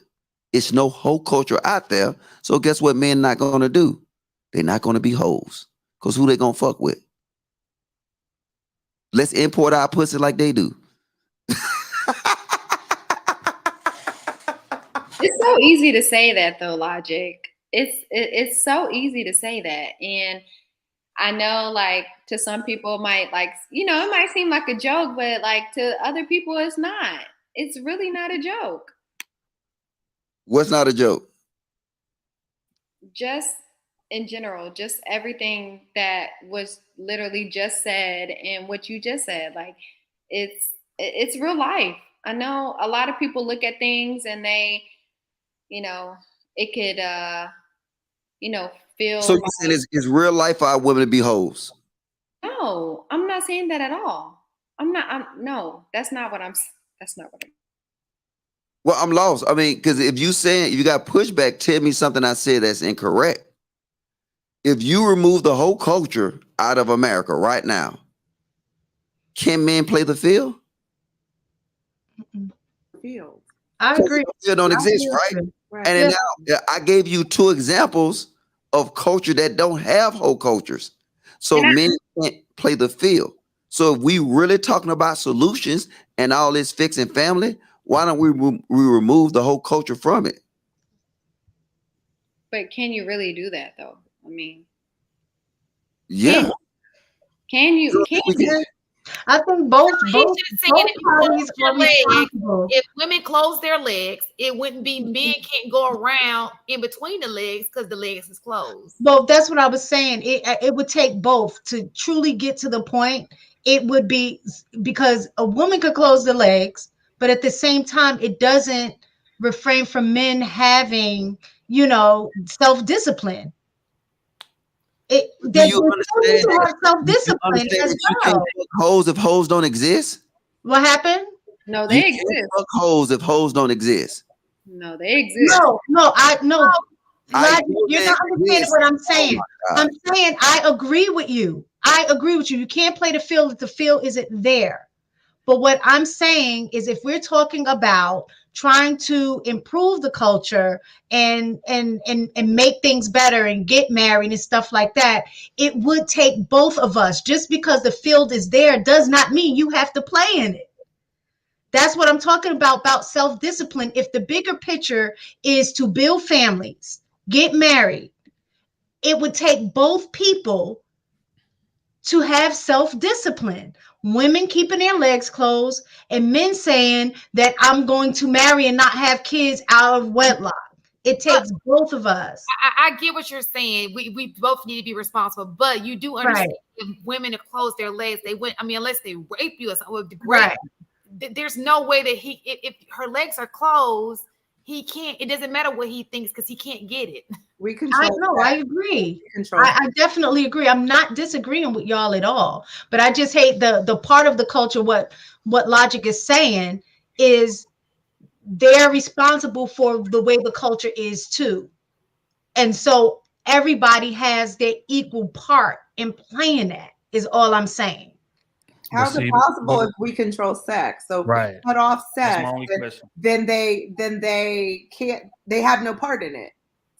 So I mean that doesn't make sense what you just said because we control sex. So if we close our legs, like Shantae said, then there's no playing field at all. We just. But the truth of it, like to Siobhan's point, the truth of the matter is we're talking about in an ideal situation, right? In an ideal situation, a woman would keep her legs closed, correct? But if we're speaking in ideals, then the other aspect of that ideal situation is that a man will wait until he gets married, right? Don't both of those ideals sound real ridiculous? Because that doesn't exist. Y'all are speaking in ideals. Y'all are speaking in ideals, and that's not what you're really saying. What you're really saying that women won't hold culture, because right now we just described. If women wanted to destroy whole culture right now, they can. And like I said, and it's not like this is outlandish because like I said, most of the countries in the world don't have whole culture. They don't. This is an American thing. And then now it's an American thing that especially our women embrace. This a badge of honor for our women. So now, like I said, but like really disingenuous because in other cultures too, the men's mindset is different. Their mindset is not about whole culture. Their mindset in their cultures is about being married. No, it's not. Yes. No, it's not. No, that's why I just gave you the example. Look, that's why I gave you the example. Like, please, let's start a Lapeef Travel Club. The first place we'll go. Let me finish, because you said something incorrect. The first place I take you to is Hooker Hill in South Korea, right? They import their pussy. They respect their women enough not to hold them out. They got fucking shops with chicks in wedding dresses. They import their pussy. Dubai, Middle East, import their pussy. They do not hold out their women. Right. So I think what she's saying. That's what I'm. Go ahead. So basically, I get what you're saying, Logic. Absolutely. But what she's saying is, he's making the effort not to do it to his women. He doesn't mind doing this to somebody else's woman, but for his woman, he puts her on a pedestal where he's going to marry her. He will not hold her out, but he does not mind holding out. That's what I'm saying. They're not playing the women. What I'm telling you is, you need mistaken. If you don't know, you need to ask. No, their women have a standard. They women would not run around here and just fucking and bucking. This has come from their women. They women know, and it goes into the system because to them two places, you know what they don't have? Government assistant. You know what they don't force? Let me finish. That's what I'm trying to say. It's the culture. Please let me finish. You know what they do not enforce? Child support. So you know what the women do not do? Run around here having kids because they know it's a hazard. And now the men still gonna be men. They just import their pussy now. They still gonna be men.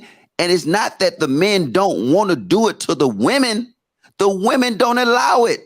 Because if the men in Korea and Dubai, if them chicks just start busting it open, guess what the men gonna do? They gonna hit that box.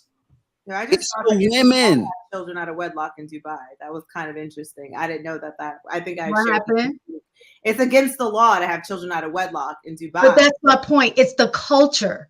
Yeah. So what I'm doing is right. It's the culture.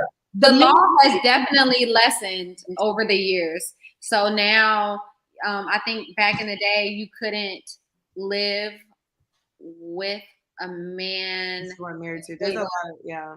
Yeah, if they weren't married, but now you can live with a man in Dubai if you have a child with them or something of that sort, and you can live with them now. Did you read this off a shade room? No, this is the law in Dubai. Yeah, Dubai has interesting, stringent laws. It is like you can. I mean, it was frowned upon back in the day. It is illegal. Yes, these cultures are strict. No, I'm saying this is thing like people like, and I don't mean to take it off topic. I'm just giving you an example, right? Everybody talking about Brittany Renner and her weed cigarette or whatever for and she got 9 years. They don't tolerate that shit. So guess what? She's not an exception to the policy. That's normal.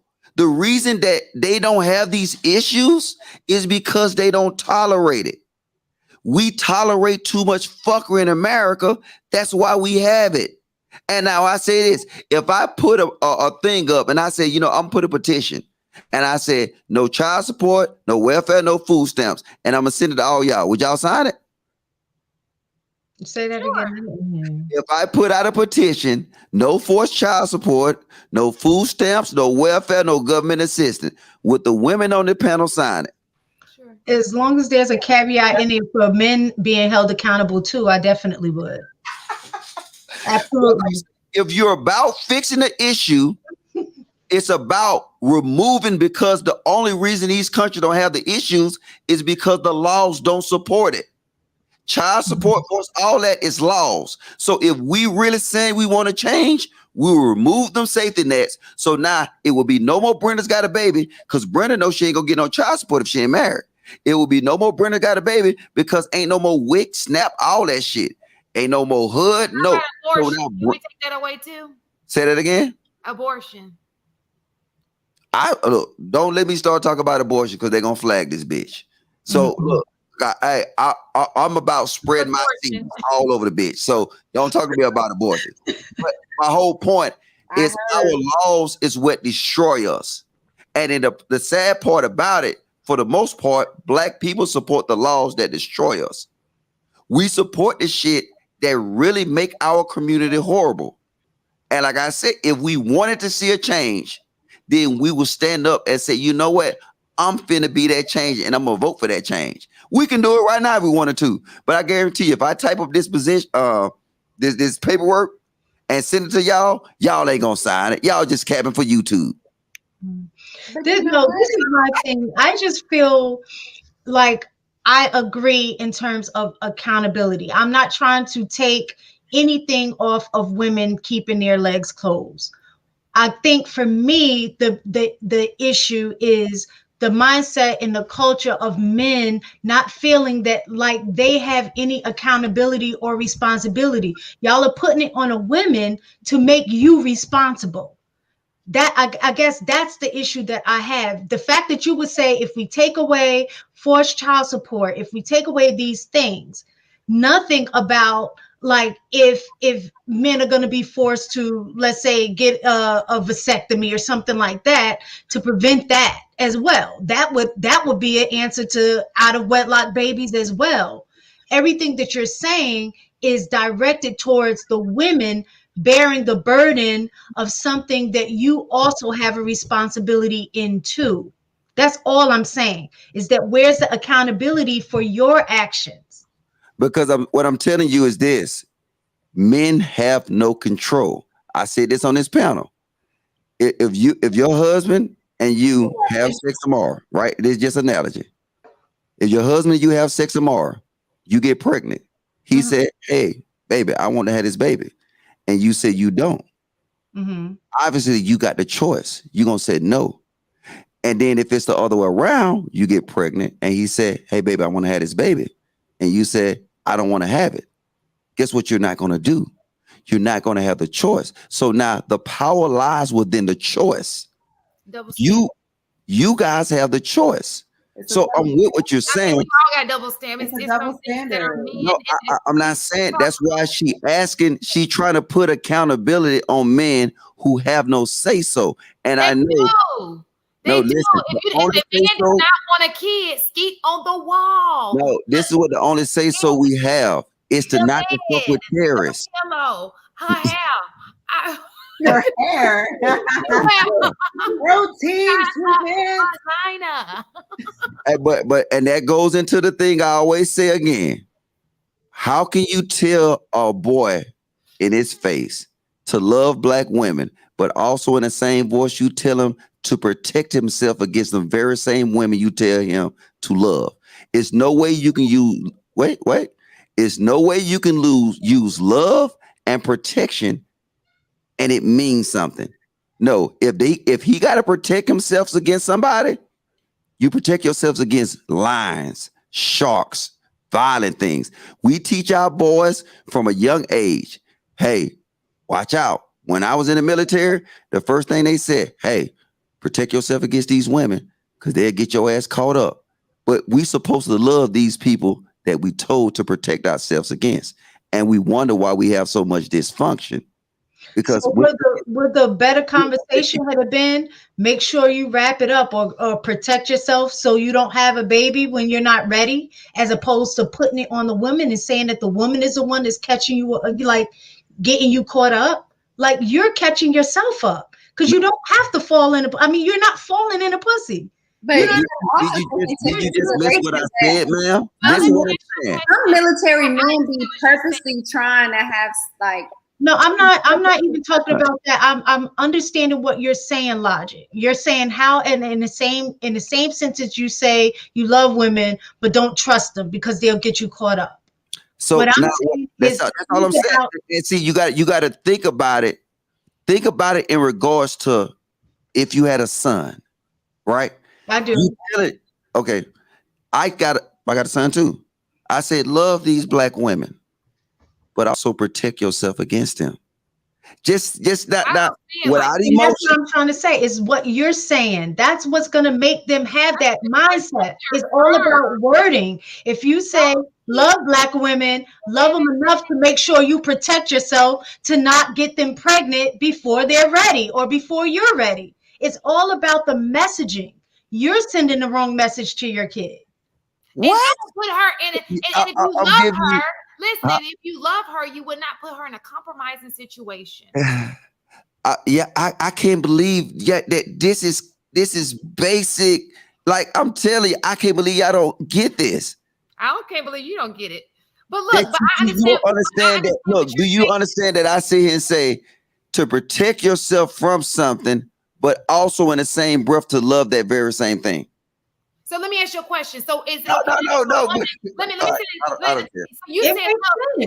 Listen, but it's okay for us to say, okay, women are supposed to submit to men, but Not all men, because he can take advantage of you and he can leave you as a baby mama, blah, blah, blah, blah, blah, blah. I mean, it's always worst case scenarios. You understand what I'm saying? Does that make sense? That makes no sense at all. I'm sorry. So you're saying, listen, you can have the same conversation with a female, can you not? About protect yourself from a man. But man ain't out here trying to catch up chicks like that.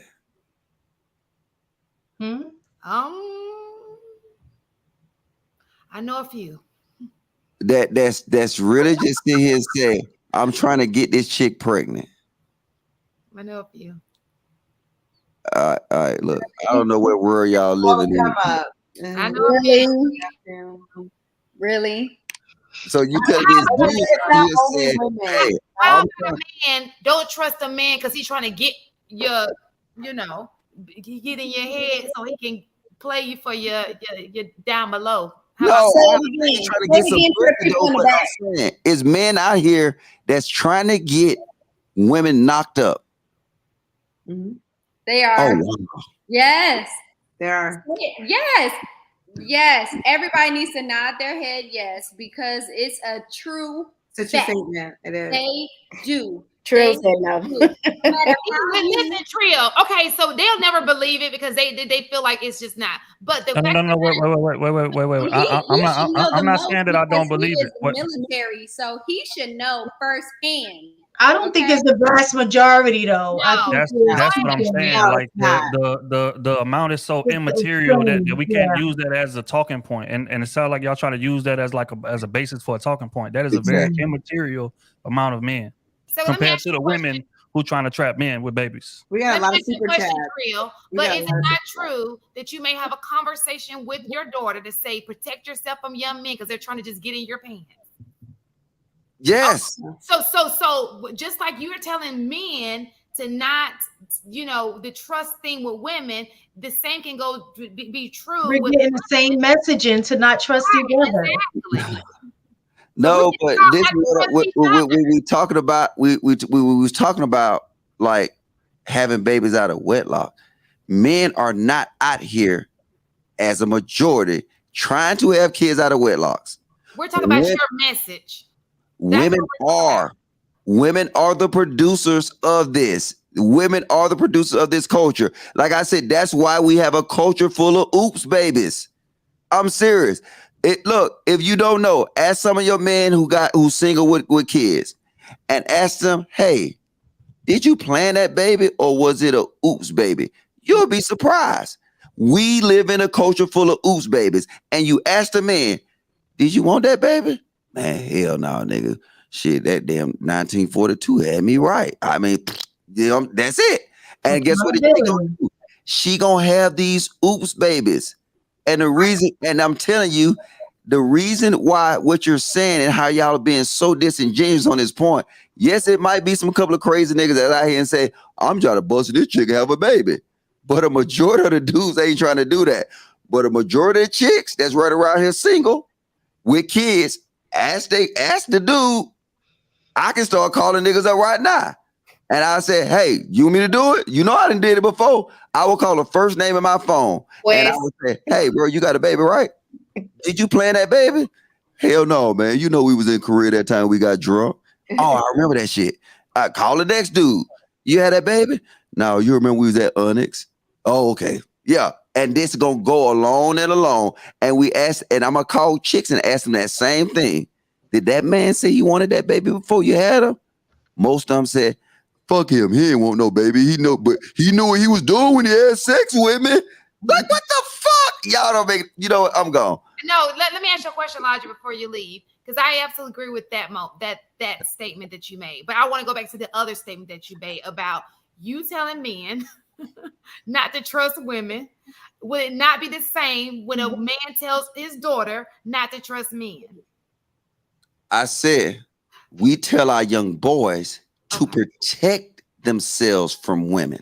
And do we not tell our young women the same thing? No, we tell our young boys not to trust what niggas say because they trying to get your draws.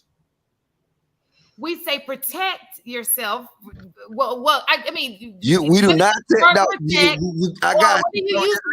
Just let it go, Shantae. Listen, It's the same Okay. thing. Oh, you're saying that we don't tell same. the young girls to protect themselves because we don't want them to be doing anything anyway. You're saying you're telling your young men not trust women. Make sure you protect yourself. We tell our daughters not to trust what niggas say because at the end of the day, they trying to get that box, right? We tell our young boys to protect themselves against women because they might give you a baby and you don't want it. That's the main reason we tell them to protect themselves. Protect and trust is different. It's not because they give you a baby, but you scared in her. It's not. It's not because women are supposed to submit to men. If you're telling a woman to not trust the man that she's supposed to submit to, that's the same thing, is it not? Man, it's not. Okay. All women, we'll teach women that dudes is horny. They want pussy, right? But they don't want kids. They want pussy. Then why not have safe coochie and wear a condom and wrap it up if you don't want kids? And you know what? A lot of them don't want to wear it. And that's why we got a lot of because it feels better raw, Tam, and it doesn't fit. And then them be the main ones crying when she get pregnant, mad to keep the baby. Yeah. The main ones crying. But hold tight. What we're not gonna do is sit up here and act like women are willing to wear the condom either. Let's just call a spade here. Like we ain't gonna sit there and act like, oh, we don't care whether you wear the condom or not. That is not the case. Pull your Bible back out. Women will fight against you to wear protection. What? Women, what type of women you dealing with? Because most women go to the store and get the condoms themselves, and then if we get the condoms ourselves, then we're labeled hoes. Shabbat, stop lying.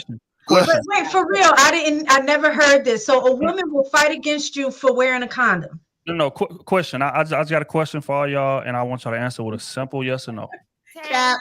I wish I had the Cap fan. I just want a simple yes or no. Are y'all saying that condom sex and regular sex, raw sex, feels the same? Feels the same to women, yes. No. Unless you just drop it. it. Not feel the same. Condom sex and you gotta get the same to you, Shantae. So raw and condom sex. You gotta get the right condom. Wait. So the question is, raw sex and condom sex feel the same? I don't care how thin the condom is. That condom feels different than raw sex. It feels safe. Yes, they got that wall box. They box hit the wall. Y'all box hit the wall. If you go tell me, nobody's debating that part of it, but I don't care how thin, how rib skin a condom is that's made for her pleasure. You can feel the difference. Yes, but what I'm saying is, do women really fight against a dude? What I'm trying to, I guess, get at is, yes, we all know that it feels different. But what I'm trying to say is, do women really fight against it's not necessarily fighting, right? But she'll be like, I mean, we don't really have to wear it if you don't want to, or a lot of times she'll take it off during if we just don't keep it real. What's that paperwork look like? I didn't know that. I need that current paperwork. Like, he asked permission. Okay. I ain't even talking about him. I'm drop this bomb there and just taking the condom off. Like no, watch this. I'm gonna drop this bomb. I'm gonna drop this bomb. Right? Look, watch this. When men plan sex, men come prepared. If I'm going to wait, hold up. Don't terrorize me, baby, because I'm right down the street. I come right down to your house and kick the door in and got there. Hey, look, men come prepared for sex. Always. This is what men get caught up.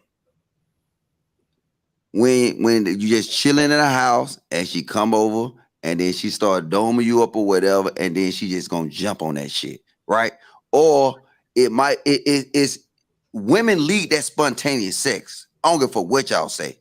They'll do that shit, and you could be chilling, you could be drunk as fuck, and you'll be good, and she'll just come in and be like, God damn, and you know what I'm saying? And you not prepared. She catch you unprepared.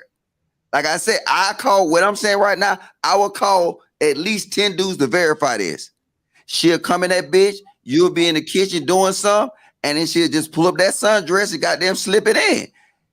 They catch men unprepared. But when men going prepared for sex, where you said, hey, look, I'm finna go over here and bust her down.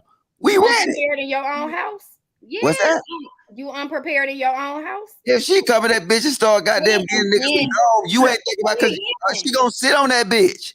See, But that's my point, Tim, about taking accountability. You in your Nobody own just sitting house. on You trying to dick. say you ain't got oh no- man, y'all niggas sex life trash. Boo boo. If y'all ain't never just sat on a dick off the GP when the nigga looking at football, something wrong with y'all box, man. I think y'all pussy to hit the wall. I'm gone. But that's people you're in a relationship with, right? You gotta get a condom. Thank you. Thing is, bro, like just keep it real. Like you can have a condom sitting on the table right next to where y'all at. She'll look at the condom the same way you'll look at it, and y'all continue to do what y'all do. What I mean is there is not an eagerness for the woman to get to the condom. We're not gonna sit here and act like it's only us that just are eager to have sex with no condom. Women ain't just hold on, wait. Let's go. Let me go get this. When y'all in the moment, y'all sipping, y'all kissing, y'all he's squeezing that, y'all he raising shit up. You ain't gonna be whoa. Most women not gonna say, whoa, wait a second. Let's go to the room and go get it. No, we and if y'all say that, I will log off this fucking panel right now. That's Are we talking about people in relationships or just random dudes? Regular people. You ain't gotta be in no committed relationship for that. What? That is not Trill. What type of sex you done had? Okay. Girl, let me know. Girl, let me know when Bible study is.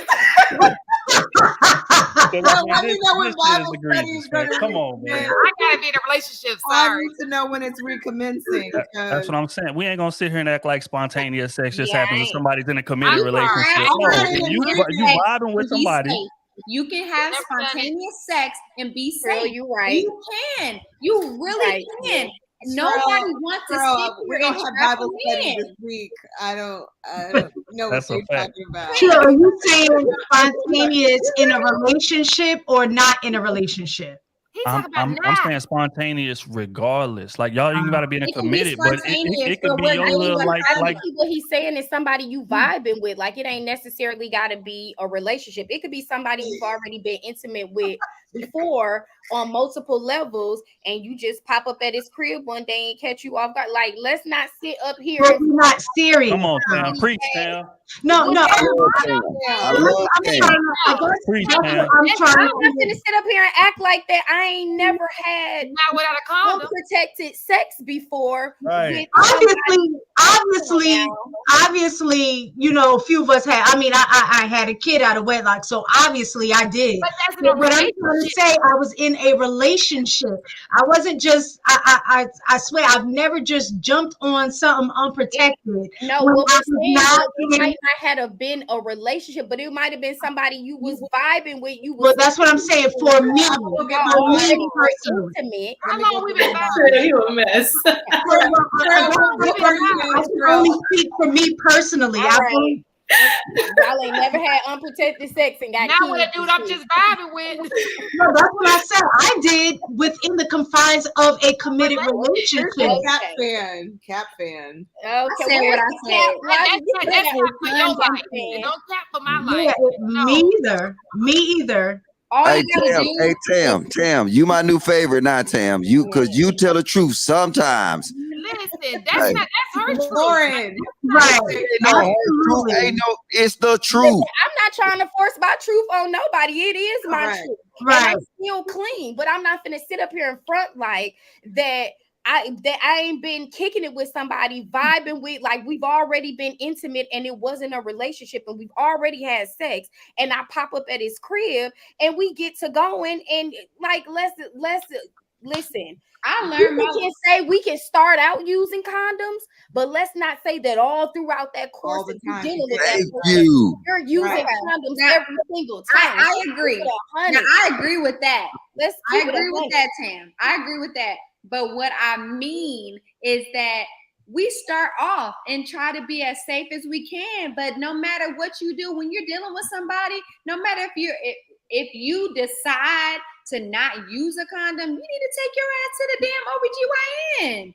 Go to the OBGYN because you never know what a mother sucker have. Okay, and you have to. Now, why would you take it from babies to diseases? See, I like how y'all try to do that. No, you have to be sure.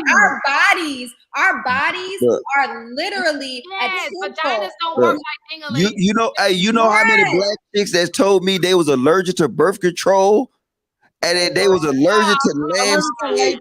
No, wait. See, y'all, I that's hate what I'm the saying. cap. If you're Like, walking into and the room, you be like, yo, and then watch this. And this is the perfect line. And you know, we just need to do a call-in line. I got the chat ninja line. I get all my niggas chat ninja lines. Oh, can we open up a chat ninja line, Shantae? Because if you want to hear the truth, let the chat ninjas call in. We read these super chats. I take your word for it. I'm not I definitely take your word for it, but I just don't think Look, watch this. We got super chat. We got a ton of super chats before you. Before we over there, yeah. But I'm finish my statement. The thing is, right? I'm going through my little Rolodex in my head. A chick always introduced unprotected sex to me. I never, ever introduced the unprotected sex to a chick. She always coming up with that spontaneous shit, and she'll just catch me off guard. And then now, I mean, you'll just get used to hitting that box raw. But I know, and we can call everybody. Women introduce unprotected sex. So now when you talking about that bullshit, like, oh, well, why hit a raw? Nigga, you ever had goddamn a thick chick goddamn just coming there and just sit on a dick? That's different. You feel helpless. Not everything you take over as a man and you just finna beat that box up. But they introduce because I'm finna roast your ass. Siobhan, I will buy a cake and come to your house and hit you with that bitch. Look, you know it's the truth. Dudes be prepared for protected sex always. She gonna come on there and sit on that dick with no problem at all. And you be like, damn, fuck it. And what you expect the dick to do? Push off some pussy? No, we finna drill that bitch. And it fit. Man, I'm gone, man. I'm finna go. I'm going to Fight Club. You know what? Hey, fuck this channel. Time. Don't do us. Are you, Shantae, gonna put them up? I'll read them. Oh yeah, we have super chat. We got like 30 of them. Yeah. So let's go to the top. I think we did that one already. I enjoyed you guys in Atlanta. Much love to Chic. Oh, yeah, we did this one too. Harrison, salute. Thank you, Harrison. Jason C, the nature of job or business is that theoretically you make money with more experience, so you are less likely to hit the proverbial wall before 65.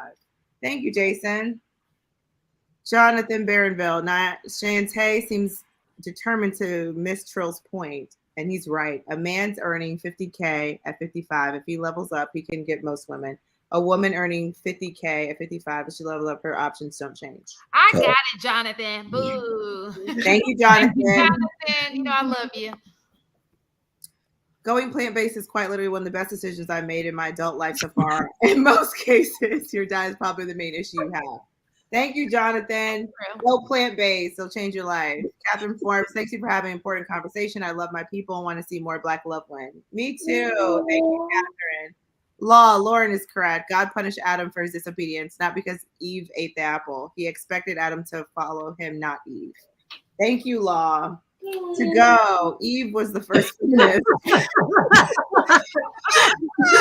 I had to say was be just like God. That's why he don't want you to eat this fruit. Thank you to go. That's true. Up in the heart, that motherfucker. This is exactly why the Most High told females learn in silence. She don't know what the hell she gawking about. Eve was beguiled, period. He masculine, y'all weak. Okay, thank you. She knows so much. Where's her husband? These broads. Oof. Where's your wife? What are you talking about? Oof. It's not the Most High's way for Eve to be wearing weave, clown makeup, lashes, and acting like Jezebels either. Man, y'all stop listening to grown kids. That consecrates marriage. Listen. If a nigga hit that pussy, you're married. These bros want to keep trying to be the prize. Some of y'all got multiple wives and husbands. Or our equals. Laugh out loud. She had a female is a liability to a real man. A And why wife. do you calling her? We do have names, Jay First. Good thing that is Jay First Original. No.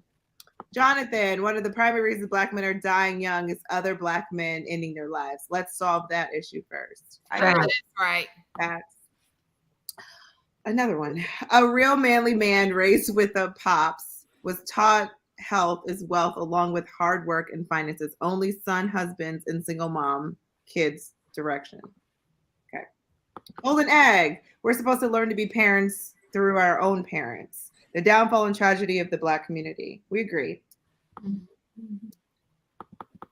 Make America patriarchy again. This generation soft. Thank you. Love that. Only in this soft nation broads allowed. Oh shoot. There we go. Oh. Hey, I'm the most high about marriage. Pagan nations not. Only Okay. You should have just called up. $20. You should have just cammed up. Cam up, right? He could have cammed up. Is that the last one? Did you already do that one? Yeah, only pros and jump offs debates. So, cause they letting soft as us feminists get to them. Okay. No, fam, they ain't signing English. Oh, I think that's what responded so much about the petition. Hell nah, fam, they ain't signing. BS. You control who you let go raw. Oh, it's bullshit. You control who you let go raw and you jump offs. Men already have consequences. Women don't. To go. Thank you. Fam, y'all keep debating jump offs, man. Pros are pros. Bo and Hombre's Avenger. Knockoff Jacker. Okay. How do you protect yourself from a woman who get pregnant just for marriage and once she has the ring, she induces miscarriage? No way to prove it legally. Bad. What did you go through? I know. Right. That's messed exactly up. That's insane. I don't know what WH6 is. Exactly. This is the worst gin ever. Soft ass simp. Okay. Thank you. Trail. A lot of women be. I'm allergic to latex.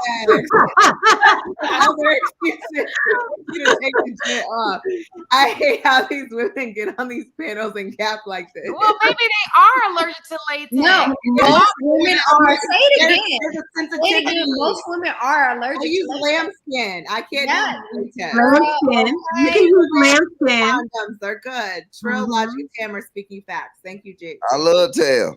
So they just want you to go to the store and buy a different quality of a condom, not the Say latex. it again. Let her show you a doctor's excuse. Yes. They said she's allergic. Put the brand at that. It may not necessarily be the latex. It can be the ninoxynol 9 that's on it that women get allergic Women to. do get irritations. Sometimes men be falling for the okie doke. She told me she couldn't get pregnant. She told me she was allergic. She I told me work that lambskins are expensive though. They don't be having sex because babies are more expensive than lambskins. Exactly. Thank but you. she ain't provided you no doctor's note. You ain't seen her pop now birth control pill. You ain't felt no NuvaRing while you was in that thing. You can feel it. You can And feel those it. don't work either. Like I'll tell you what though, I'll tell you what, like most women, we just gonna keep it real up here, man. Because again, this is a safe space for us. The lambskins feel better than other ones too. Right. Got somebody calling? Oh yeah, somebody calling. Call in line. All right, hold up. Chic critique. Logic, what up, man? Hey, Shantae, you remind me of my favorite aunt and my mother. They both do the same exact thing. The same exact thing.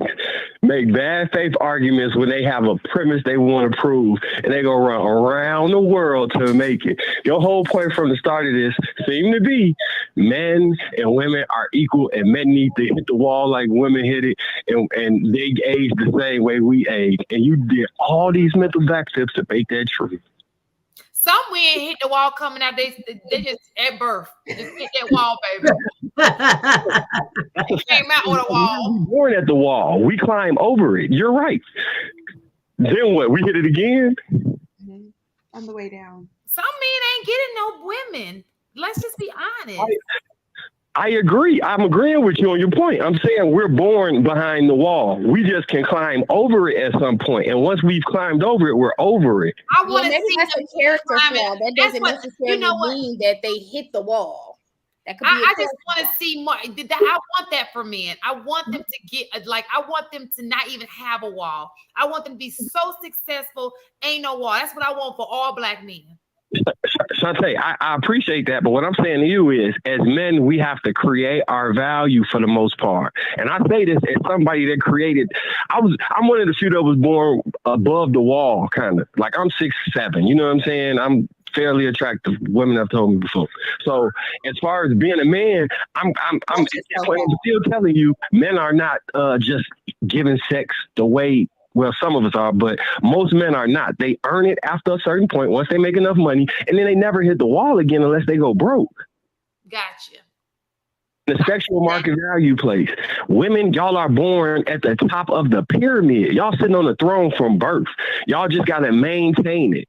And my point earlier was the best age for a woman to get married is between like 22 and 25 to a man that's around 30 to 35. By that time, he's already successful, or should be making marginal steps that you can see the rewards of his hard work. He's more family oriented. Back to Trill point at 30, because that's most of the time when men start to remove themselves from the street and want to settle down and have a family. This whole 40, 45, that was part of that other agenda. Nobody made that argument 40, 45, 50, 60.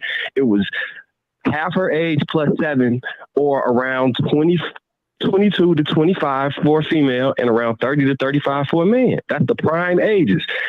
She more than likely, that's the best she's going to look, like just an attractiveness level. Not if you get married and you love her and she continues to increase because you value her, but just from the physical standpoint of looking directly at her, 25 is probably the best people hit. And for men, it's different. I'm okay with that. I agree with that. Hey, brother, is you a channel member? Yeah. I'm Marcus White, bro. Oh, okay. I'll make sure you're a channel member. But you know what I'm saying? They ask him about the unprotected sex. Oh, y'all can ask him. What's up? Now, they had a question for you. Go ahead, CC. He can hear you. So the question was, Trill said that when it comes to unprotected sex, that women are the ones who prompted it. I said it. So don't blame it on Trill. I'm sorry. One of you. I think Trill co-signed. I did. Yeah, that's a fact. They look, you would put the condom on there and be like, I just want to feel a few strokes raw, knowing you're not gonna put it on. Or a lot of times a man say, like, this ain't, I'm not condoning this, I'm saying this happens though. Men, we typically want to have a condom in our back pocket, in our truck, or someplace close by. A lot of men who maybe get in relationships or have women who be counting the condoms and doing all that shit end up not having a condom because they had to throw the box away before the girl got in the car, or all this weird shit. But we by default most of the time have condoms on us or want to have a condom on us. Thank you. Y'all got any more questions for him? No, that was great. Hey, thank you for your support, man, on the Chic critique, man. Ladies, can y'all throw a heart up for this, man? You know what I'm saying? The supporters. Look at all the supports for the lady, man. Thank you for calling in, brother. Love. Well, I like to call it live. Chat ninjas assemble.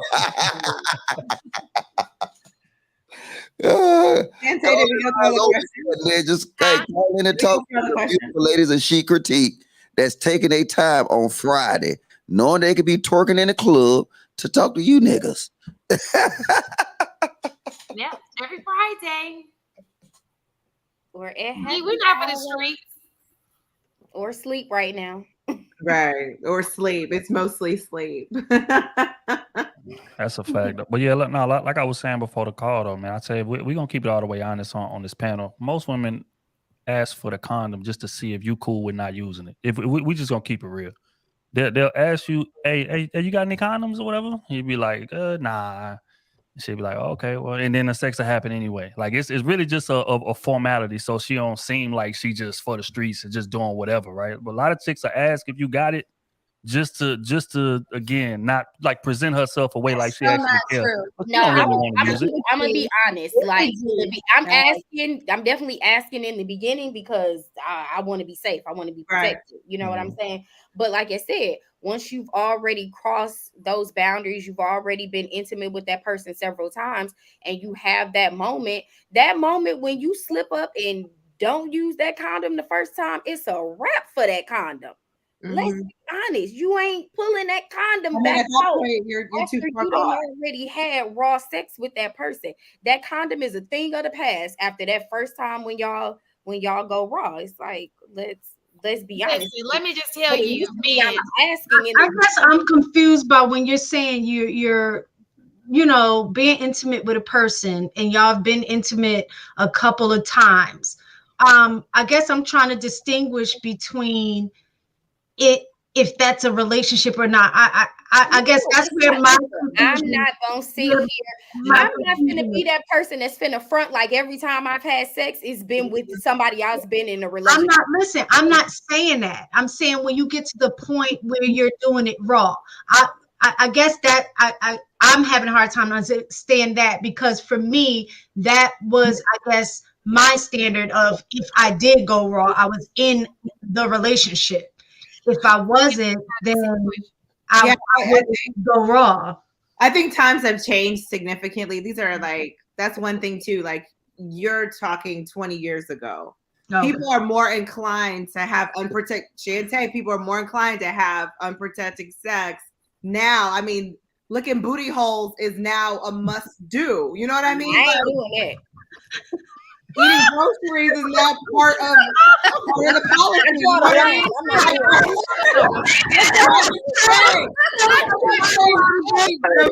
Girl, put that Bible down, dog. You married.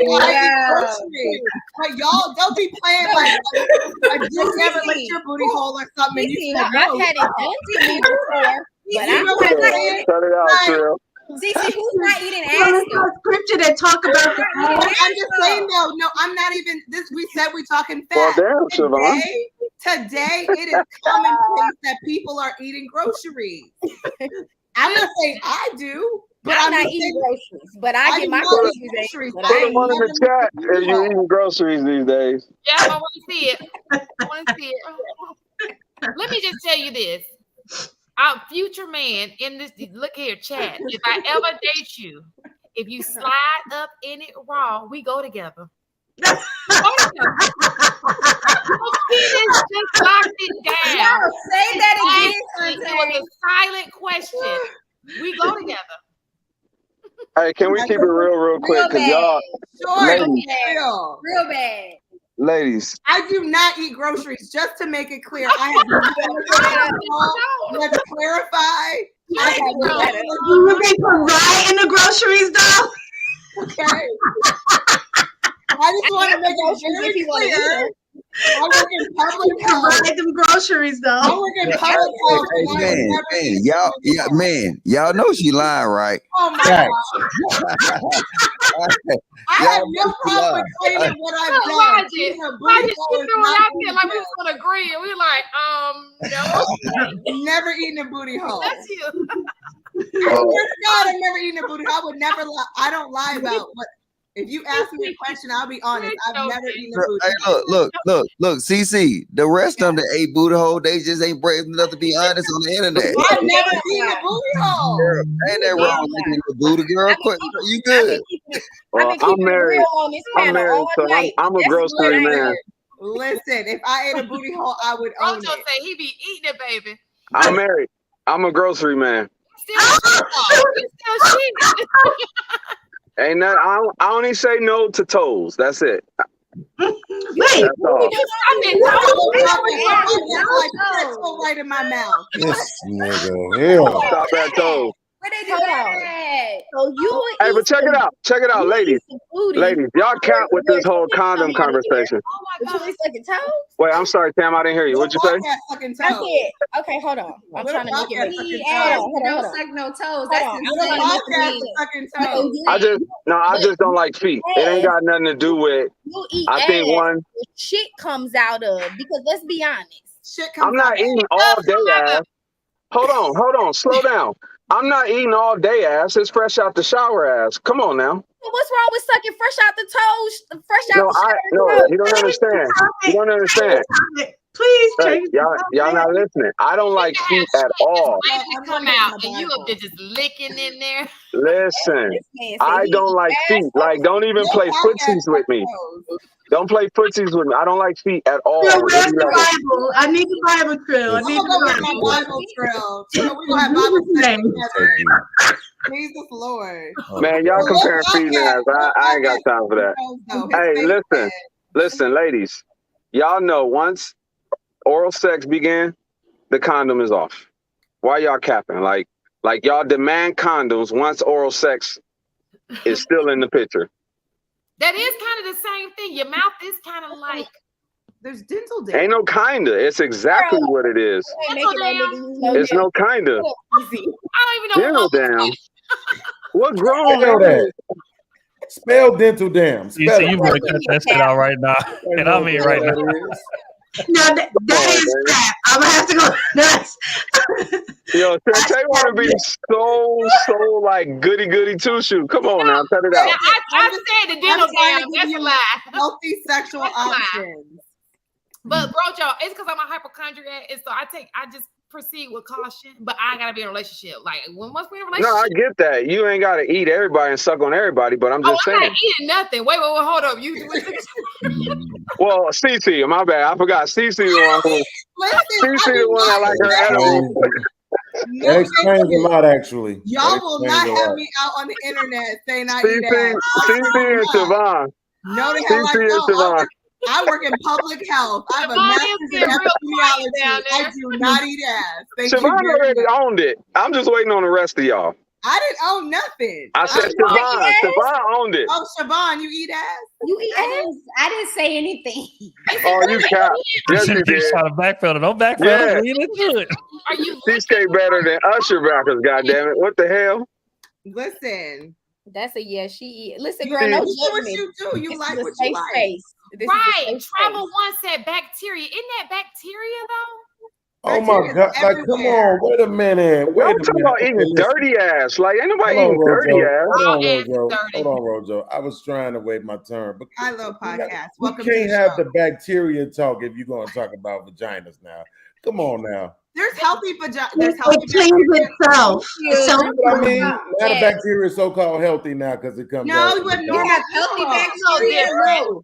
So wait a minute. So this is what you're telling me.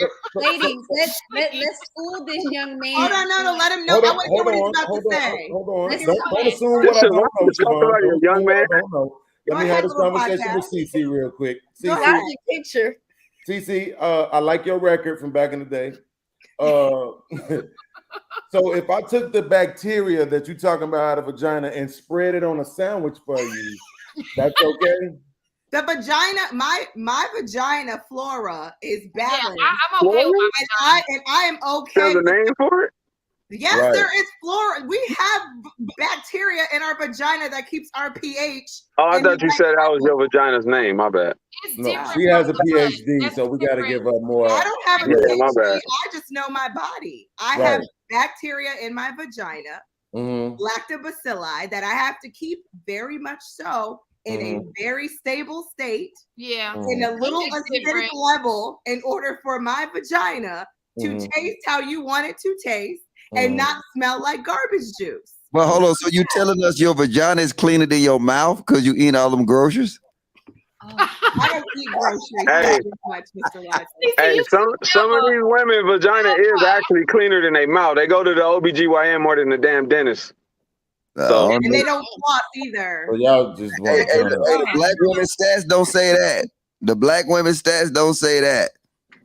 So I got a couple of questions if I can real quick. First of all, I want to say, Shantae, I swear I think that you are one of the most attractive women on YouTube, but you really broke my heart today. You really did. What did I do? Fallen hero. You were saying a lot of stuff earlier.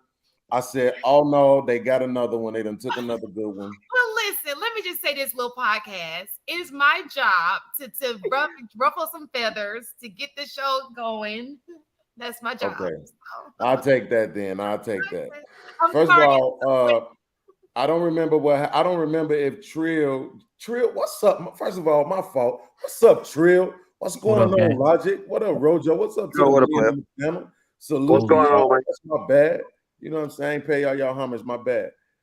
Because that's I ain't gonna lie, I was kind of thirsty, right? Because earlier, Lauren, when she was talking about the Eve story, I'm sitting there with my lady, and I'm like, babe, did she make her own Bible? Like, where's all of this stuff coming from that she's adding on to the story, right? And so I went on Amazon. Nope, no Lauren's Bible. So I was just kind of wondering, like, where's all this stuff, this extra sauce that you put on the story, right? Because you tried to paint Eve as this naive, unknowledgeable person when the scripture clearly says that Satan asked her, did God tell you that you're not supposed to eat from this particular tree? And she acknowledged that she knew the law. Yeah, we can eat from any tree in here except for that one. And then Satan did the same thing the white man did in 1964 with black women. He appealed to her ego. He said, you can be just like God. And she was like, what? I can't? Let me get that. Because I want to be like God. I don't like this role that I'm in, right? Which is the same thing we're dealing with now. You know how women are fighting to hold the positions that they hold because they don't like their own. They're jealous of their own position. They want to be like men. Oh my nigga, I love you, little podcast for president. Oh, keep going. Go ahead. My question is, where was the man in all of this, in both of these? He was probably situations. That is a great question. I'm genuinely asking, not to try to make a point. I'm genuinely asking. That is actually a great question, right? Because here's what we typically hear from people, right? Is that, well, the man wasn't doing what he was supposed to do. Well, what does the Bible say Adam was doing prior to Eve going off and cheating with the serpent? Naming the animals and whatnot. I'm pretty sure he was doing his job. The Bible don't say, yeah. Right. The Bible don't say he was somewhere else drinking, getting drunk, or being a whoremonger, right? The Bible, he was doing his thing, and then Eve went and did what she wanted to do. She went and signed a deal with the devil. That's the same thing that happened in our community. You can't tell me in 1960 we were married at a rate of 70%, 80%, depending on who you ask, right? And then just like that, all the men turned into trash. Yes. Like, come on, cut it out. That's not how that works. Well, right? wait. It started in 1945. And then you saw a gradual increase from 1945 to 1960. 1945 is when they started actually letting women work. And then that was the first thing, because now, just like you said, she wanted to be equal to man. That was her motivation. Gave it to him in 1945. Now, in 1960, that's when the Great Society came. I'm going to tell y'all up with this topic until y'all cry. Y'all going to dream of me, Siobhan. Mr. Logic. Yes, I'm going to tell y'all up. Go ahead. My bad, brother. But yeah, and so here's the thing, though, and I'm going to say this really quickly. The thing that is ironic to me is that once the women were in the workforce, right, and they seen what it felt like to get out here, not just be in the bedroom, not just be in the kitchen, get out here and make money, that felt good to them. But the thing that I don't realize is that all of these years later, there's no appreciation for the men having to do that, right? There's not like a language that says, man, you know what? Now that we've had to get out here and see how hard it is to actually make a dollar, let's extend some grace to these men who have been out here all this time trying to make a dollar. We see how hard it is, right? That because we keep talking about the average money that black men make. We do realize that the average black woman makes less than the average black man, right? We speak about this in a way as if black women have shot past us and they making all this money. The average black woman making $70,000 a year. Why y'all ain't keeping up? Well, that's just not true.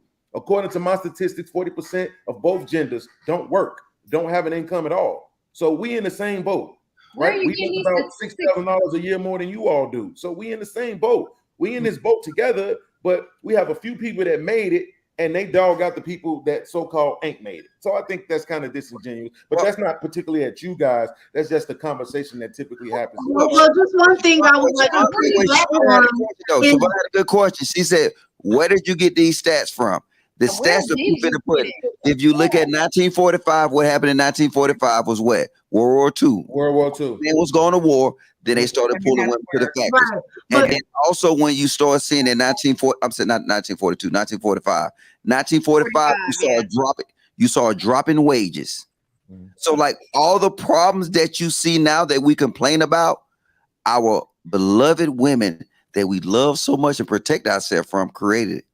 But this is the other issue, though. This is I have to push back a little in the fact that we're forgetting that, especially for Black women, most Black women were working anyway. That's a fact. It wasn't that we were in how we were already working. So that's nothing new. Facts. No, it was That's not. No, that's not a fact. They was not working. What they was doing. I put a research up for you. They was wait. They was managing the household. At this time, they was doing the same thing. That wasn't considered work back then. I'm telling you for a fact, for Black women, majority of Black women were working as well as their husbands. Now, the type of work was different. They were mostly working in the homes of like white people or hotels and stuff like that. But yes, they are sewing, and you know, factories. But they didn't label that. But they didn't label that as work. Mistaken. That's not working, ma'am. It's a job. They was not getting paid for managing a household. I'm not talking about that. I'm talking about Black women always work outside of their home. No. Black women, if you look after slavery and then the initiating of sharecropping, like you ain't gotta look, just do the research. I'm trying to tell you, majority of women, even after slavery, we were still working in masters' homes. Households. Look at it was prohibited for women to even be as part of sharecroppers. That logic, you're not listening to what I'm saying. I don't think we should fall off into that trap right now. I'm not saying no, they weren't. I agree with you, mistaken, but we might have. I agree with you, mistaken, but we might be lacking some information because I know Logic probably does more research than us. So let's just accept. I used to be a U.S. history teacher as well, so yeah. But I'm just saying, let's saying that, right? Siobhan had a question, right? And I'm glad that you asked the question. I don't have a response for you, but I have a response to the question because I didn't hear anybody say, where are we getting this information from? Where are we getting statistics from when we were talking about what men's average money is, right? But the minute I said that women only averaging $36,000, $38,000 an hour, where'd you get that from? The same place y'all got the $40,000 for Black men. Okay? That's where we got it from. You accepted that one, accept this one. Y'all ain't out here getting to the bag like you want to. It's about 12 of y'all on YouTube that we can name that's 100,000 millionaires. We get it. Lauren, CC, The Real Siobhan, Mistaken, Shantae, Tam, okay, Kay, Kayla, Courtney Michelle, Melanie King's like two other ones, and everybody else is broke. So y'all just gotta accept that. That's what it is. From your lips to God's ears. I am. I live within my means. Wait. It's officially my birthday. So for all y'all, we gotta take a shot. Yes. Happy birthday. I can't take a shot. All right. My cash app. Y'all need to hit my cash app. It's officially my birthday. I'm broke and dusty. Hit my cash app, please. Right. We have some super chat. That's what's up, bro. Shantae, you ready? That's what's up. Let me get a drink for your birthday. That boy 30 years old. Shantae, you gonna post him? I wish I was 30. So wait a minute. Did you convince Mistaken? I'm sorry. About the whole culture thing? What about the whole culture? Did they convince you that was women's responsibility, or do you still need convincing on that? That it was like, no, that is the men too. They got to get themselves together too. We ain't going. It ain't just us. Listen, only thing I was just saying is accountability goes both ways. It takes two people to make a baby. So that was all I was. See, wait a minute. A lot of times men get caught up in just saying it's the woman's fault. So wait, now I see where your error was at, right? I agree with you. Accountability goes both ways, but responsibility doesn't always go both ways. So the same way how the women will eagerly say that provision is a man's responsibility, the whole culture is y'all responsibility. You can stop it. It's nothing we can do about it if you stop it, right? I have 2 kids, 2 baby mamas. I can, and I'm gonna be a man about this whole no condom thing, right? With my daughter's mom, I went in 5 minutes, I took the condom off. With my son's mom, I was trying to make a baby. She was light-skinned with long hair. It wasn't nothing to think about. I want this baby. Okay, I went in, give me your son, damn it. Give me your son, damn it. And I got my son. Okay. Told you, Logic. Told you, Logic. There are men out here that see a woman and be like, I'm putting a baby in her. That's a fact. All right, so look, I'm thirsty right now. That's my cash app right there. All y'all niggas that love me at here late in the night and early in the morning, fucking with Chic Critique, you better show a nigga love on his motherfucking birthday. And I swear to God. No, I'm good. Go ahead. Little podcast. Yes, yes. I want to say thank you. You are absolutely right, and I stand corrected. Thank you for delivering that in a very digestible way. Thank you. Is all I'm saying. Thank you. Oh, wait a minute. Wait a minute. I just have to say, God is great. He is so great. She is so great. All of them, Buddha, Allah, Jesus. I just want to say today that I accept this award on behalf of all the black men out here. We got a woman to say I stand corrected. Yeah, I know where you're going. Go ahead, bro. We take accountability on this show, little podcast. We win. Hey, we won, right, Trill? We won, right? When we wrong, we wrong. We take accountability on this show. You ain't never been wrong, ever. I did. I was wrong earlier. You must have missed the show where we had earlier an entire show about accountability. We were holding. Majority of y'all wrong at least once a week. Hey, can we get? Hey, can we take? Maybe not wrong. Hey, Rojo. Can we take, out of all these women, who to wrong the most? Javon. Put that boy on the spot, bro. I gotta say Shantae too. I don't even know Javon. I don't know why. It's my birthday on here. I said what? Shantae, hey, we love you, but honestly, listen. Out of the women that keep it real the most, I would have to say it's Tam and Mistaken. To be honest. See, I said Tam and CC. Got Tam at one. Yeah, CC wild though. She good at raw truth. She a little bit on the wild side. Well, let me hold on. Let me. And then it's another one that haven't been here in a while. I forgot her name though. Juicy J. I think she got the short hair, right? She raw as fuck. Hey, Juicy J, a bunch of nigga though. I'm telling you, like if you say something wrong to Juicy J, I think she might swing on a nigga. Hey, so wait a minute. I know I'm about to. But we always know what that means, though. My player's card revoked with this one, right? But I've been wanting to say this to Tam for a long time. Uh-oh. You are the talk of the town. I'm not sure if you know this, right? Like I've had strong debates with other guys from YouTube about, we of course we men, we talk about which one of y'all is the prettiest, who got the best bodies. We do that, right? You win every time. I need you to know that you win I don't vote for you, but you win every single time. You voting for Shantae? I definitely vote for Shantae every single time. Well, thank you. What am I voting for? What did I get voted for? I'm just Shantae, unfortunately, I'm the only one that votes for you. I mean, but at least I vote for you, though. Well, hey, look, podcast. Like, look, it's a close battle. And you puss-ass niggas should have came to the Atlanta Live show, because I ain't gonna call out no names. You niggas are I answer you way off, because all of them beautiful. But I ain't gonna say that. I'm fading to black. All right, I'm gonna shut up. Bring y'all puss-ass to the live show. Then I'm telling you, all of them look good, though. But it's certain man. Shut up, Mr. Logic. Logic, listen, man. Y'all have, I don't fly. Y'all have to bring one of those live shows to Chicago. But I'm I don't lie either.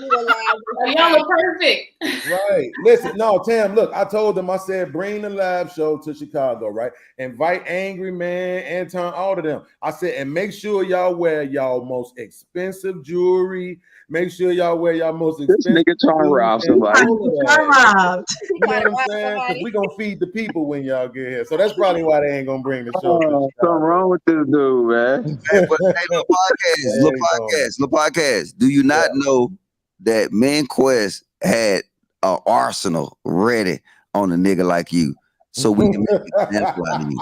I was praying that a little podcast nigga come up so I can make him take his neck off. So you tell your Chicago niggas, we certified and we travel with our weapons. And I wish you would try. I know it's unfair. We don't deserve that. You know what I'm saying? We are nice here in Chicago. The Black Panthers was here. We fed the kids. Jesse Jackson was here. Rainbow Coalition. You know, we had Harold Washington, Malcolm X College. We got a few things here, man. It's also a lot of robbers here, though. I'm gonna just be honest with you. I heard Chicago was beautiful. Chicago is absolutely beautiful. I love Chicago. Look, I've been other places, right? And then after being there and coming back, it make you realize how beautiful your city really is. You know, we got the Lakeshore Drive, our downtown area and all that, the landscape and the skyscrapers.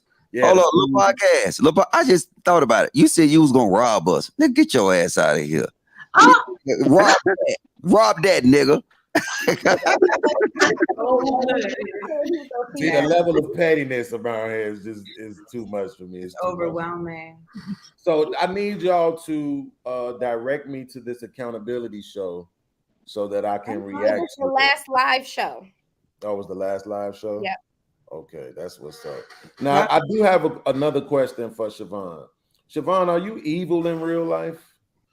No, I'm actually not evil in real life. Yeah, I'm actually really nice. A lot of people think that I'm mean, but I don't. Yeah, but I think my personality, I'm not going to convince somebody that I'm not mean. You see what I'm saying? That's just how I am. It's either you either love me or you don't. I'm okay with either way. What sign are you? A Libra. Are any Tauruses? Anybody? No Tauruses? Shantae, Taurus. Shantae, a Taurus?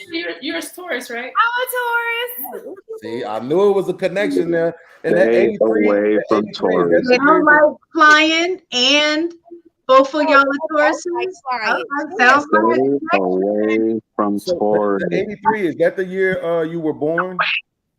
You Shantae? already take it. Y'all would be a perfect match. She don't like. When was I born? It's 78. Y'all are cute together. 78? Okay. I thought the 83 was Put them next to each Y'all other. switch them over so I can see how that look. You put who next to each other. Listen, it's dark skin and light skin.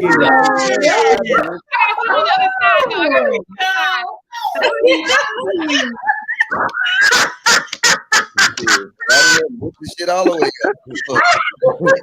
Yeah, I gotta do my LL Cool J. Oh boy, this bag. Go ahead. Okay. Y'all I'm just saying though, the kids would have been awesome. The kids would have been awesome. Is all I'm saying. You know what I'm saying? definitely would have tried to get you pregnant, girl. That's a fact. That is a fact.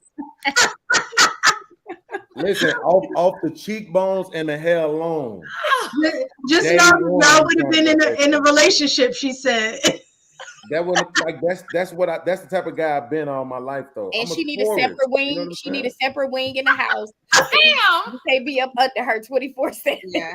See right there. That's why we wouldn't have made it, right? See, already, like not another bedroom, a wing. Yeah, Stay away from Taurus. Said it earlier. And you gotta build it And too. you ain't Kamala. We not doing wings around here, okay? We can do some arrows. Why somebody in the chat? Wait, somebody in the chat said y'all better move little podcast from by her before she get pregnant.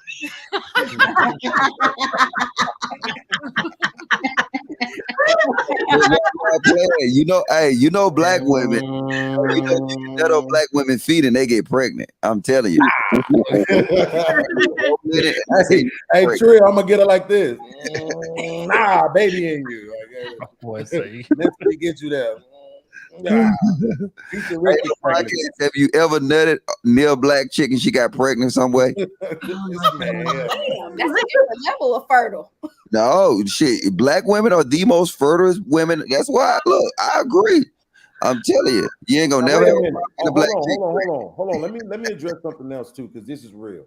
Y'all was talking earlier about black men dying early. I ain't gonna lie, that's the truth.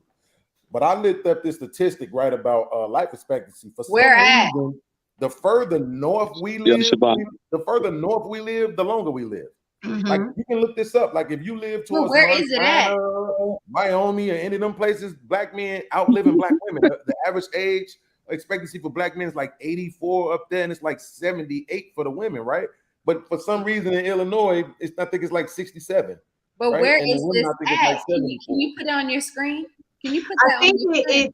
I think it also has to do with economics, from what I think I recall. So if you see like areas that have the higher economic status, the lifespan tends to be longer because they have more access to like going to the doctor, eating healthier foods, things like that. Wait a minute. Are you saying the men in Montana and North Dakota are getting to the bag? Like, I just assume they out there.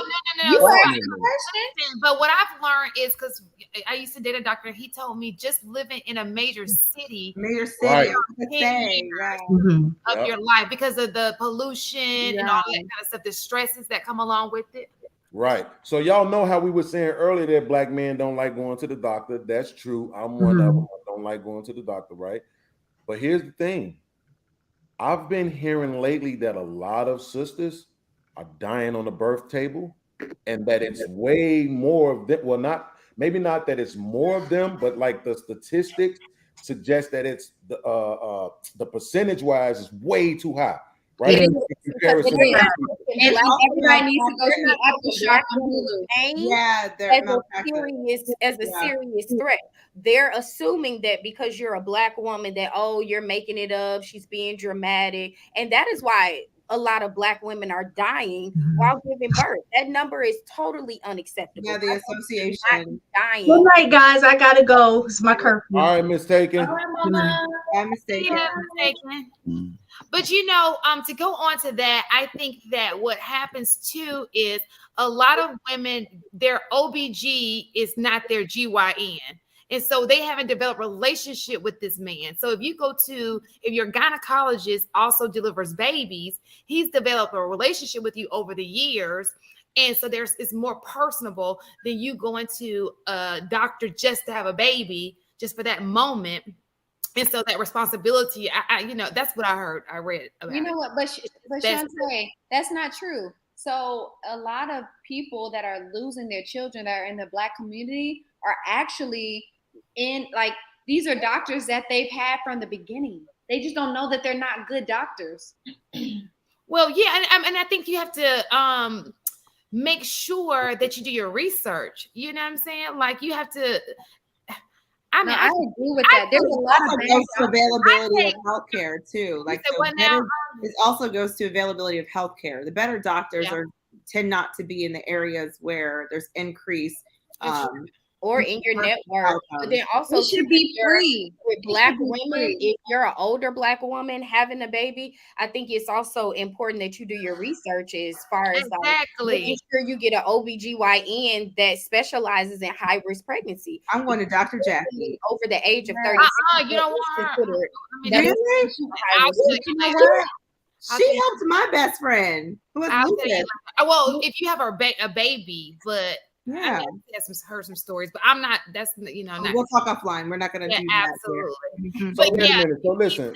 So far be it for me, right, to try to tell people not to go to the doctor. But I'm just saying, I think black men.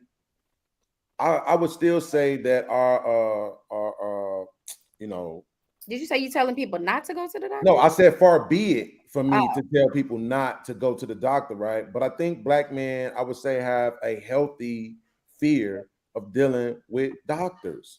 You know what I'm saying? And if you're telling me that there's this high number of sisters that's not making it off the birth table, maybe you all should have a healthy fear of dealing.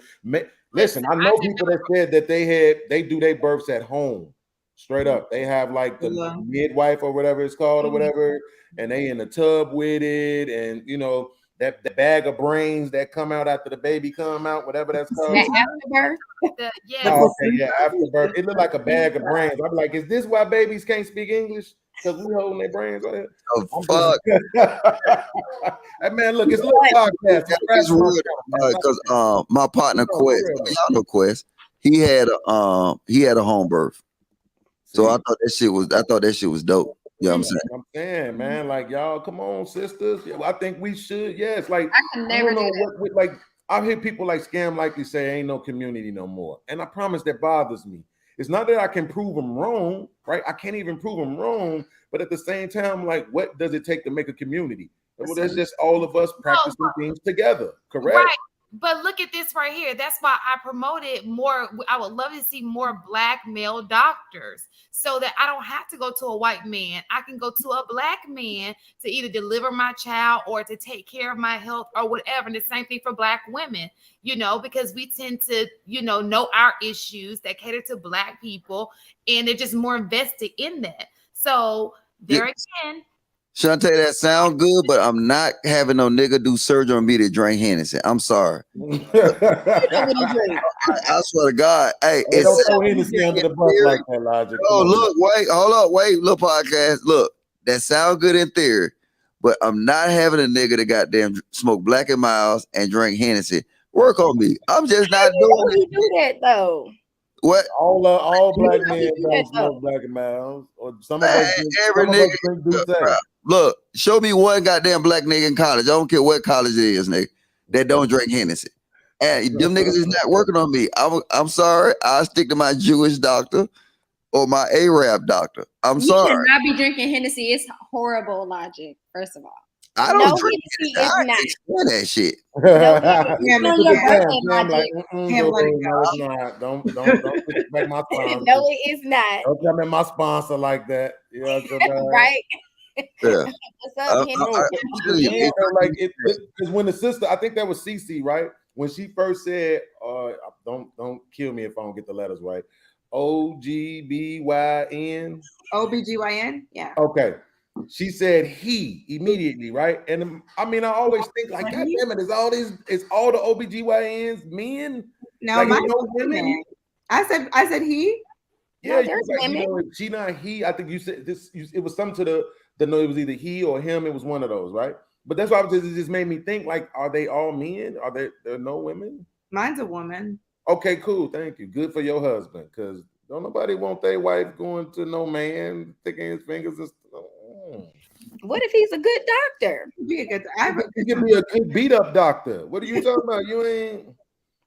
Then when I come to the party, he come to the party showing up. Hey, I know about your wife's mole. Now I got to kill this man.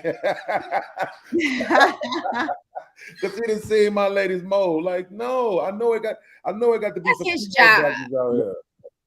Huh? That's his job.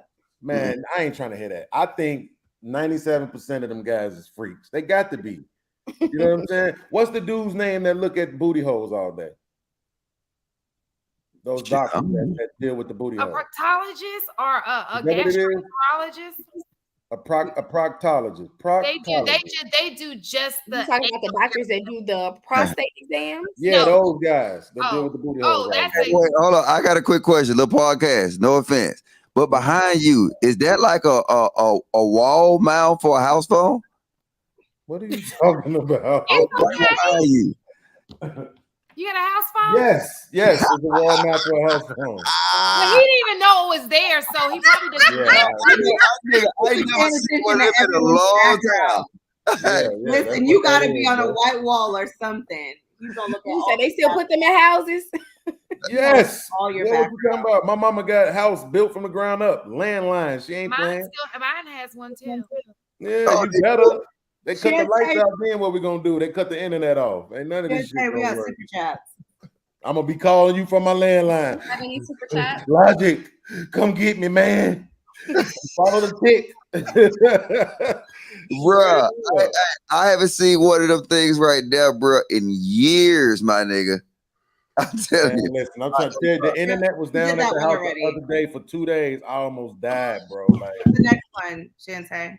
I'm like, how we supposed to live like this? All right, Jay First Original Dough, Modern Broads Love Raw, and Cheap Liquor, and Big Ups. Yeah.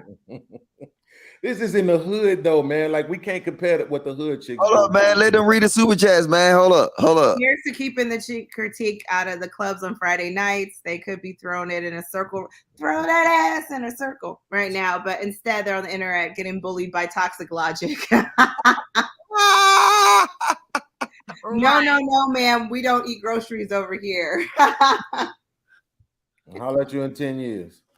Ninja got ish mouth. Laugh out loud. Suck a Sims the worst. Okay. Anybody with the male organ, before y'all start raw dogging, remember Janae Pettisco. Her children father tarded to get custody because she cuckoo. She slight both kids' neck. That nigga drinking that Hennessy. Oh, okay. So she sliced both her kids' neck on FaceTime. This just happened. That's y'all have value, man. I need y'all to know that. Stop. What just happened? So she said, before you decide to raw dog a woman, remember Janae Pettiscloud, or I guess that's how her children father started to get custody because she cuckoo and she slit both the kids' necks on FaceTime. I think he been trying to get custody. Yeah, trying to get custody, and she slit both the kids' necks on. Oh my gosh! But that guy who got cheated on, just shot 3 of his kids and himself the other day too. Oh my god! What aboutism right now? Really, CC? That's what we doing? I'm just saying the same thing. I mean, the same thing has happened. You got to be careful who you having children with on both sides. That's not cute. Don't do that. The next one. What's the next one?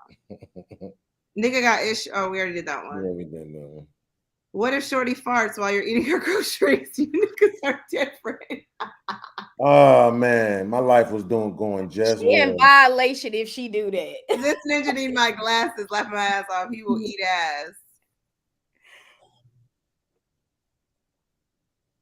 Thank you for being a new member, Lee Lacey. Thank you. Eve was Adam's punishment. Ooh. God wanted Adam's obedience. God wanted Adam to know what it's like to have a helpmate and ever ask their God before making decisions. Adam was too busy trying to bust Eve. Okay. BS, I'm 48. You don't know what the fuck you talking about, chick. Who's that to? Who is he talking to? He was talking to Siobhan.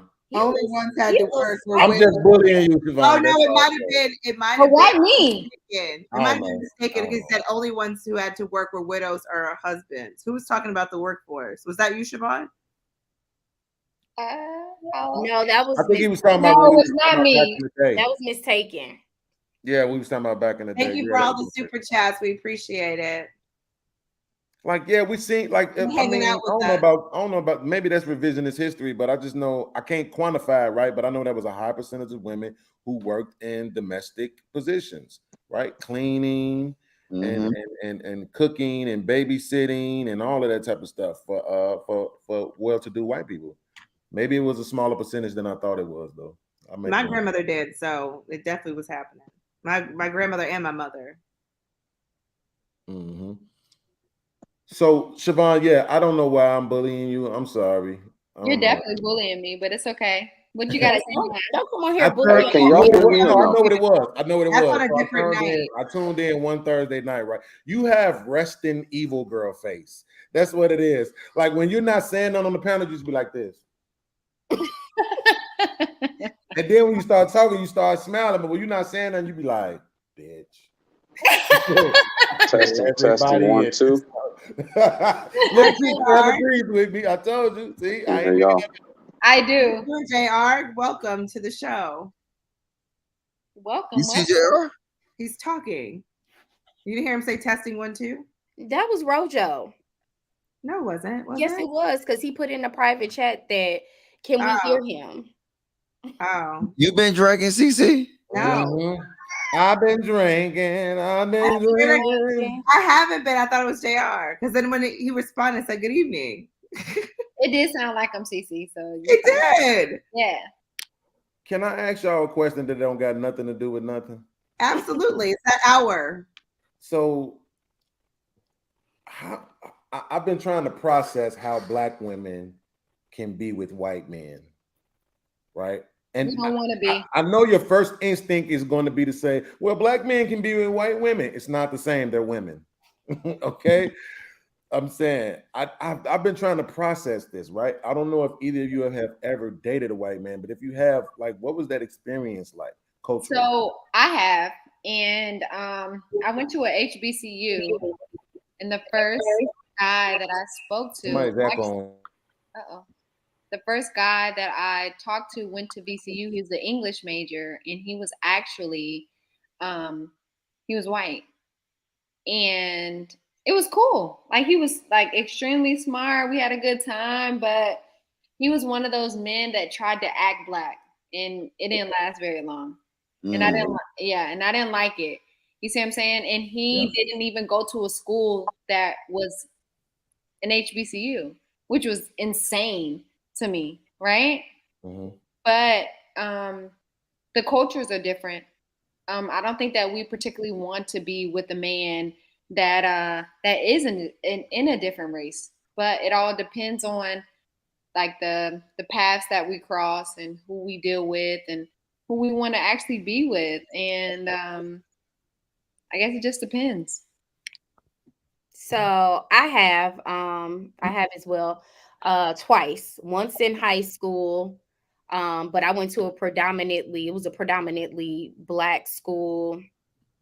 He wasn't trying to act white. I mean, he wasn't trying to act Black, but I mean, he fit in. He grew up around Black people his whole life, so he wasn't like really trying to act Black in that sense.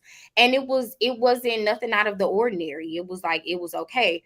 But then I tried once again as an adult when I moved to Texas, and me and this guy was walking in the mall hand in hand, and the looks that we got from like older white people was like so disgusted and just like, and I was just like, wow, like in 2020, what was it, 2014, 15, I don't know, whenever I moved here, I'm like, damn, we still getting those types of looks, you know, with people dating outside of their race. But it was in that moment that I was like, I don't know if this is for me, because I don't know if I want to go through the rest of my life having these stares, these looks, and constantly having to defend my relationship to other people that don't understand that I believe that love who you want to love. You know what I'm saying? So it was just like, I couldn't see myself navigating through life, always having to be in a battle and defend my relationship. It shouldn't be that difficult. It shouldn't be that hard. I have not been drinking. JR is right there. JR, first time on the screen. Start line. You drinking that? Did you say testing 1, 2, 3? Did you? Or was that was Rojo? That was me, because I couldn't hear y'all, but y'all could hear me, I guess. I heard my name, so. Hi, JR. You see over there like, I woke up like this. I dated a white guy in high school. That's it. And the cultures are just different. Just super, super different. I mean, I've never been intimate with one, because that's usually the next follow-up question. They're like, same. Were you intimate with one? Like, no, never crossed those lines. So I can't give an answer to that experience comparing Black men to white men. Is the myth true that white men have small penises? I don't know.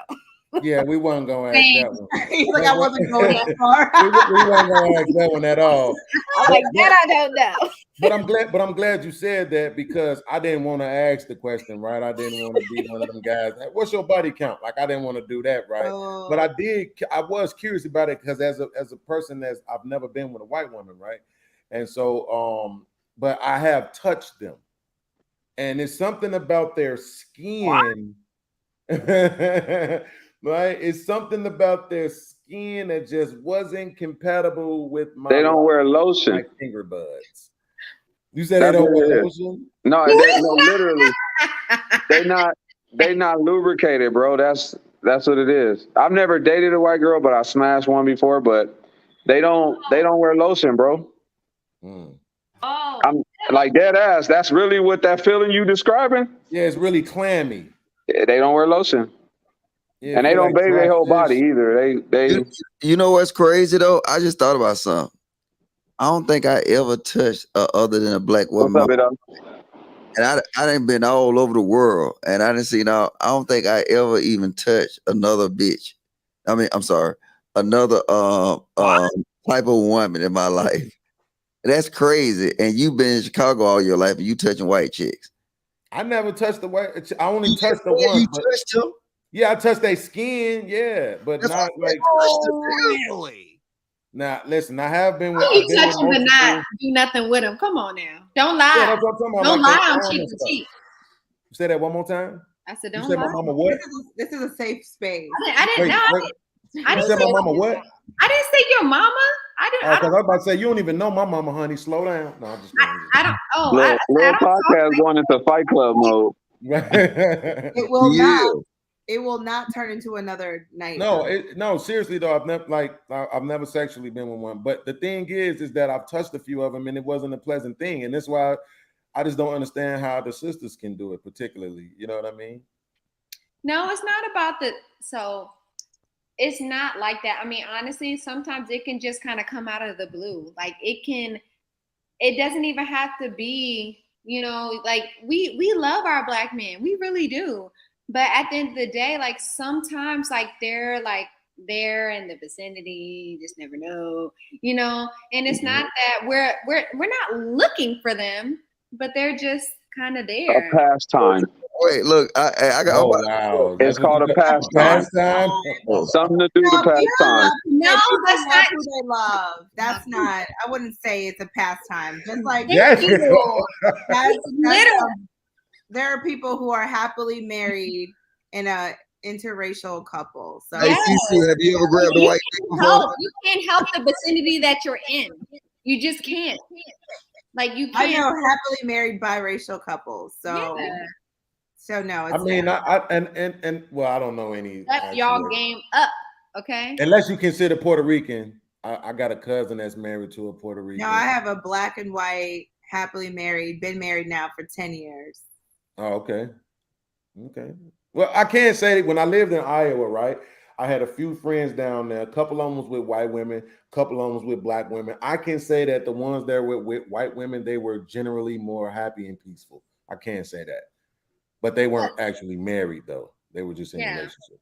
Well, So I that think might that's be just a statistic that people try to say, like, oh, we're rowdy, we're this and we're that. But you know what? At the end of the day, black women, we're very honest. And we are very open into how we feel. And then that's what really honestly opens up the spectrum of having a happy marriage, because we want to be honest. They say, okay, you don't want to be honest. Really? You don't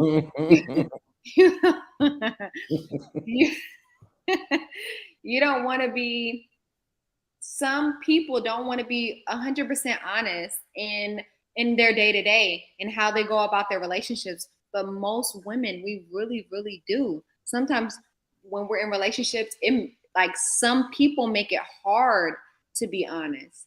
And we try to be honest, but it's like, how can we be honest if you're not even honest with yourself? So I'm glad you brought this up, and Cece mentioned the word marriage, right? Who do you think wants to be married more, the men or the women? Now, I'm only talking about black people right now. I feel like women. Women. Okay. So women Women. definitely want to be married more. Lauren, do you say women as well, Lauren? Bullshit on that. Look, I would that's say bullshit. I got you, Logic. Hold on. Do you say women too, Lauren? I would say I both. say women because we've been designed as a child I say both. supposed to get married. Most little girls already planned their wedding in their head. It's just that was on a piece of paper, sis. So if that's the truth, how do we then justify the fact that there's more married black men than black women?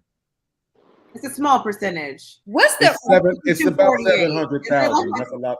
It's about 700,000. That's a lot of people. Where are you getting this statistic from? Where is your knowledge? I'm not answering that question. I want to know. Okay, so wait, hold on. Number 52%. I thought it was 52%. I thought it was 52% black men, 48 black women. Wasn't that what the statistic was? I don't know. I've never heard and that. are they marrying black So, women? I never heard that. I heard 26% black women, 33% black men. Oh, ever married. So 52 so ever 50 married. So in marriage range, 52% of black women had been married. Right. 48% of black men have been married. While there are more black men who are currently married overall who have been married. Right. So we're talking about like right now, this instant, the statistic would be, let's just say 26% of black women are married, 33% of black men are married. You have to figure for the fact that there's more black women, but when you actually You gotta show me that. That's not what I saw. Right, so that's what I'm saying. We're doing a lot of talk about statistics, right? You gotta put these sources in the back. That's why I don't want to qualify. That's why I don't want to qualify where we getting them from, because we all basically reading them from somewhere, and we're accepting whatever numbers that we want to accept from wherever we're accepting them from, right? But the numbers say that I got is that it's at least 700,000 more married black men than women. Where are you getting this from? Show it. Okay, well, hold on. Look, if you want to argue his stats, right? Let's get away from the stats for a minute. Hold on, one of y'all just said it's Rojo, sweetie. One of y'all just said, right, that the same thing, Siobhan. One of y'all just said that y'all literally plan y'all wedding as children. Y'all make a list, right? Where on that list do y'all write down that y'all want to have sex with multiple men? Where on that list do y'all write down that y'all want to become baby mamas? Where on that list do y'all write down all these things that ends up happening before marriage? Hold on, but you got to take it into context. No, I'm not taking it into context because you make the list. We don't make lists as men. I didn't make a list. Y'all are talking about a list that doesn't exist. I want to know exactly what y'all are talking about. I want to know what y'all are talking about. One of y'all just said, and I think it was you, Siobhan. One of y'all just said, I said as little girls, y'all plan y'all wedding in advance. And one of y'all said y'all write it down. Maybe it was Shantae. I don't know. Oh no, somebody did say write it down. That was Siobhan. Whoever said that, explain to me where you wrote down all of the things that happen before marriage that's not a positive. Siobhan. Crickets. No, it's no. Sorry, it's not, that doesn't apply to me. No. It's not crickets. What I was trying to say. So I didn't particularly say that. That's why I put myself on mute. So, but say it one more time. Okay. Y'all plan y'all wedding as children, right? Y'all even play with y'all Barbie dolls, all that bullshit. Yeah. At the end of the day, not bullshit. When do y'all plan to become baby mamas? When do y'all plan to have all these men enter y'all before marriage? I have a question. Nobody does that. The answer to that is nobody does that. But my question for you is the relevance on how does that correlate to me wanting to be married? How does that have anything to do with me having a desire to be married and how that? Right. So I'm gonna answer your question. Because you guys literally get out of order. Oh, you get out of order. That has nothing to do with desire. You're just saying what happens if my desire to be married is strong. That is not going to change whether I have children out of wedlock. So my question to you would be, what steps are you taking to be married? But that's a whole different question. That's not what. Yeah, like it's within your desire. No. The question is within your desire. See, he's asking an overloaded question like Kay on the Thursday show. Please don't compare me with Kay. That is so unfair. Hey, Kay is from Chicago. I will have no case. It really has no relevance to what he asked. He said, "Who desires it has to be all married?" the relevance in the world. He asked, "Who desires to be married more?" And if the desire is from a child, you then went on and said, well, when did you plan to have kids out of wedlock? And when did you? It's like, no, my desire is still strong. How many kids does he have to be married? How many kids does he have? That doesn't make any sense. My desire. But I think what he's saying is that probably makes the woman less desirable, especially if she's not marrying the man that she had that child with. Is that what you're trying to say? That's not what I'm saying, but that is a good point. That's not what I'm saying. What I'm saying is, you guys have all these plans, right? He's not saying shit. Wait, I didn't hear what you said. I'm sure it was some cap. What'd you say? I don't know what she said. Listen, but the problem What'd you say? All right, go ahead. What were you saying, Shantae? So the problem is, I think that the conversation, somebody on the panel said that they write it out. Basically, they write out their plans. But the women that you're talking about on the panel don't have children. So they didn't put it out of order. They're waiting for the husband. And I'm pretty sure that they're working on themselves to be the better version of themselves for their man. They just haven't found a man they felt was that guy.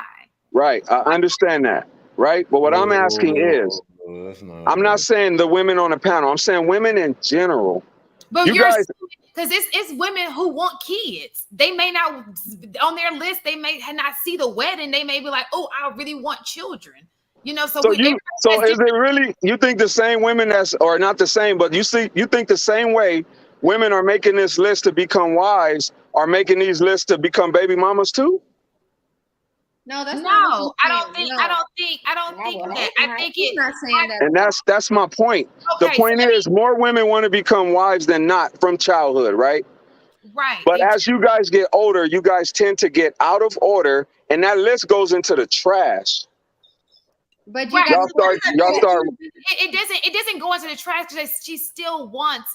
Nobody. She doesn't make a list and say, "Ooh, in this order, I want my marriage. In this order, then I want my kids." Maybe which makes my point of you guys are out of order. Absolutely, Shantae, some men don't have order, sis. Like some of them don't have order. They try to say that they want to like. We're not making that list y'all make either, sweetheart. Right, we but don't. Look, men don't have sex to make babies, right? We have sex to get our shit off. But how do we get pregnant? Y'all have to put your dick in, and we're willing to a lot. That's how we get pregnant. Like, right, and we're willing to put our dick in you a lot. But at the end of the day, you guys control sex. So you guys control the access of sex. Is this to talk about YouTube talking points, or are we gonna say who has? So let me. Can I interject really quickly? Yeah. I wanted to ask Shantae a question. Yes, Shantae. It's actually Shantae, but you guys can call me Shantae. It's okay. Go ahead. Shantae, I'm gonna call you Shantae because that's your name. It's not okay because she checks us every week. Shantae. And you keep saying Shantae, but it's okay. I always get it right. I always get it right. I'm big on names. Does anybody call you Tay Tay? Sure. No, does anybody actually call you that? They call me Tay. Yes, I've been called Tay before. Well, what about Tay Tay? No Tay Tay. Okay, cool. So Tay Tay, check this out. This is what I'm saying, right? Now I'm the only one who get to call you that, right? Okay. You said something that sparked my interest, right? You said about the ladies on the panel specifically, right?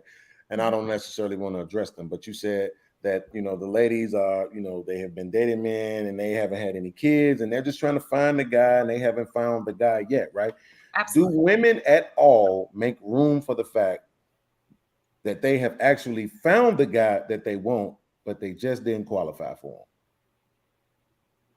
We've mentioned that. We've mentioned that some of them are competing for this one guy that's just he's never gonna settle down with them. I don't know about the girls on the panel, but we know that that's a reality that some women are trying to get that one guy, and that guy has all of these options. So their chance of getting that guy, even though they stick in there for a year or two, he may still not marry them. Like that's a reality. Yes. We also talk about delusions too. Delusional women. Oh, okay. So you do. So women do actually process and like say to themselves, I don't qualify. Not that it's more women, right? But just me because men have to do that. I don't think they say that they don't qualify. I think they think they all They would qualify. never What they will say is he dates a lot of people and it's possible he won't choose them. Do we think that that's damaging? Like, do we place that in the category of ego? But what you have to understand is it doesn't matter what category you place it in. If a woman don't want you, she just don't. What you don't want. Let me just tell you this: what you don't want is a woman who feels like she's settled for you, because all it's gonna do is make you miserable. You understand what I'm saying? She's gonna find a way to embed in you how you was not the first choice. You ain't shit. You ain't never gonna be shit. You don't want that. So I tell all the men, listen, don't ever be with a woman who feels like she's settled for you. Because that cannot be a happy life for him. And I would want you to be happy. So in reality, do you all place this level of ego just on the fact, or not you particularly, but women? Do you think women in general place that level of ego on the fact that they have vaginas? No. No. So what makes a woman unable to just acknowledge that I don't actually qualify for this man that I want? Well, I think that that's the delusional state. Yeah, there's a lot of men that don't qualify for the women that we are. And the thing is that most of the women that, you know, some of us, I mean, it's a draw, honestly. You have to be willing and able to be able to give yourself to a man. So if we're giving ourselves to a man, like, that's a lot just for us in general. I mean, so a woman, so a woman, the problem is a woman has to have some type of attraction to you. It doesn't necessarily have to be physical. It has to be an attraction to you, okay? Because women are emotional creatures. And you want her to have an emotional connection towards you. And that's not always as easy as it sounds. And so what happens is there are just a lot of guys that just are not attractive in some sense, like whether it be, you know, in a economically attractive or physically attractive, or I can't explain it. It's just, I know it's not good because the odds are against her, but I think that she's willing to, I don't know, ask the ladies, are y'all, if you don't find that guy, are y'all willing to just take any guy? No. You all discussed that earlier, right? No, I think his question is, when do we realize that the guy that we're trying to go after does not want us, and why don't we? When do you after the guy? When do you tap out? When do you realize like this person is out of my league and I need to stop pursuing him? But he's wait. Not even a specific person, but a specific kind of person. There's a type a specific of person. type. So yes, you're that's what I'm saying. That you don't qualify for. $43,000 guy. Is that what you change your check boxes? Are you asking us when are we going to accept the $43,000 guy? I'm mad that you went right to that. Again, the fallen hero. Average. It's just average. I'm just saying the average. Right, but that guy, but if you take the 43 off the table, this dude might be absolutely awesome. He might be the greatest dad for your kids you ever wanted to have in your life. He probably could have some of the best DNA for your kids, as far as, you know what I'm saying? Bad about him. Well, I think to add to asking.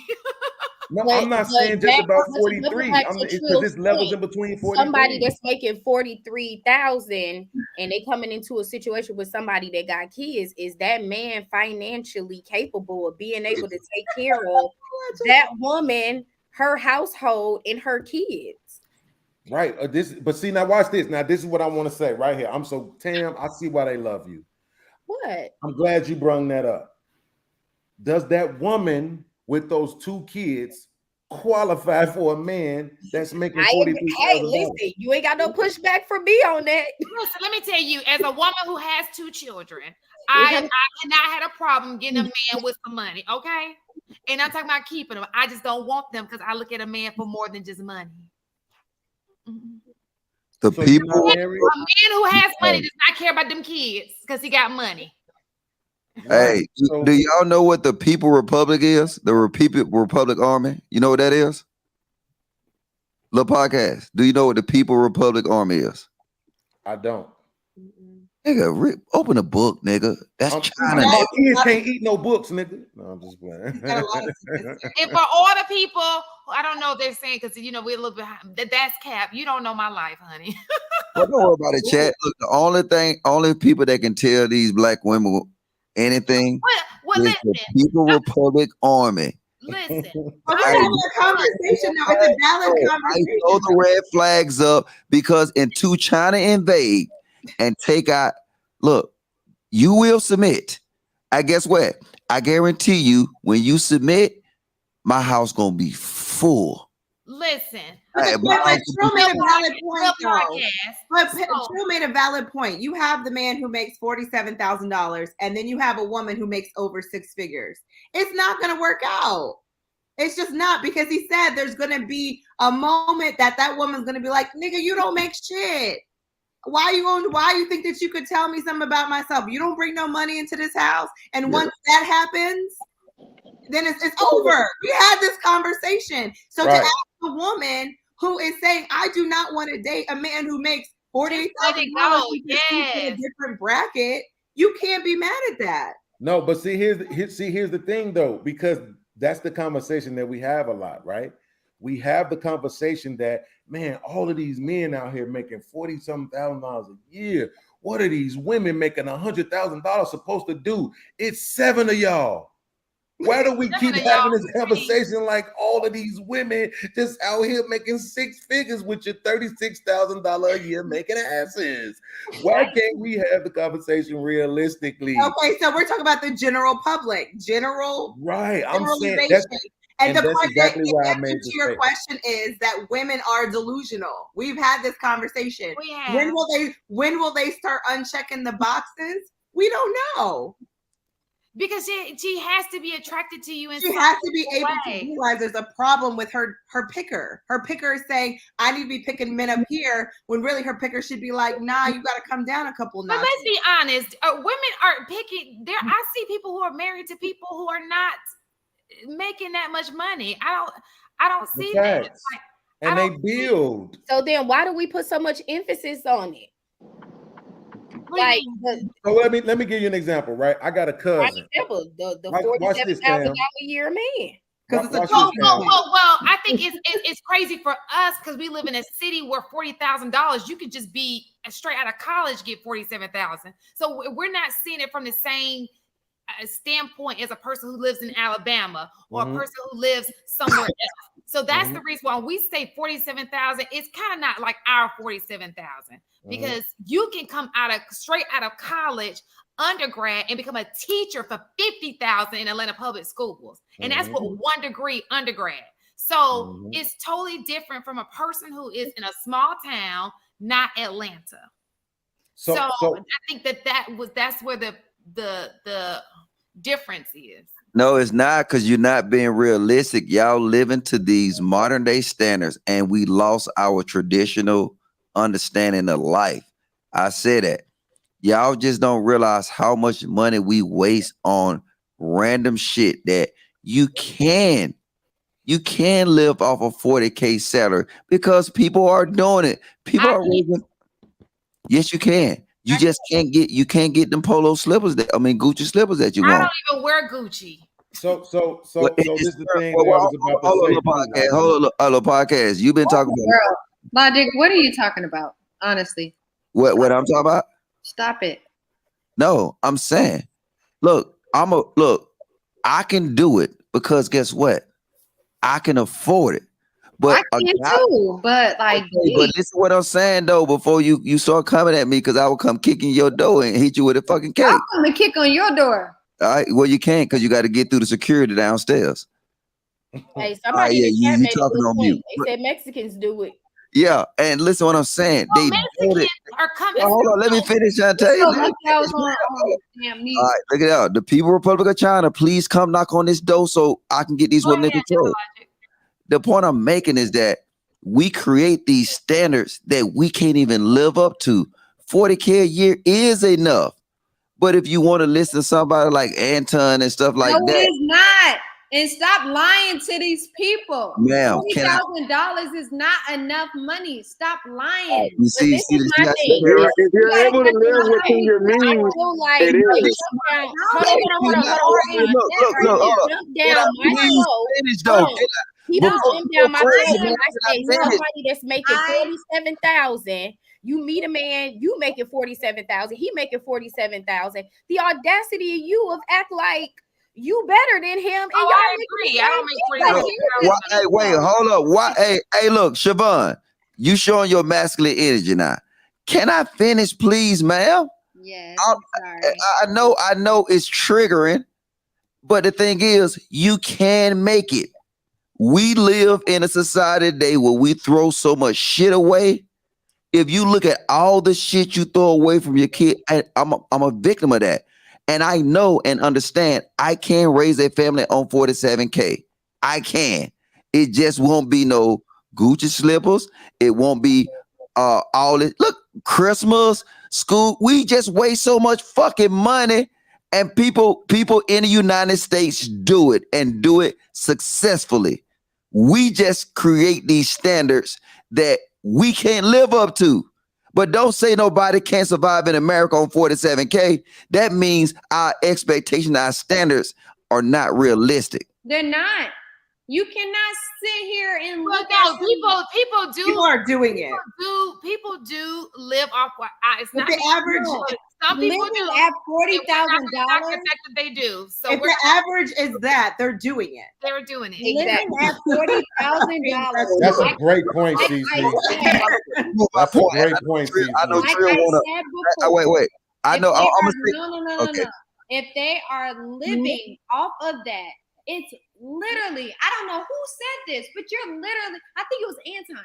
It was literally, you're literally 1 second away. And we go listen to Anton. See, that's what's wrong with you. You listen to any nigga. I don't listen to Anton. No, That was the only point that he made. Stop. That literally Siobhan, you watch too much YouTube and you put too much faith in you. Okay, listen what I'm saying. If you just use Anton as example, no, that's bullshit. Because look, I'm gonna show you a million success stories. E3 in the military make under 47K a year, and guess what he can do? Successfully raise a family, and they do it successfully. And sometimes even at the, I mean, come on, it's common sense. But if you wanna have a whole kind of, oh, I'm gonna chase the bag, all that bullshit. No, not to chase a bag though. But what I'm saying is that like you can be under the system of having like all of that with the military and everything. Trust me, I know. I still reap the benefits. You see what I'm saying? I do. I understand. Okay, so then this is the point. This is the point when you get online and you say that you can't raise a family at 47K, and then it's people out here that's doing it. Let's be honest, a majority of Americans is doing it. Like I said, we live in a false YouTube reality. Like, no, everybody ain't making 100K. Everybody ain't pulling the bag. Everybody would not be making over 6 figures. That's a fact. And then now you spin in their face to see and say, hey, you don't qualify to have a kid because you can't take, no, you can take care of. You just can't do the stupid nigga shit that I do. And exactly. other niggas do. It's a fact. And they do it every day. They buy houses. They do everything. They just have to learn how to manage it. They can't do stupid shit like we do. I wish I made 47K because I probably wouldn't do dumb shit. You're absolutely I gotta call Cap. That's what I was gonna say. You just got to be willing to live within your means, man. Bro, look here, man. That's not true. Metro call cab. Look here, man. I hear exactly what y'all saying, but again, that 43, 47 number is good for an individual. That's why when we get to talk about averages, we can't say most people are raising a family on 47K. Look at the average household income and compare that to the average individual income. Those are two totally different numbers. Now, if you're making 47 and your girl making 47, then y'all are perfectly valid in what y'all saying. Mm-hmm. But if a man making 47 and my wife not working, which is what a lot of men in this space say, I don't want my woman working. I want my woman at the crib raising 2-3 kids. Again, I don't know if y'all have kids. No, that's not what I was saying. Expensive. So if I'm making 47,000 and I got to take care of a wife and 2 kids and pay all my bills, you're gonna be living in a fucking hole somewhere. That's just honest. That's not realistic. So when we get to throwing around these averages and saying most people are doing it, no, most individuals are doing it. You're right. But as far as that number taking care of a whole family, fuck no. So see, I was basing it on a collective effort, though, between man. man and woman coming together with average income and making a living. I'm not saying a man could take care of his whole family, wife, stay at home, all that, or 47. That's bull. And That that I'm was not saying. And I'm in California, so that's definitely not possible. This is the problem, Rojo, right? With most of us, when we having these type of debates, we're thinking about California. We're thinking about New York. We're thinking about Florida, Miami, and shit. We're not thinking about Iowa. We're not thinking about Kentucky. You know what I'm saying? We not thinking about the middle states, bro. We're not thinking about the poor South. I used to live in a place called Fenton, Iowa. If you made $47,000 out there a year, you probably was a drug dealer. Like straight up. I had a job working at Pioneer making 13, and that made me the shit. You understand? Making $13 an hour made me the shit. You understand? So, but guess what? We had a 2-bedroom apartment. Our rent was $400. Yes. You know what I'm saying? It was a nice space. And the rent was $400. There wasn't no hole in the wall. It was nice. Living room, dining room, 2 bedrooms, bathroom, kitchen. You know what I'm saying? Like, I wish. That's impossible out here. That's what I'm saying. When we have these conversations, you like we getting have them under the big like city. $1,700 around here. That's 1 bedroom. See, that's what I'm saying. And this is the problem, I think, with our women, right? When they judging the men, they saying, well, we want you to provide. I don't really think they mean provide. I think they mean spoil. You're right. We want you to spoil us. We don't fuck the provide. Provide ain't nothing but the roof over my head, clothes on my back, and food in my stomach. That ain't enough. I need them shoes that my girlfriend had, but I need them in a color she ain't got. I need that purse that Cardi B had in that video. My kids gotta have the Jordans every time they come out. Every 2 weeks. If she's not working, she need to understand that man's average, if he's making that average income of 47,000, he's not gonna be able to do all of that for her. Yes, but right. My whole point that I was always saying when it always came down to this whole income, and because I just always kind of felt like when people were talking about people making an average income, that comes across as very judgmental. And my whole thing, like I literally had some of y'all jump down my throat in Atlanta on Saturday while we was in the bar waiting. And I'm like, I don't personally feel like that somebody that's making 47,000 should be turning their nose up at somebody else that's making what they're making. Nobody is saying stay at that level and y'all don't figure out ways to elevate each other to get more money, but you should not be turning your nose up and requiring more when you not making more. Like just let's be and on top of that, as a man, just like we just said, in terms of, okay, I need my woman to work in order to maintain this, average lifestyle or whatever, right? That same man cannot turn around and say, oh no, I need my woman on her purpose. I need my woman having babies, multiplying and all of that shit, submitting to my word, doing what it is that I say, coming in, taking care of womanly duties, cooking, cleaning, doing everything, and she making just as much fucking money as you. So again, we have to be realistic in this aspect. Yeah. So whereas if you making 47 and your girl's money is required to maintain your lifestyle, you got to dial back on what those requirements of a woman being in her natural essence is, because you're not providing a natural essence environment. That's fact. I agree. Yeah, because that's not a partnership. I mean, I'm be honest, that's not a marriage. That's a partnership. You know what I'm saying? Let's be honest. If she pulling in, she got an equal vote. Like I said, but the problem is that I seen individuals, you know what I'm saying? Like I had soldiers that if you look at the military pay scale, that they make that much of money, right? And they survive healthy. Only benefits that they might have a little bit military assistance and stuff like that. But they can survive. Live on base too, huh, Logic? But do they pay for housing? That's what I was about to say. They get to live on base too, right? Yeah, well, they can live on base, but the thing is, the bills are paid for, and their health insurance is paid. Yeah, that's what I said. Your time is paid for. Yes, but if they live out in town, they get a stipend for that. Yes, but see, this is something that they don't get too, though. They don't get some that y'all get called overtime. They don't get overtime. I'm salary. No, listen, I'm saying a 40 somebody making 47,000. I missed her overtime. That's not salary. That's an hourly wage. So now don't see. I hate when y'all try to play these little retarded games. That's an hourly wage. You said y'all. I'm telling you, I'm salaried. I don't get overtime. I know, but listen, I'm not. But 47,000 is that salary? That's salary, bro. Yes. You've been out the game so long that you don't realize. You don't even know what he's Yeah, you haven't made 47,000 in a long time. Exactly. That's what I'm saying. That nigga got a touch. You've been making money too long. 47,000 is salary. I shut the fuck up though. You telling me a nigga making 47K is salary? That's a fact. Man, I'm out of this bitch, man. I'm glad you found out. No, I'm serious. I wish a bitch would give me an offer letter that said 47,000. No, bitch, you better give me fucking goddamn. I want an hourly salary, so at least I can force some overtime. That's bull. That's robbery. It is. The thing That's what I was just saying.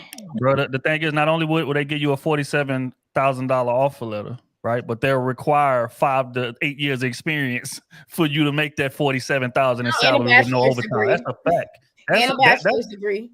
Yeah, right. And a bachelor's degree. That's a fact. That's what it looks like in today's workforce, bro.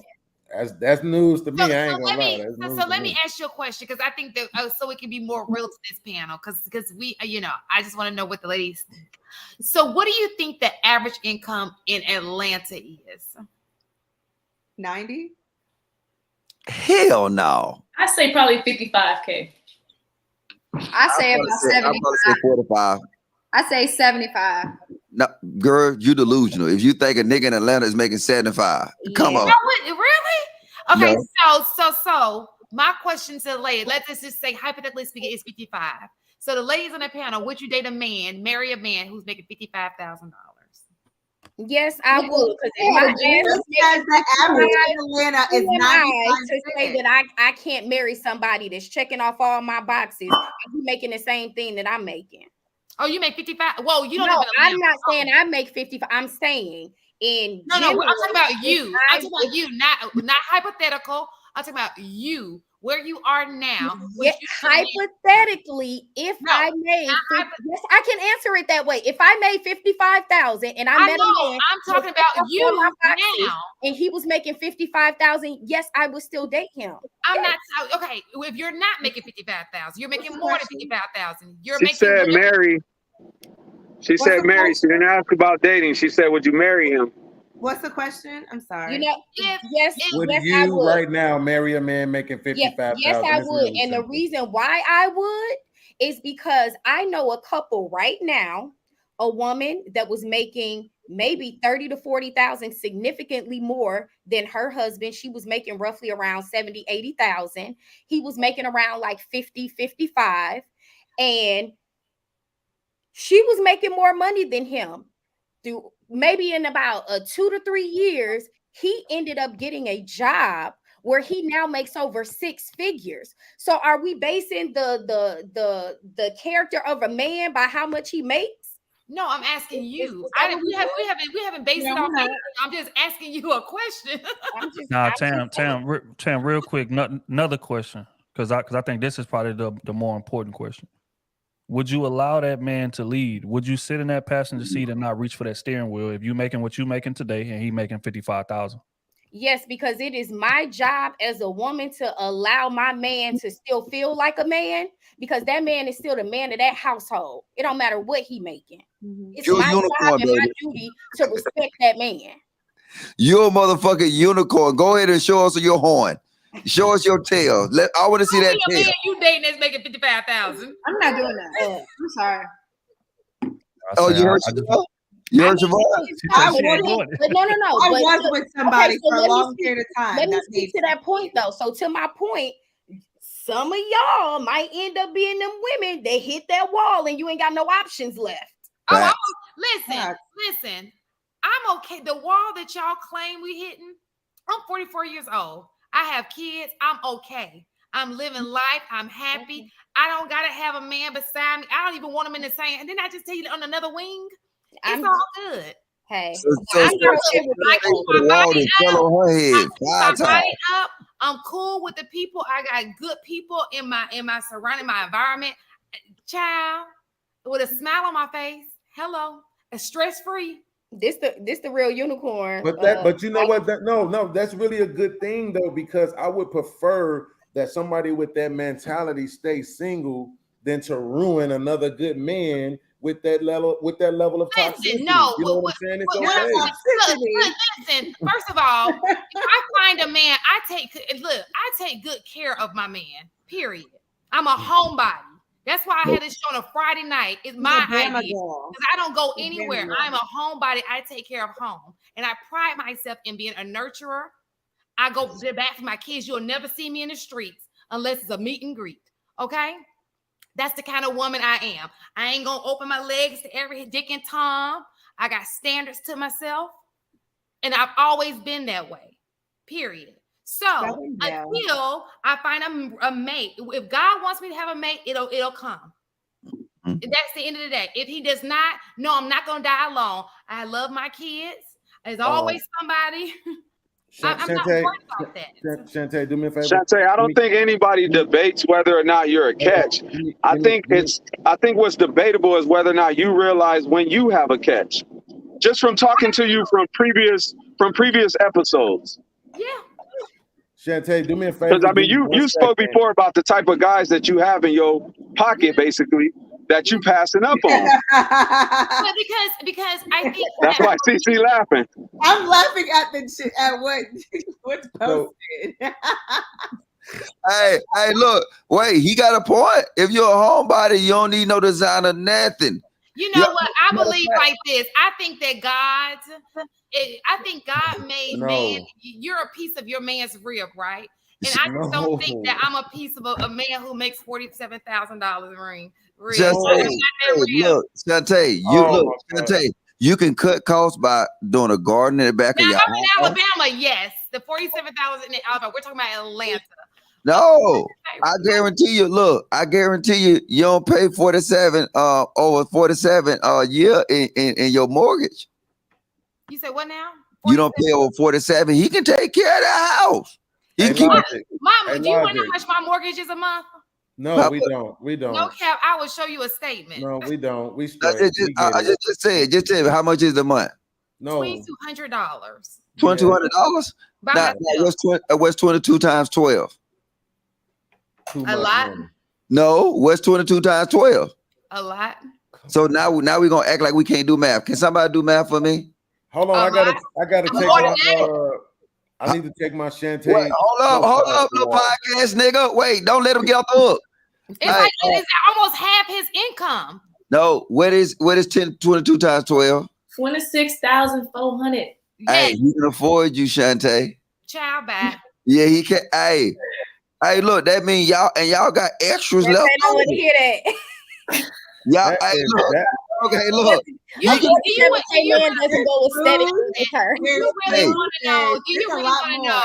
Let me just Shantae, he can afford that, Shantae.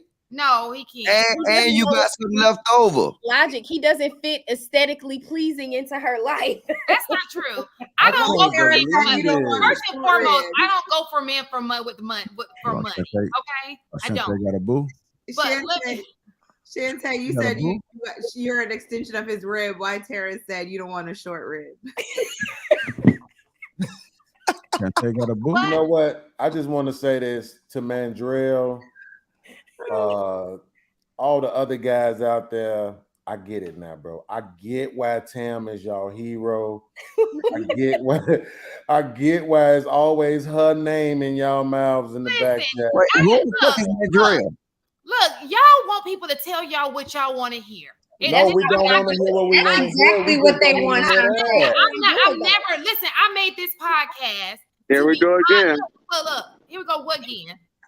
That's not what I'm doing. We had this conversation about y'all talking about we want y'all to tell us what we want to hear.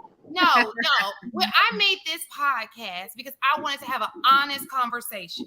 Now, you can knock me for my honesty, but I'm here to be honest with you. I'm going to say the shit that people going to say behind your back in the chat.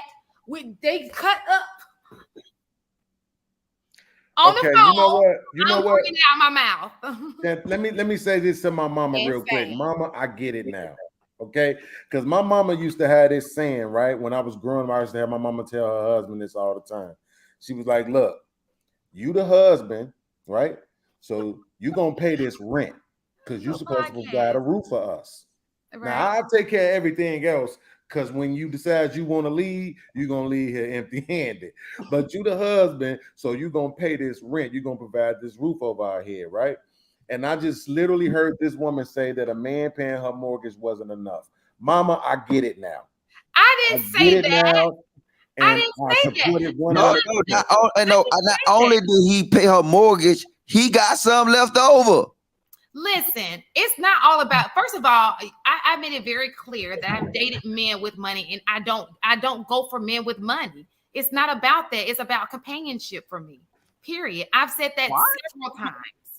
It's tons of men with money in Atlanta. Tons. I mean, it's a lot of them. But guess what? They probably got rich off of PPE loans, and they probably gay. Possibly. Yeah, they probably too. Yeah, they be trying to. They be, hey, don't bring your homeboys around them. In the butt too, so be quiet.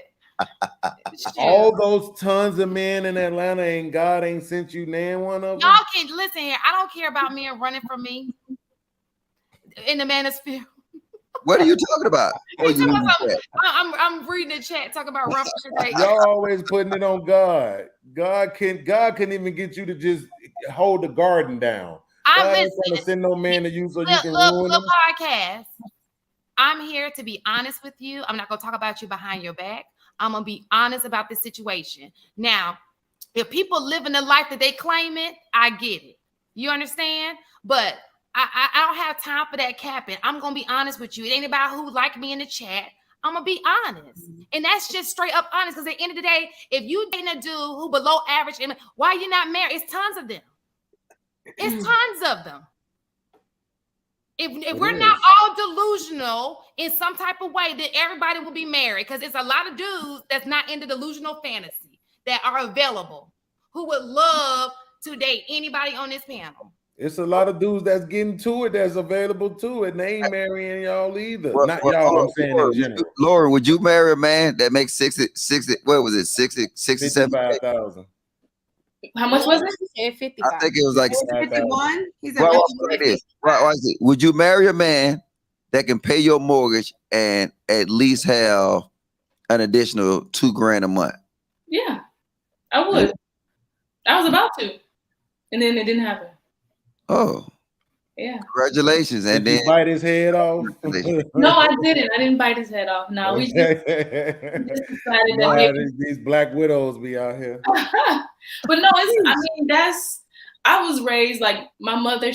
My dad would always say my mom can squeeze blood from a turnip. So it's like we was raised to like live within our means. So even now as an adult, I'm not living outside of my means. Like that's just, I don't know. Maybe because I'm not accustomed to people making like $100K, 150, 250. So like, I don't see that. So like, if a man is coming to me and he's making 60, whatever, 70K, like, okay, if you can, like, I'm gonna help you out. Either way it goes, we're a unit. If we're about to get married, we're a unit. You're not gonna do it by yourself. Like, I'm gonna make sure you good too.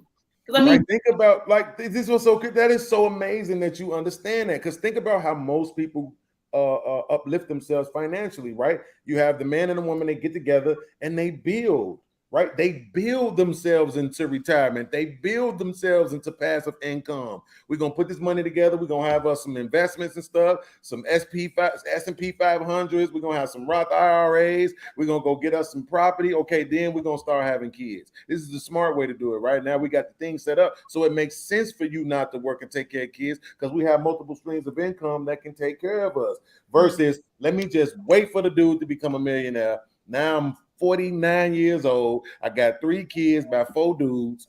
You know what I'm saying? And I'm trying to figure out what went wrong, and I don't want to put any responsibility on myself. But let me just be honest. If somebody knows me, right? They know I get the same smoke to the men, though. I say the same thing to the men when they be out here trying to say they can't find nobody. I'm like, I don't get it. You're 6'1", you got a 6-pack, you make 6 figures. Why don't you have a wife? Maybe it's because you're a nerd. You know what I'm saying? And I don't mean nerd in a smart way. I just mean like you don't really have no personality. You got to be honest about why you still single if what you're saying is you want a husband or a wife. All right, CC, 47K. Take it or leave it. Would I do that now? Yeah, I have dated somebody that made less than me. That doesn't matter to me. Tam, do you have lashes? Hold on, let all lady answer the question though, because I want to hear what Are you Siobhan wearing gonna- lashes? Hey, Siobhan, 47K. Take it or leave it. Stop playing. You already know. She already answered. Siobhan, 47K. Take it or leave it. Siobhan already said no. I already said no. I already said no. Logic, you knew the answer to that question. I already knew it. That's why I was waiting on her to say it again so I could throw the flags up on her ass. Say she don't give a damn about no personality. 47 At ain't all. it, man. At all. You girl out of that. You muted, baby. You muted. We ain't hear nothing you said. Oh no, I said I do care about personality. Thank you. Oh, but just personality, but you got to be more than 47K. So what's your limit? Hell yeah. I already told y'all if you're making okay? Not making Making okay? Under 40K, like under, what is it, 50? No, I said 50. I said 50, right? Yeah, 50. Yeah. Yeah, like You know what? Hey, You know so what? wait, if he the man of your dreams, you gonna let him slide for a couple thousand? Wait, let me not let up. Wait, Siobhan. If I knew you was this much of a terrorist, I wouldn't bought you donuts when we was downtown. I mean, we was in Woodbridge. I would have not. Yes, nigga, I would have not. If I would have known you was a terrorist, I would have bought the donuts and hit you upside the head. Cause this terrorist shit, you terrorizing men. Stop it. I said what I said, and I Oh no, not I said. That is such a red flag. Let me No, ask you a it is question. not a red flag. No, No, it is not Let a me red ask you a Hey, question. listen, when women say I said what I said, That's a fact. I got a question for the and guys. we hear what we hear, but damn. I'm gonna tell I you got a why. question for the guys. First of all, you have men and women that work hella hard, okay? You have men and women that go to work every single day, okay? Then you have the people that don't want to go and do work and do what they need to do on a day-to-day, like on a day-to-day. Then you have the people that are fucking lazy, okay? Excuse my language, the F word, okay? They are lazy as hell. They are lazy when they can sit there and do the same thing that we do, and they can do and get the money that we get, but they don't want to put in the work. They do not want to put in the work. And then you have people like me that sit there and work their ass off while everybody's being lazy. And then you look at me and then it's just like, oh, you look down on me. And no, I'm not looking down on you. I'm looking down on you because you had the opportunity to be better and you chose to be less. All right. Okay, so let me respond to that, please. Let me just say this. Little podcast. And I don't, like I said, please keep in mind, if you're in a small town and you're making $47,000, does not pertain to you. We're talking about people in Atlanta because we're talking about ourselves who make $47,000. This is not if I'm dating a man in Alabama who's making $47,000 because that's a different type of that's just different. Okay. But Siobhan stay in West Virginia. Siobhan stay in West Virginia. The cost of living in West Virginia is $26K. So now a man can buy her a mansion for $47K in West Virginia. Oh. Well, okay, well, let me ask Siobhan this though. What if he's not lazy? That's probably too good for you, girl. Siobhan. Hey, what if he's not lazy? He's a hard worker and he's on his way to more, but when y'all meet, he's just at 47. See, this is. JR Listen, crazy. Even JR think that's BS. You heard you all show, JR. Hold on. See, listen, Siobhan, Rojo went where I was about to go because I was about to say, here's the ironic thing about it, right? Let's go best case scenario. This is what you're telling men. I want you to understand this. As a man, I get out here and let's just go because you said under 50K. Let's just shoot the 50K. I would argue 47, but let's just go to 50. 50K. I'm a man. I don't have no kids. I don't have no woman. Only person I'm responsible for is me. I'm doing well in life. And you telling me that ain't enough. I'm doing for me. I don't have to have enough for you. I don't even know you. Why do I have to come to you with enough for you and I don't even know you? I'm doing me.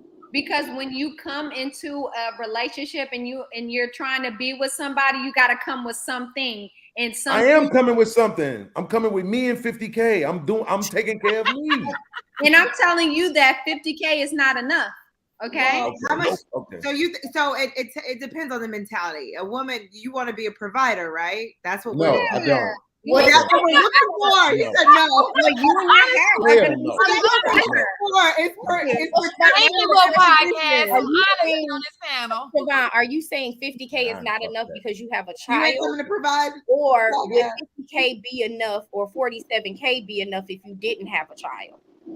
I'm saying that I get what you're saying. Yeah. So having a child like 50K is just not enough. But I was literally on my own in a particular area, and 43,000 was difficult. It was hard. It was a lot. And I had to make sure that I was doing everything in my power to make sure that the money that I was making and that I was putting away wasn't being taken for granted. Like, it was a lot. Was you My question. designer Okay, well, shoes if and you're designer- saying you got a kid though, right? And you're Yeah. saying 50K is not enough for you for him to take. Okay, but you're still working, right? Right. I'm Thank still you. working, but guess what? I'm Somebody. retiring. I'm retiring in 10 years. How many of us can really retire in 10 years? Yeah. Siobhan, how old are you again, if you don't mind me asking? I'm 29 years old and I'm retiring at 40. At 40. Hey, Siobhan, you need to catch up. I retired at 38. Okay. I got a question. Okay, 2 years. This is the point I want to make, though, right? See, look, this is, and I don't want to take this political, though, but you know that under the Trump administration, under his education bill, you'll be paid at least $26,000 a year to homeschool your child. Yes, I do know that. So why y'all didn't vote for him? There's a lot of reason why I didn't vote for him, I'm racist. actually appalled that you voted for him because I know that you're a heavy Trump supporter. No, But- no, wait, don't insult me. I'm not a supporter. I'm gonna correct you. I'm not a supporter of nobody. I'm a supporter of policy. And when you add up the policies, and I just gave you one off the top of the dome. I get that. And there are a lot of things that come into play when it comes to the administration under him. Yes, I do get that. And I can only respect that. I just don't agree with the other things that he deals with. And it's not cool. Let me divert real quick. Let's just be honest, Siobhan. I got a question. I got a question.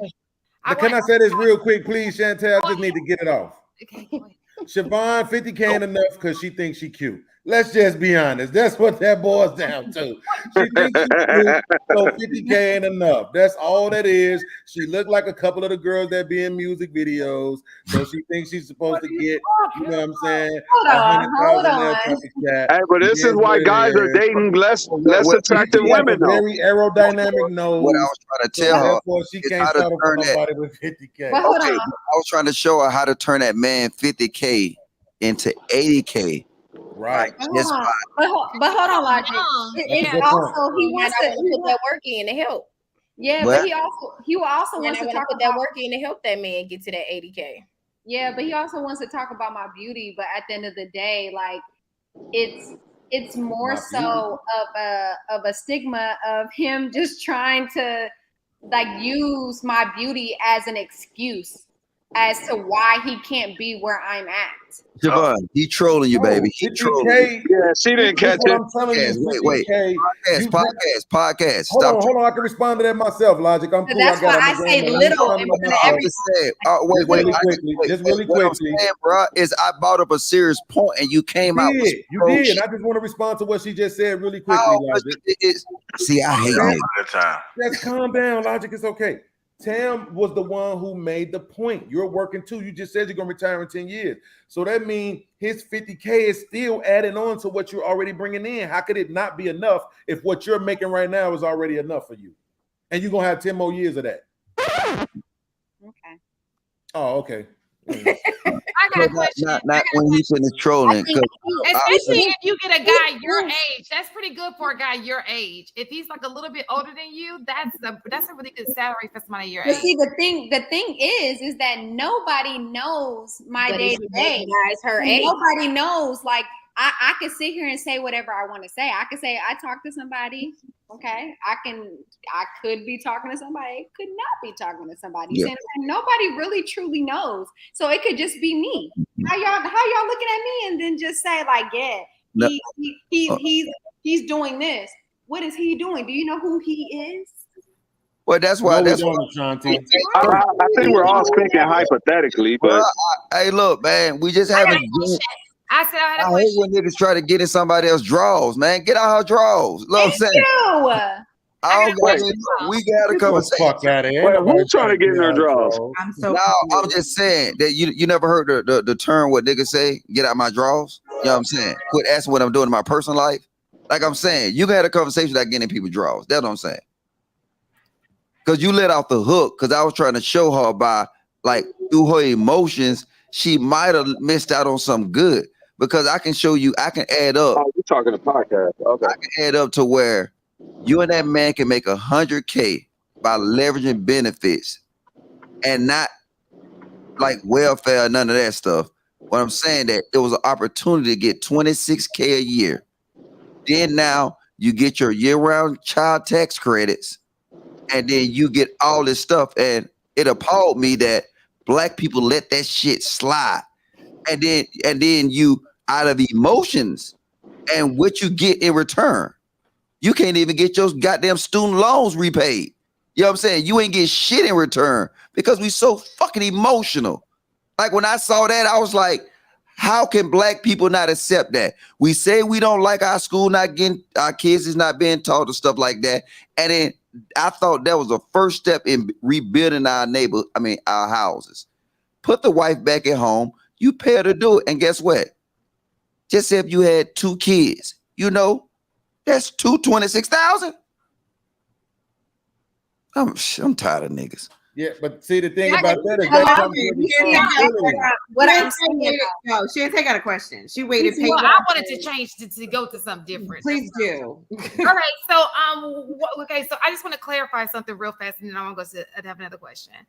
Listen, if you make, and I don't know who lives in Atlanta on this chat, but if you are in your 40s and you make $47,000, you did a lot of stuff wrong. You made some poor decisions. I'm gonna be honest with you, and that is the reason why I can't be with you.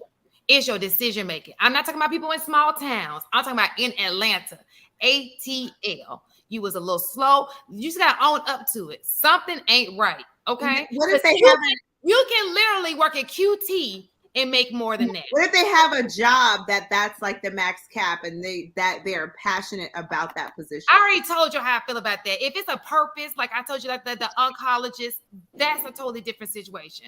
But we know that that's not most of these people's situation. Okay. Okay. I was about to ask you because the previous show, y'all was talking about how important it is for black men to be teachers. And I don't think teachers make that much. No, sir. That's what I'm saying. A teacher in Atlanta coming straight out of college, undergrad, no experience, just 1 degree is $50,000. Some are making more 80. than that 47. Some are making like 80. You're not making a bare minimum. We're talking about $3,000. I mean, come on. I get what you're saying, but I'm just saying. At 40. Let me ask you this question. What if that's his passion and he checking off all your boxes? The but podcast his passion ain't paying what you want it to be paying. Are you gonna? I already so I've said this before. Like I gave you the guy who was the oncologist, who he said his passion was research. If you have a bigger purpose, like finding a cure for cancer, or a purpose of you want to save the kids, that's a totally different situation. You understand? Yeah, if you're working at Walmart I'm sorry if you work at Walmart in the stock department, and you're 40-something years old, I'm sorry. Something along the line just wasn't right. Now, if you fell short, like maybe your job, you had a great job and they hit rock bottom and then you had a severance package and you're just trying to get another job, totally different situation. We're talking about a person like this is his job and this is what he do. No, So let me ask you this question real quick. If somebody said that same thing to you about the income that you're making right now, what would your response be? About my income? Yeah, I they don't said make $47,000. that's not okay. So just the question is, Yo, her voice changed and everything.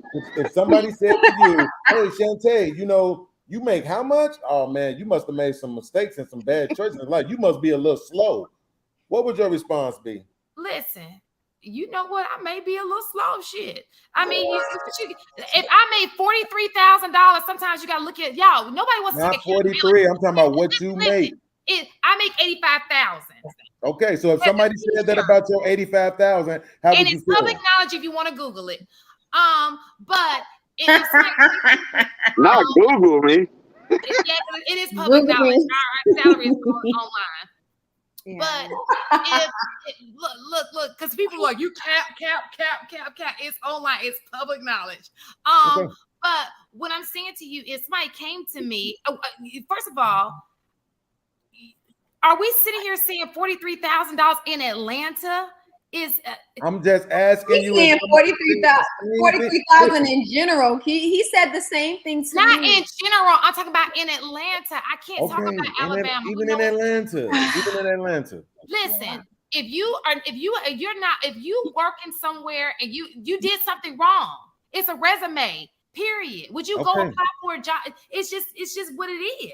So maybe what did you? Maybe working is just not your thing. So what did you do wrong that you're only making 85,000? Because I know people that's making 150, and I'm trying to figure out where you went wrong. I chose to be a teacher. I see what you're doing, podcast. Shout out to you. I'm sorry. See, I gotta wait, hold on. I gotta try to turn this into an intellectual conversation. So do we understand what control family household wages? What in the world control family household wages? Mikhail, yes, that's poverty. I'm sorry. No, but it's a question to the panel. Do we not know what control family household wages? I think a lot of people don't know that. Okay, so I'm gonna tell you, right? It's policy, right? It is policy. Okay, so but them the very same thing we ignore. Like it will. This is a nigga mentality, right? We'll talk about how much a nigga make and how much a nigga don't make, and then we don't understand that policy influence the family income household, and we ignore it. And like, oh, when we start talking about policy, oh, let's change the subject. Let's start talking about dick and pussy. Let's start talking about why this nigga not getting the bag. Let's start talking about this. Let's start talking about that. But policy affects it. If you take one moment and you look at policy, you will see how it will go, and it will change to, you know what? Now we're making an extra $20,000 a year. So now it's transforming things. It's not political on here. Like, it's not political. I'm just saying it's a statement. I'm not putting out no executive orders or no. I'm just saying is that because all we gonna do is just talk around in circles to say and say, oh, why they don't get the bag? Let me just say this. And I'm gonna hit your point. You're old, Paul, because that's a good point. Look, the problem I see on a daily, and I'm gonna be honest with you, and I don't even like to talk about my job. The problem I see is people not taking education serious. They think, oh, I don't have to turn things in, blah, blah, blah, blah. I don't. And when you graduate, you wonder why there are not these opportunities, because you never took it serious in the first place. And so that's why I try to teach my students, listen, stop acting like this is not, it's just an option. This is your opportunity. The more work you do now, the less work you're going to have to do later on. Thank you. I'm not going to make excuses for it. And as for you, Mr. Old Paul, I'm going to put this up here. Absolutely. I take accountability where accountability is due. I have 2 kids. I am not married. I could have done a whole lot of stuff different. You are absolutely right. It devalues me. I'll take all of that. Do not be a single mom. It is hard work. I will take accountability for that. Just like I need you to take accountability, not you personally, for your shortcomings when it comes to if you making $43,000 in Atlanta. Like, come on. I'll take accountability for my part. You take accountability for yours. Period. There's you know no what? excuse to make $23,000 in Atlanta is poverty. Like Mikhail said, that's poverty in Atlanta. Unless you're like entry level and you're in your 20s. But you know what? I think you know what? And the thing is that so many of the parents are lazy. They're lazy. They don't want to do anything. They don't want to go above and beyond. And then when you have the parents that do want to go above and beyond, then we're strict as hell. We're too much. We're extra. We want to do all these different things, but we're trying to prepare our children for the next step in life. And why can't we do that? And why are we frowned upon for that? I think something that we all need to just, the take home here is, I'm not to chat. We should all just kind of have grace with each other. You know what I'm saying? I mean, you can make 150, you can make 200, you can make 60, you can make 47, but in a blink of an eye, your whole life could change and you could be making less or more than that. And so at the end of the day, like if you in a space where, you know, I would never shun anybody for making whatever they make. If they made poor decisions, you know, that's okay, fine. Do you want to get from that position to a different position? That's the question. If a man comes to me, he says, I make 50K, like you said, Logic, we're gonna find a way to flip it to 70K and then 80K. And then from there, we're gonna figure out a way to make it more, you know, because when you're a unit, that's what you do. You help each other out. As women, and this is just my opinion, I'm not saying that you ladies do this, but as women, we tend to look for men to come into the picture with a whole bunch of money so that we can come up in his house and sit there and just lay back and say, okay, I made it, put my heels up. No, you still got to make sure this man gets to the next level. That's a part of your essence. But if we're just sitting here trying to say, oh yeah, because you do this and you do that, and that's not good enough, like what to what end? What happened? Well, let me ask you a question. Talk to him, Tweet. Let me talk about this. So I love that because that's how women do. We pull them up. But these men said you have a wall. I want the same grace that you're giving men. I want them to have it to women. The same grace. The same grace. No, listen, Logic. The same grace, because I absolutely agree with you. I absolutely agree with you. But the same grace, the same men who are on the panel saying, oh, nope, you ain't no fucking good if you can't have a kid. Oh, you no good once you hit 45. Oh, if you gain 10 pounds, bitch, you're fat. You're obese. Hey, you got Shantae, this YouTube talking points. Like these niggas that's talking that shit, they'll try to bust you down in real life. Wait, baby. Listen what I'm saying. I ain't mean to call you baby. But look, what I'm saying is that you got look, this is YouTube. This even though we talking to each other and I can feel you up there. Oh no, not that like that. But you know what I'm saying? I can feel your shit was right now. I'm just it was right there. I'm sorry. But baby, what I'm saying is that YouTube is good information, good, but at the end of the day, it's talking points. For a fact in reality that if you go out your door, you'll find you a man, and you can. And you know, ain't nobody, I hate the YouTube talking points about, oh, women with kids. No, niggas will wife her up. Cut that shit out. It's YouTube. You know what I'm saying? I mean, I'm telling you, it's YouTube. You got to disconnect this shit. Niggas in the chat gonna talk. It's YouTube. But so I think that it's the reason why I speak the way I do, because I have mercy on men. I do. I date all kind of men, but I'm not going to say that on YouTube. And the reason why is because I get faced with this every single, and I hate to bring my job into this, but I get faced with this every single day. I'm so tired of seeing, especially my young Black boys who put their heads down. I'm literally fighting these little suckers to turn some work in. I'm sitting here like, yo, I'm trying to let you see your future without you being there. And it's so hard. It's a challenge. It's not my girls. It's my boys. And if you call their parents mama boys, they enable them. You know what I'm saying? And so you just want them to be successful. You want it more than they do. And it's a fight every freaking day to get these boys to do what they're supposed to do. But then when they get old, you're like, oh, it's okay. It's not okay. And it's not okay because it's going to keep on putting that same generational bullshit out. And we keep on having this same fight in the classroom because these kids have so much potential. They are really smart. They're just lazy. They do. Okay, so let's be honest about this. And they are lazy. It up, right? They are lazy. Real quick, Siobhan, please. Let's be honest about that because we're talking about boys. Yes. First of all, the school setting is not a healthy environment and a Well, healthy learning no, environment. no, sir, no, sir, no, sir. Let me tell you why. Let me tell you why. Because first of all, in my school particularly, we have Black people teaching Black kids. Okay, we have things in place, different organizations that help Black kids, and there are successful Black boys. There are successful Black girls. Yes. So it'd be different if everybody it was unsuccessful. It's the same teachers. You understand? But some kids come in, no motivation. You go home, you try to see what's going on in the household. It's really just no value for education. Okay, so let me ask you this question. You said you have 2 kids, right? I do. You raise them both the exact same way? No.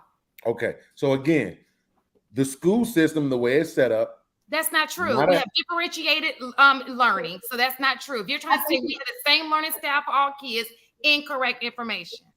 I think he needs to differentiate the ideology of what. I think I haven't gotten through my sentence yet. That's what I think. I think you're taking. I was like, did he even ask the question yet? Okay, go ahead. But no, it's cool. You're right. I don't know what I'm talking about. It's different. He was about to say some pro-Black shit in a way. Look, got nothing to do with being pro-Black. Yeah, but we already tackled that. We all know. It don't have anything to do with being pro-Black, Logic. You know what it has something to do with is the fact go to school to learn. We know well. You're literally pulling the same shit K pulled when I bought the exact same point that Shantae just said. Them little niggas don't go to school to learn. They go to school to dress. They go to school to get some hoes. And now at the end, look.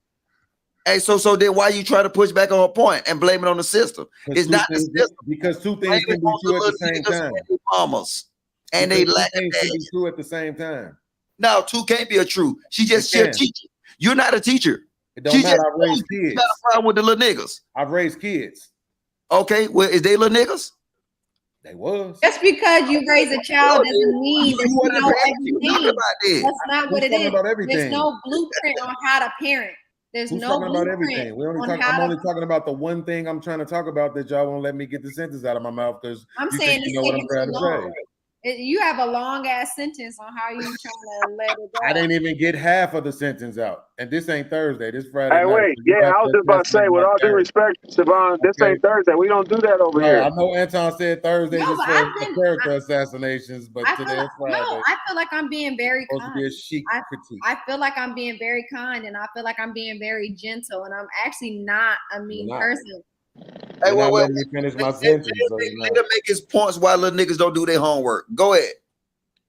So what I can say is this: in the years that I've been raising kids, what I noticed was I had kids that was in the Chicago public school system, and for whatever reason, when we moved to Iowa, those kids fared better in that system.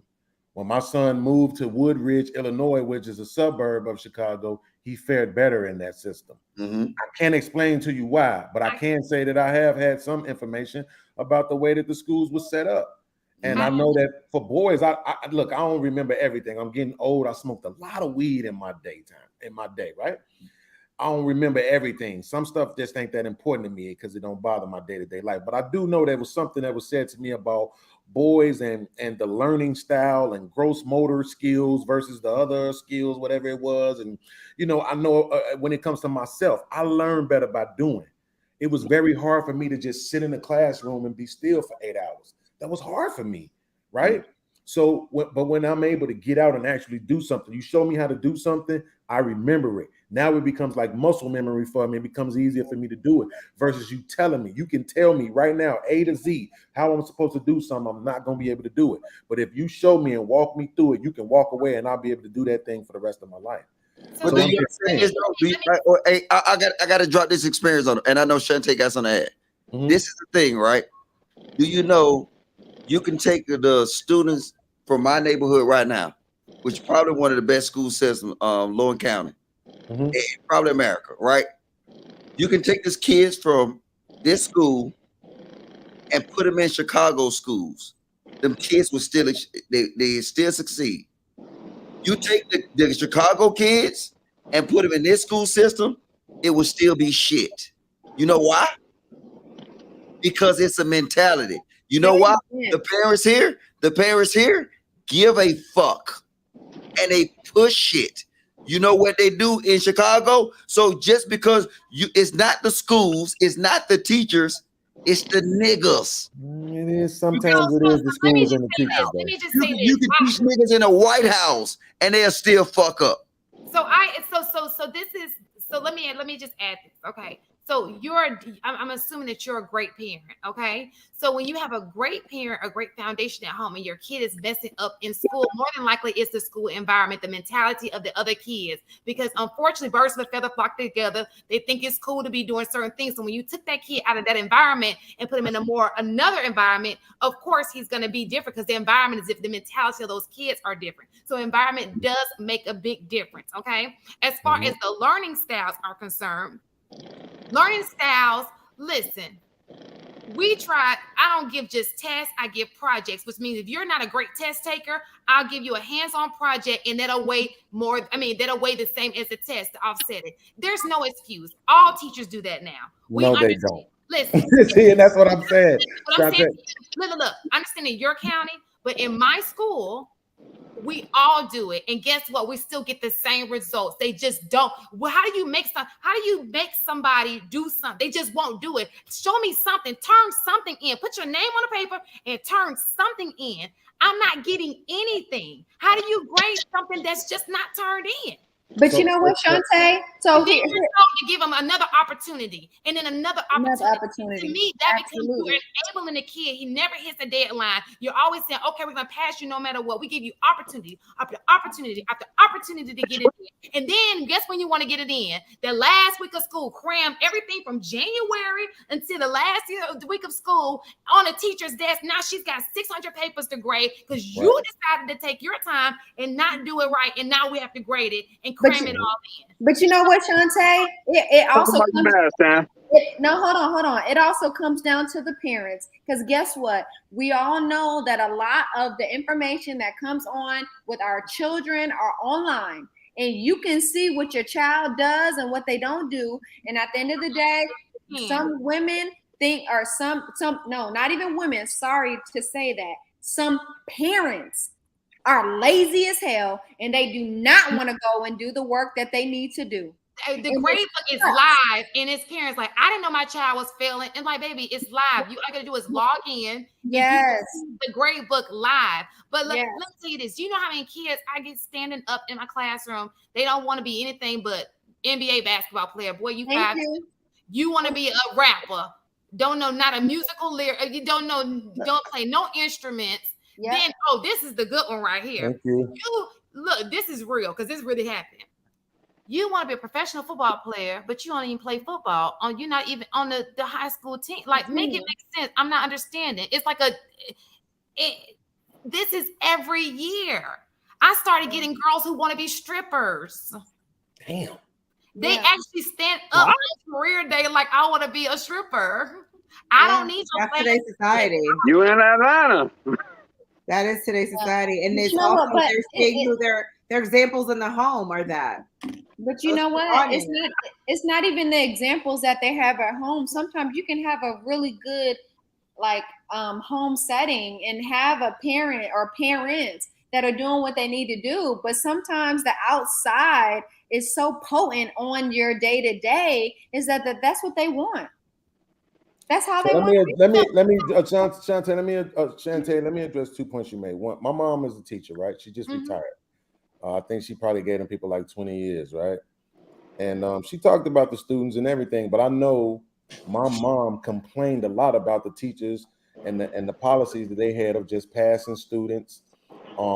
She went above and beyond. That's why she was always winning awards. Danny K. Davis, all these people presenting her with awards and stuff, because she went above and beyond the call of duty. I mean, to the point where when she would visit the homes and the kids would be coming to school and they would be, hygiene out of place, this and that, and blah, blah, blah, blah. She bought them hygiene. She bought them clothes. She bought them food. Mistake all is type of stuff. the master teacher. You sneaking? Oh, you're gonna get in trouble. Oh, he knocked out. Oh, you're gonna get in trouble. She knows the situation. Like it's this is what I was saying. Like, I can't speak for your situation, but again, I'm talking about Chicago, where I'm from. From my mom's own mouth, right? And I'm not gonna gaslight my mom. Most teachers did not go above and beyond the call of duty. They were there for the check. When I went to Malcolm X College and Harold Washington College, most of the teachers were there for the check. They were very condescending to us. They didn't have any, they act like they didn't understand they were teaching at community colleges. We stayed in the hundreds. Say that again. You stayed in the hundreds. Wow, 100. No, I stayed on 109th and State. That was 2014, but I only stayed there for like half a year. Oh, so I'm you from weren't born in Cabrini. Yeah, I'm from Cabrini, then moved, raised on the west side, spent some time in Inglewood and on the east side. Yeah, I stay in the old block too. Inglewood. Right. I stayed in the old block. You know what I'm saying? Sixth and third. So basically, to the point that I was making though is that I've seen kids move right from the Chicago public school where the environment was one thing, the teachers was one thing. I remember my lady, she's upstairs asleep right now, right? Her sons, when I first got with her sons was going to a school over by Western and Lake Street. Soon as they started having behavioral problems, they was getting suspended every other day. The first thing they did, yeah, we need to put them on these drugs. I told her, if you put them kids on them drugs, I'm whooping you. School can't put your kids on drugs. That's a doctor. Well, but this is my point. They were trying to take to her that if you don't do this, we're going to have to remove them from the school. I can only tell you what we experienced. See, this is what I'm saying. So I'm just telling you, like, a lot of these teachers are there just for the check. Not to mention the fact that I think it's more than 70% of the teachers in the Chicago public schools are white women. So they don't relate to the students that they're trying to teach. You see what I'm saying? Any little pushback, any little, behavioral this or that, a kid don't pay attention. He turned his head away for a second. She want to label him something. You know what I'm saying? Now he's retarded and they want to take him to the LD and all this other stuff. And I mean, special education was a degree that my mom got. You know what I'm saying? And she said the teachers were even worse. You see what I'm saying? You have to go get the degree to teach this. So you put in the time to get the degree, and then you still not even putting in the effort to teach the kids that you already know are coming to you with some sort of disability in learning. You see what I'm saying? So I'm just saying I'm not disagreeing with logic. I'm not disagreeing with Siobhan. It's definitely parents too matter. What's going on in the home matters a lot. I say a lot. The kids take what they get from home into the school, and it's a problem. And then they take what they get in school and bring it home, and it's a problem, right? So it is what it is. But I'm just saying, I think we should, probably, I don't know if the homeschooling thing is a good idea, but that's a lot of responsibility. You know what I'm saying? I've done the homeschooling thing. And okay. How was it? I mean, you have an option. You have an option to do partial or you can do full. And right. It's just a conversation that you have to have with your, there's tests that they have to take at certain parts of time where if they don't pass and they're at home, then they have to go in full time. Right. Mm-hmm. Right. Mm-hmm. And I get 100% what you're saying. Right. There are, there's parents that just don't give a damn, but then there are parents that really do care, but they just don't know how to do the things that we do on a day-to-day basis. And I'm okay with that. But if you cannot do the teaching that needs to be done, send them to school. Hey, can I drop the last gem on y'all? And I promise you, I won't say nothing else. I'll let y'all be niggas. When did special education start in America? In the 70s. Nah. When it like early 80s, it's like either 70s or early 80s. No. 1945. What? Yes. In America? Yes. 1945. And based off already what I told you, what happened in 1945? World War II. That's right. They took the women out of the house. Yes, please check me. Check my work. I like sources. I love sources. I'm sorry. Yes. No, they ain't gotta do sources. Just look it up. Okay, go ahead. What was your point? My point is all this is a domino effect that we see, and it's starting from exact the moments what I told you. You got the numbers flipped. Is 1954, not 45. 1945 is when they first started initiating. I'll send you my sources. Let me go log on my. Go ahead, and I'll send you mine. That's my background. That is my background. The point stands. Yeah, the point go ahead and what did you come on here for? Like, Well, what I was going to Lauren, say I is see that you. all of you guys are They making needs a nap. valid points. In terms of I think we've just moving into a society where we have taught our children that they don't have to work hard for anything. So we are beginning to see it in the classroom is a trickle down effect. We think that we don't have to work hard, but we still expect the outcome that we see at the end. So the kids are not putting forth that effort. The other side to that too is, especially with boys do learn differently. Women are much more language-based teachers. Boys are more physical-based learners. Yep. So in that regard, they do struggle a lot of times. I mean, even if you just like talking too long to a dude, you see that they, veer off. So the hands-on aspect is definitely key. But even bigger than that, it is relationship. So even though we are lacking a lot of male teachers, which we need, but everybody keeps saying, if you're a black man, don't go to school, don't teach, don't be a teacher. But we do need male teachers.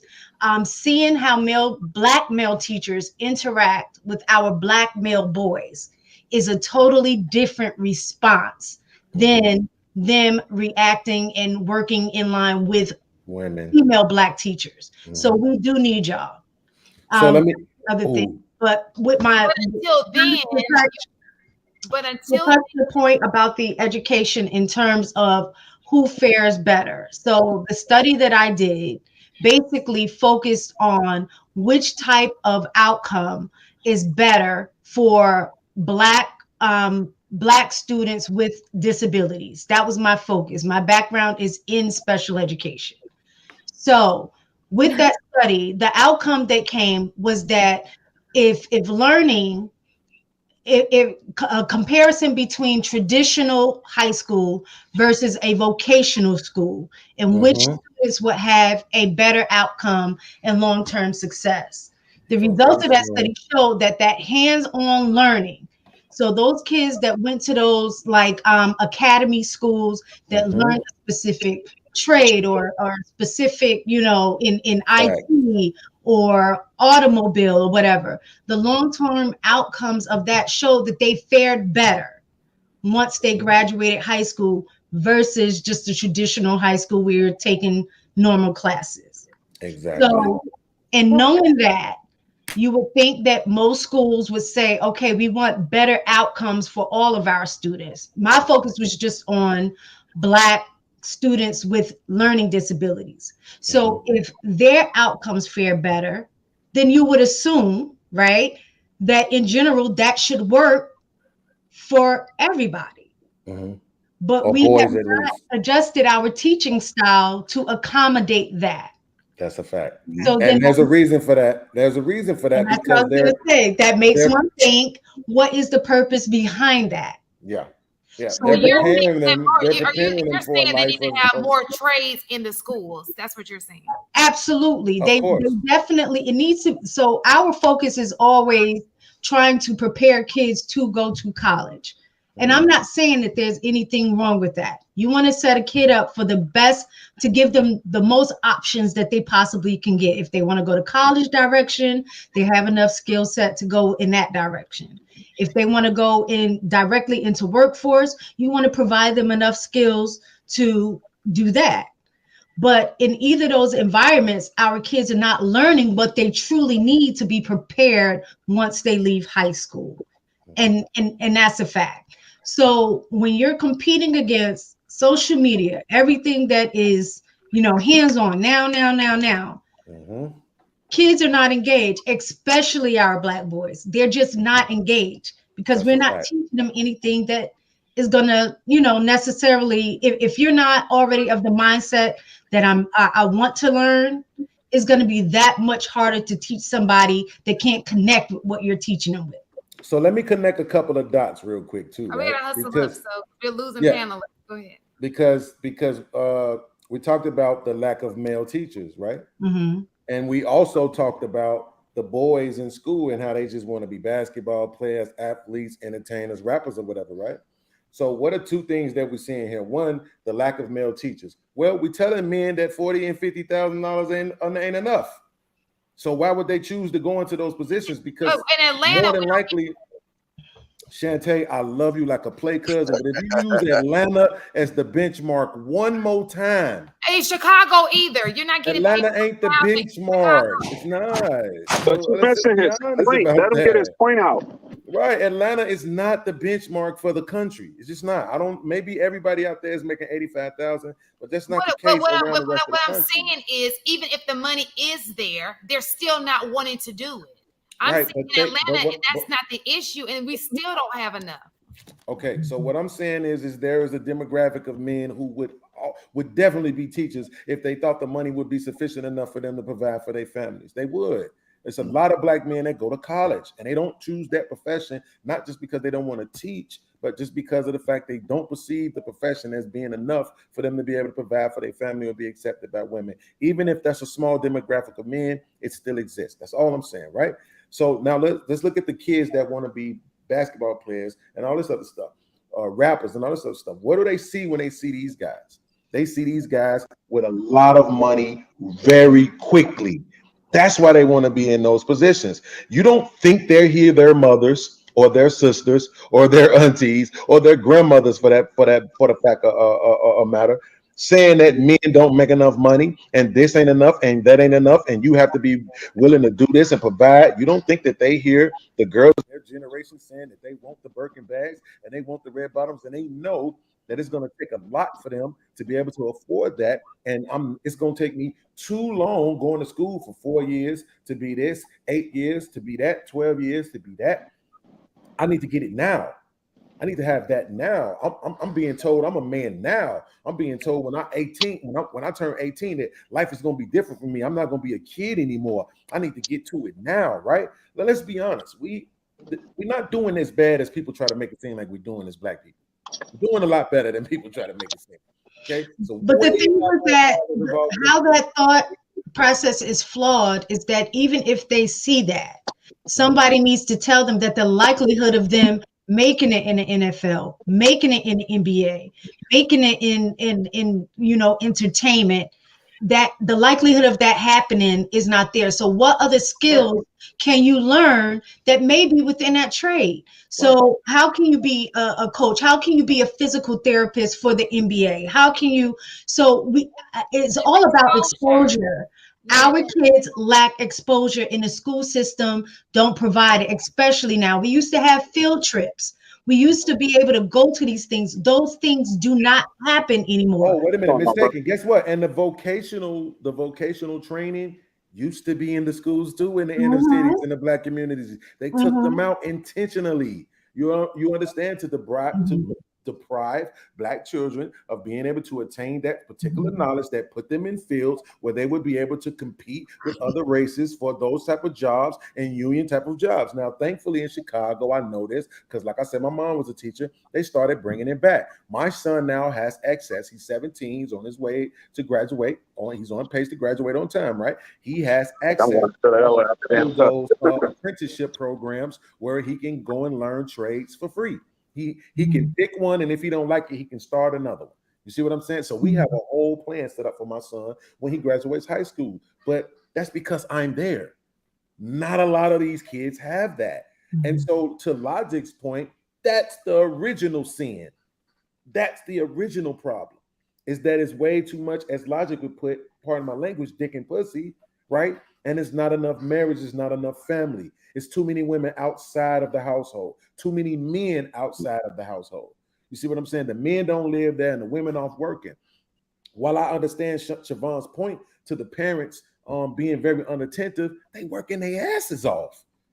You know what I'm saying? They working too much. They got to go put in 10, 12 hours a day trying to make ends meet. Now, they have to do that because of the decisions that they made, right? So we don't want to play victim Olympics, but I am saying, look, like I remember when my son went to 4th grade and he came back with that math, I was like, yeah, son, I can never help you again with this. I have no clue what these people are. And this was the 4th grade. In the 4th grade, I was a king in math, right? When he came back with that 4th grade and it was letters and E = W25 triangle P47. I'm like, bro, you better go Google this. I have no clue what to do with this. You know what I'm saying? His mom was a math genius, right? She would show him how to get the answers done. He would have the right answer, and the teacher would still mark it as wrong because he didn't do it the way in the order that she wanted him to do it. And we went up to the school like, lady, you can't be giving my son no red checks on things that he got right. Well, we have a process. Well, I don't care about your process. Hey, look, I wish y'all ladies is being y'all profession, that actually we had a conversation about education. I think that's important, especially y'all experience. So I was told we had to wrap it up. So go ahead. Oh yeah. I'm just saying, if y'all, because I think y'all got insight on it, because I had this conversation with another school teacher in the name of Kay, and she tended to believe that these students are just excellent, they do good and all this kind of stuff. And I'm like, I don't know where you living. I want to hear, because Mistaken, you're a school teacher too? Not any, I'm out of the classroom now, but I will forever be an educator. Well, it could be the district she's in too. Yeah. I mean, in the grade level, because in elementary school at that age, kids are more like what we talked about, moldable earlier. They're more malleable. They still enjoy school at this point. They want to please their teachers. They want to do a good job. But as they move through the school system, they, like I was talking about hitting a wall, they start hitting a wall as they get further along in the upper grades. So if she's an elementary school teacher, that is probably her reality. Well, I don't know. I don't think so. I think she just that foundation of Black American, that Black people can't do nothing wrong. But I want to hear y'all perspective though on that. So hey, thank y'all ladies for having me. All right, you guys. Good night, you guys. Thank you guys for hanging in there. Right, let me sneak back. Salute to you, Shantae, Mistaken, Lauren, and Siobhan. Good night. All right, good night, y'all.